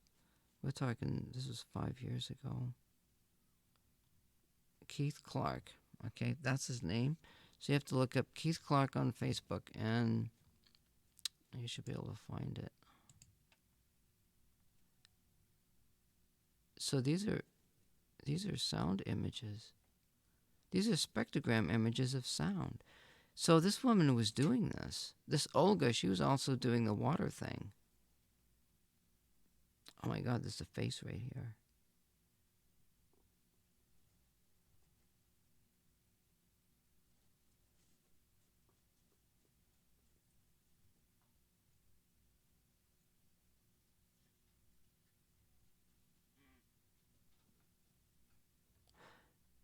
I mean, people could say, well, I'm just seeing what I want to see or something. Now look at that picture. Holy shit. So this is possible then. Oh my gosh, look at these pictures.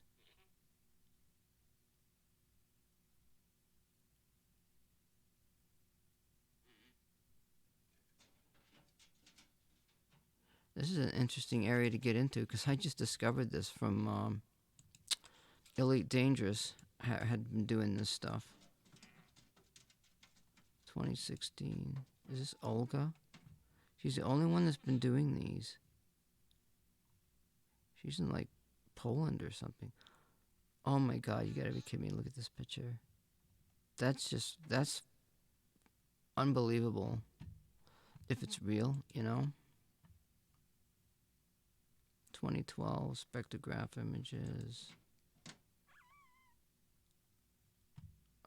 So there's other people doing these. Frank Douglas. It's Truth Seeker. First spectrogram picture. Holy shit. There's a face in there. I mean, is it a face? Well, I mean, oh, wait a minute. The image was located between 7 and 10 kilohertz. Oh, there's some information here.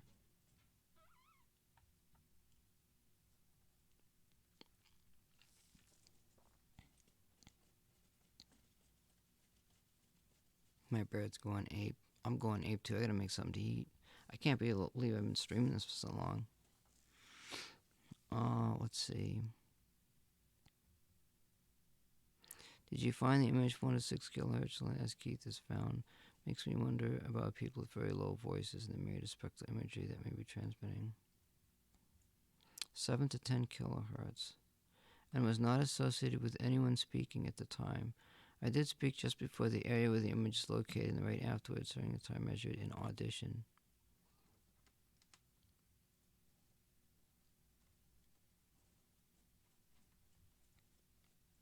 Here is a larger view.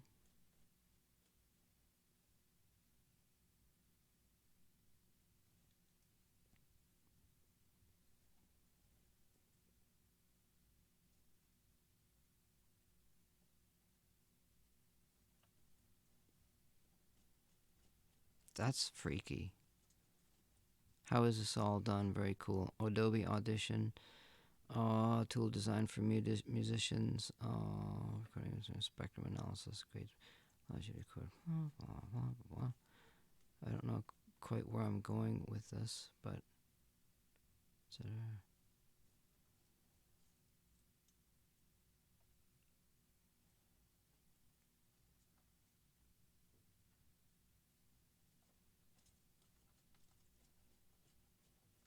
A time segment capture.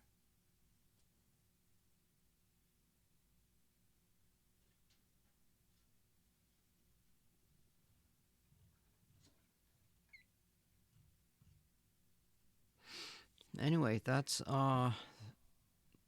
just taking a spectrogram of audio.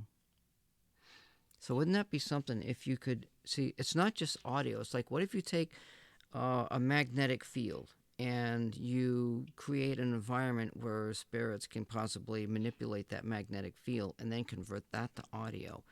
You're looking at a transduced information from another source, and it's converted to audio, and then the audio can be converted back to a picture.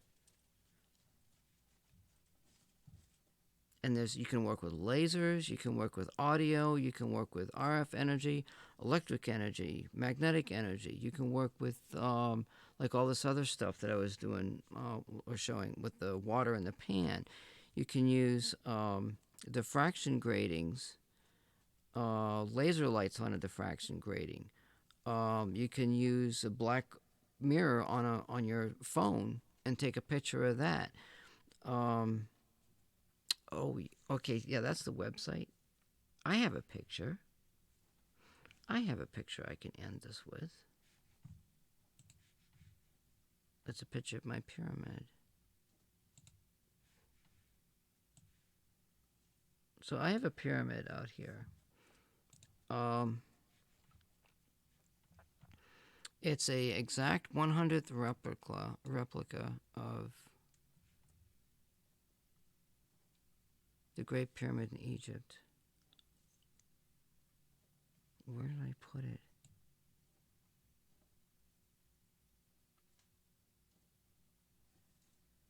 Shit. I never can remember where I put shit. It can't be in there. Dragon pictures, acoustics, cinematics, latent, dangerous, impure, evil, blah, blah, blah. Music, the man's sky. Save pictures, that's me. Oh my god, I don't know. I had those pictures.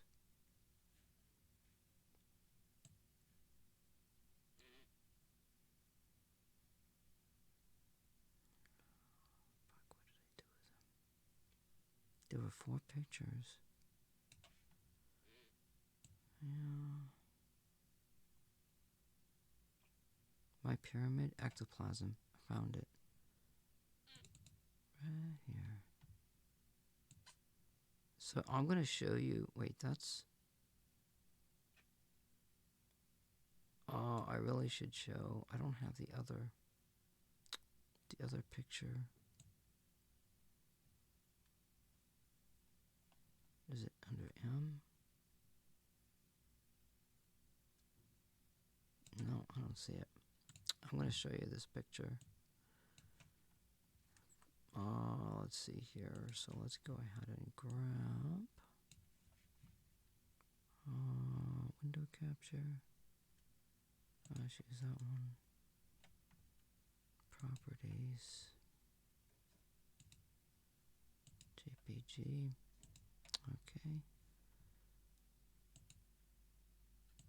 And there it is right there.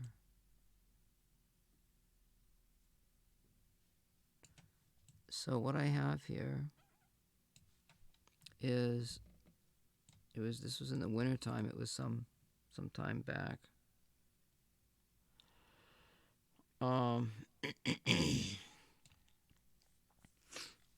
That's a pyramid underneath all that snow. And I tried to duplicate this with my flashlight. And when I did, it was just like a barely, you couldn't even see anything. I stood very still with the camera. As you can see, it's all, there's nothing moving there, nothing. And I took a flash picture, and when I looked at it, I was like, oh my God, what the fuck is that? I took another picture right afterward, and it was nothing. And I did ask for, like, if there was a spirit or whatever, if now's the chance to show yourself. And this picture that I took years ago, it caused me to stop doing anything with my research, because it scared the living shit right out of me. And to this day, I cannot explain this. I mean, if this is not ectoplasm, then I don't know what is. It's just a thing, So I would recommend going to that site. Go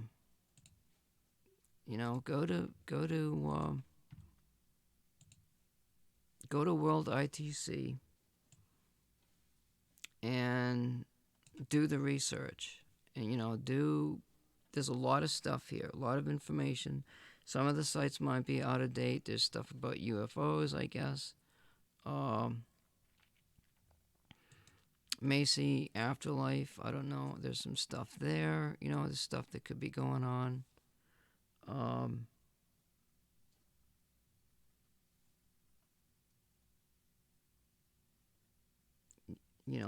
There's a lot of historical stuff here about this. It looks like Macy's Sites is right up there. Let's see, ITC Bridge. That's what I was talking about earlier. World ITC Net. What? Was that a site?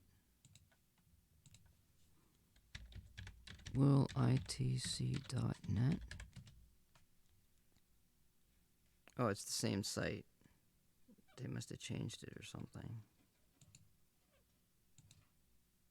Yeah, I wanted to show you my thing here.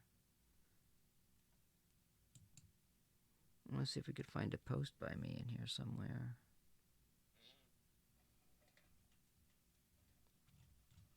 Let's see, can I look up, can I search? I don't think you can search on here. Moderator, popular, recent. Oh, wouldn't it be in the experiments? I did experiments, ITC experimental software, technical tower, video, movie conversations, blah, blah, blah, blah, blah, blah, blah. Where the hell is it? For crying out loud.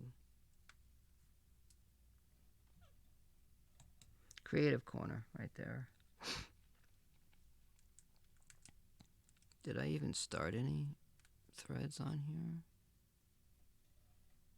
I thought I started a thread. Where the hell is it?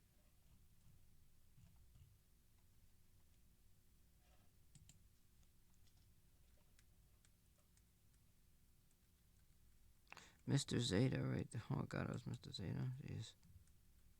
Sorry, you don't have to view this member's information.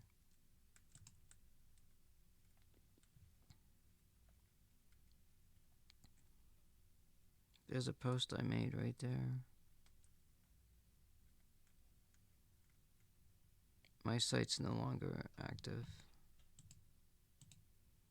But there's that information. Public site, private site. What is this? World ITC net. Private site? There's a private site here? Oh wow.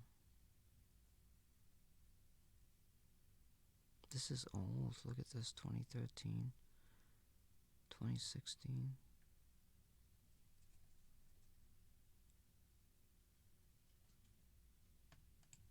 Collaboration. Video chats, Zoom meetings. Nobody's doing anything on here. 2016.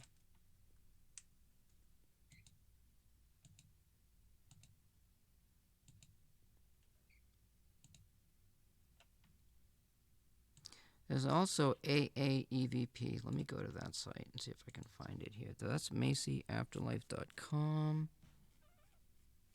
Does that show up in the... It doesn't show up there, does it?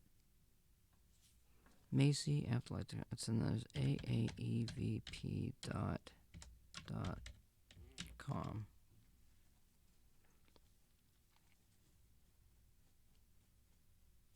Oh my fucking god, what the hell? You did not see that. Oh my god, what the hell? Let me see.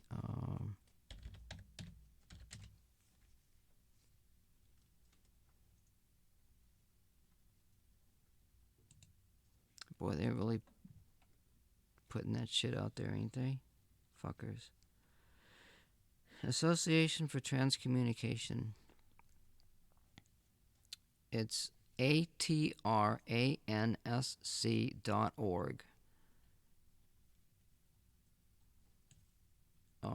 This is the other site that is supposedly up to date on everything. Supposedly.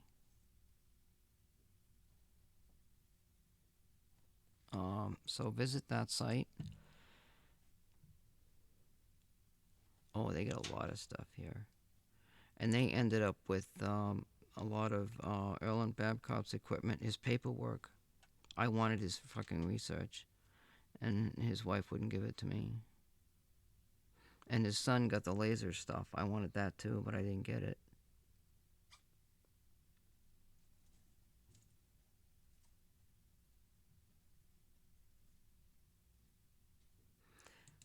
Video loop ITC recording technique. This is what we did earlier, and we tried to do it anyway.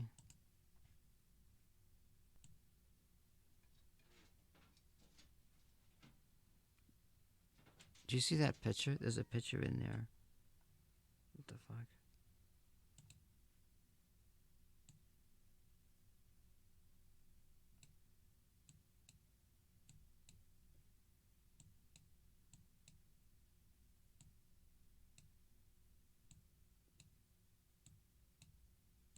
It's freaky. This stuff is freaky. You know, you do this at home. Well, you better have some people next door to help you sanity. Oh, Erland Babcock, who edited them to produce Figure 2, Erland was using software that came with his Toshiba. They talk about Erland here. I saw him in person. I feel pretty neat about that. I've got his videotape, and I don't even know if it's any good anymore. I should copy that over.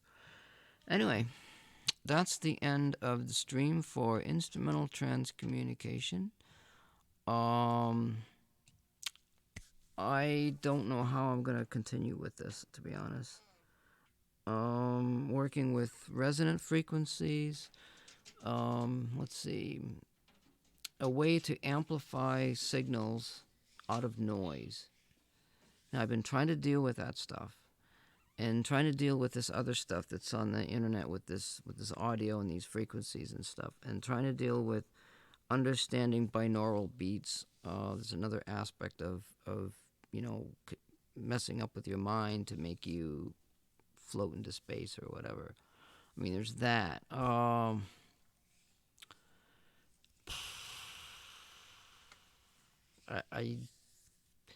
And there's also the pulse width modulator decoder that I wanted to build. So there's a bunch of stuff there. I've been wanting to do this video for a long time because it expresses my interest and my belief in the possibility of the afterlife. So there's some new technology out there.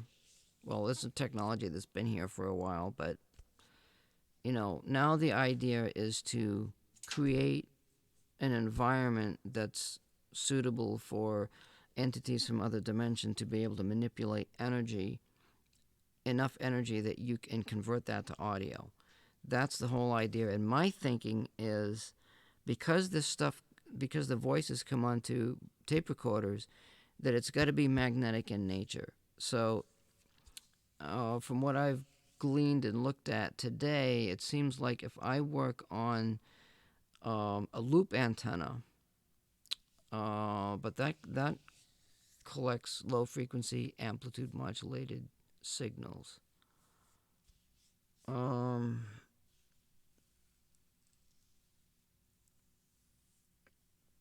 But it's supposed to collect magnetic, like I've got magnets. And if you move a magnet across a wire, you can convert the magnetic to the electric, which from there goes to audio.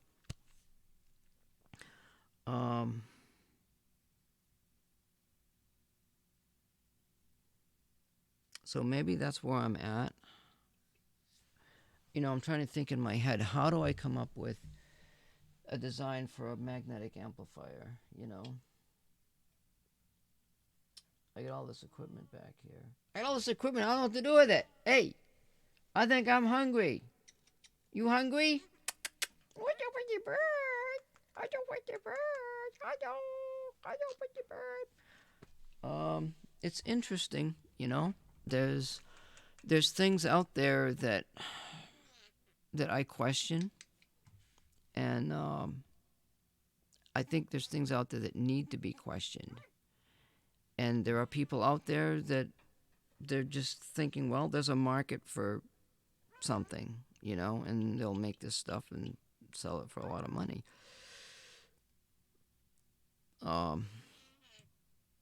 Maybe I could design a ghost box from a chip. If we went to what I could go to, let's see, frequency sweep generator on I think I have a chip that's similar to this, but I don't know. 89.8, this might be our frequency sweep generator. Holy shit, on a chip. Oh my god, up to 15 gigahertz. Are you fucking kidding me?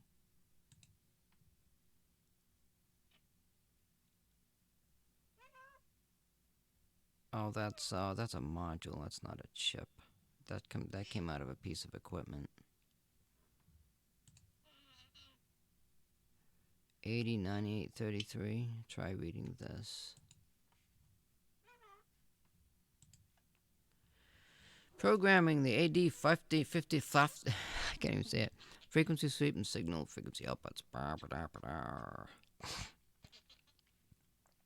So you got a control signal, master clock signal, some interrupt, standby. Nothing going on there. Frequency sync as clock. Blah blah blah.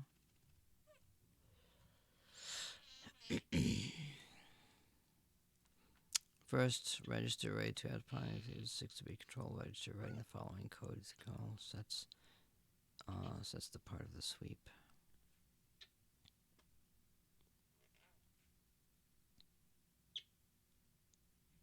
Frequency output 100 kilohertz.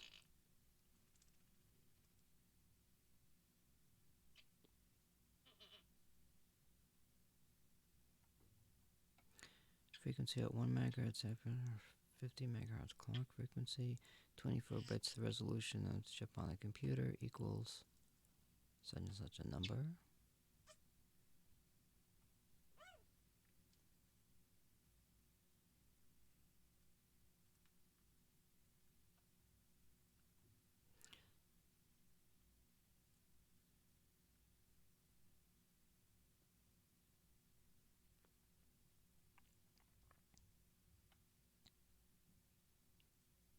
This chip looks a little complicated.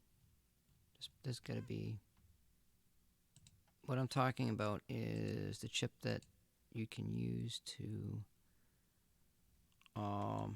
build a ghost box.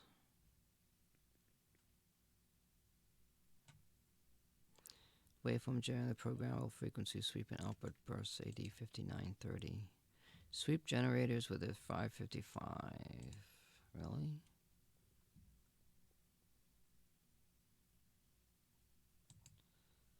$59.30. That's the same one I just looked at. Again. 20 kilohertz to 80 kilohertz. Well, they're talking about AM frequencies and FM frequencies, which is a higher frequency. I would use an 80, 38, or a Maxi, not a 50. It would be easy to control, but more expensive.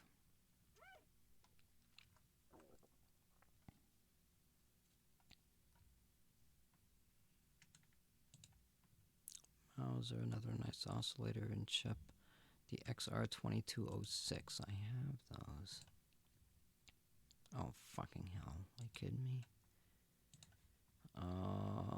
XR2206. Copy. Paste. Oh, that's a small chip. Let's see, PDF.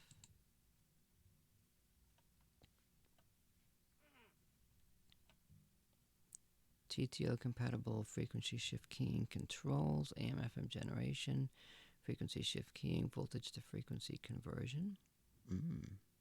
Ooh. I'm freezing my ass off right now. Frequency opposite can be selected so to range from more than 1 megahertz.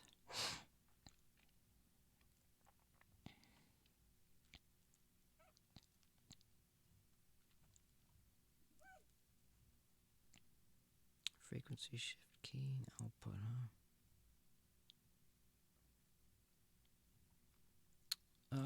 let's see. What if I look up,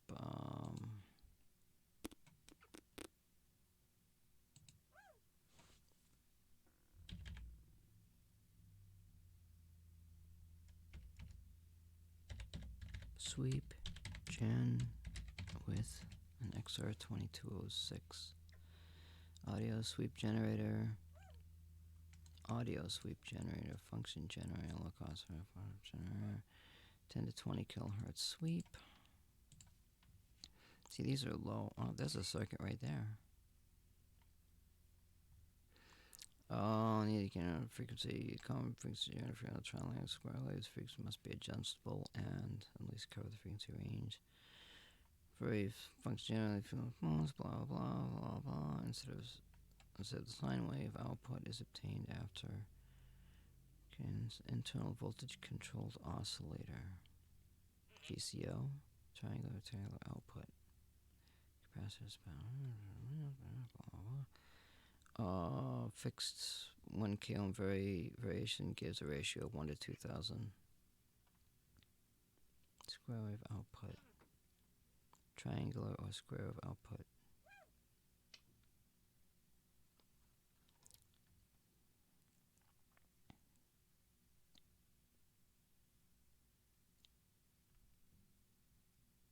Oh, that's cute, huh? Fuck, that's small. Do it yourself.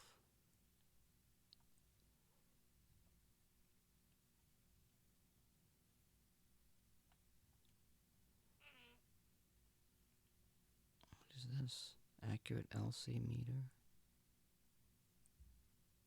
Holy shit, look at this stuff they got here. I ought to save that page and put that in my my book of stuff.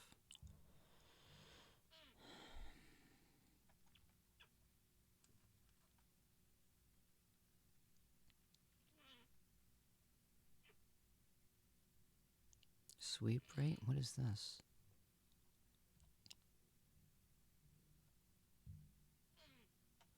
And this frequency generates the XR2206. To start with, I generate a linear ramp from 0 to 10 volts.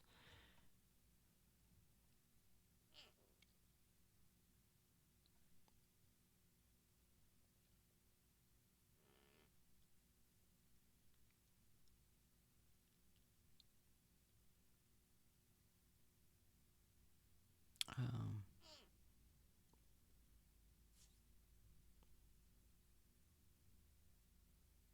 hmm.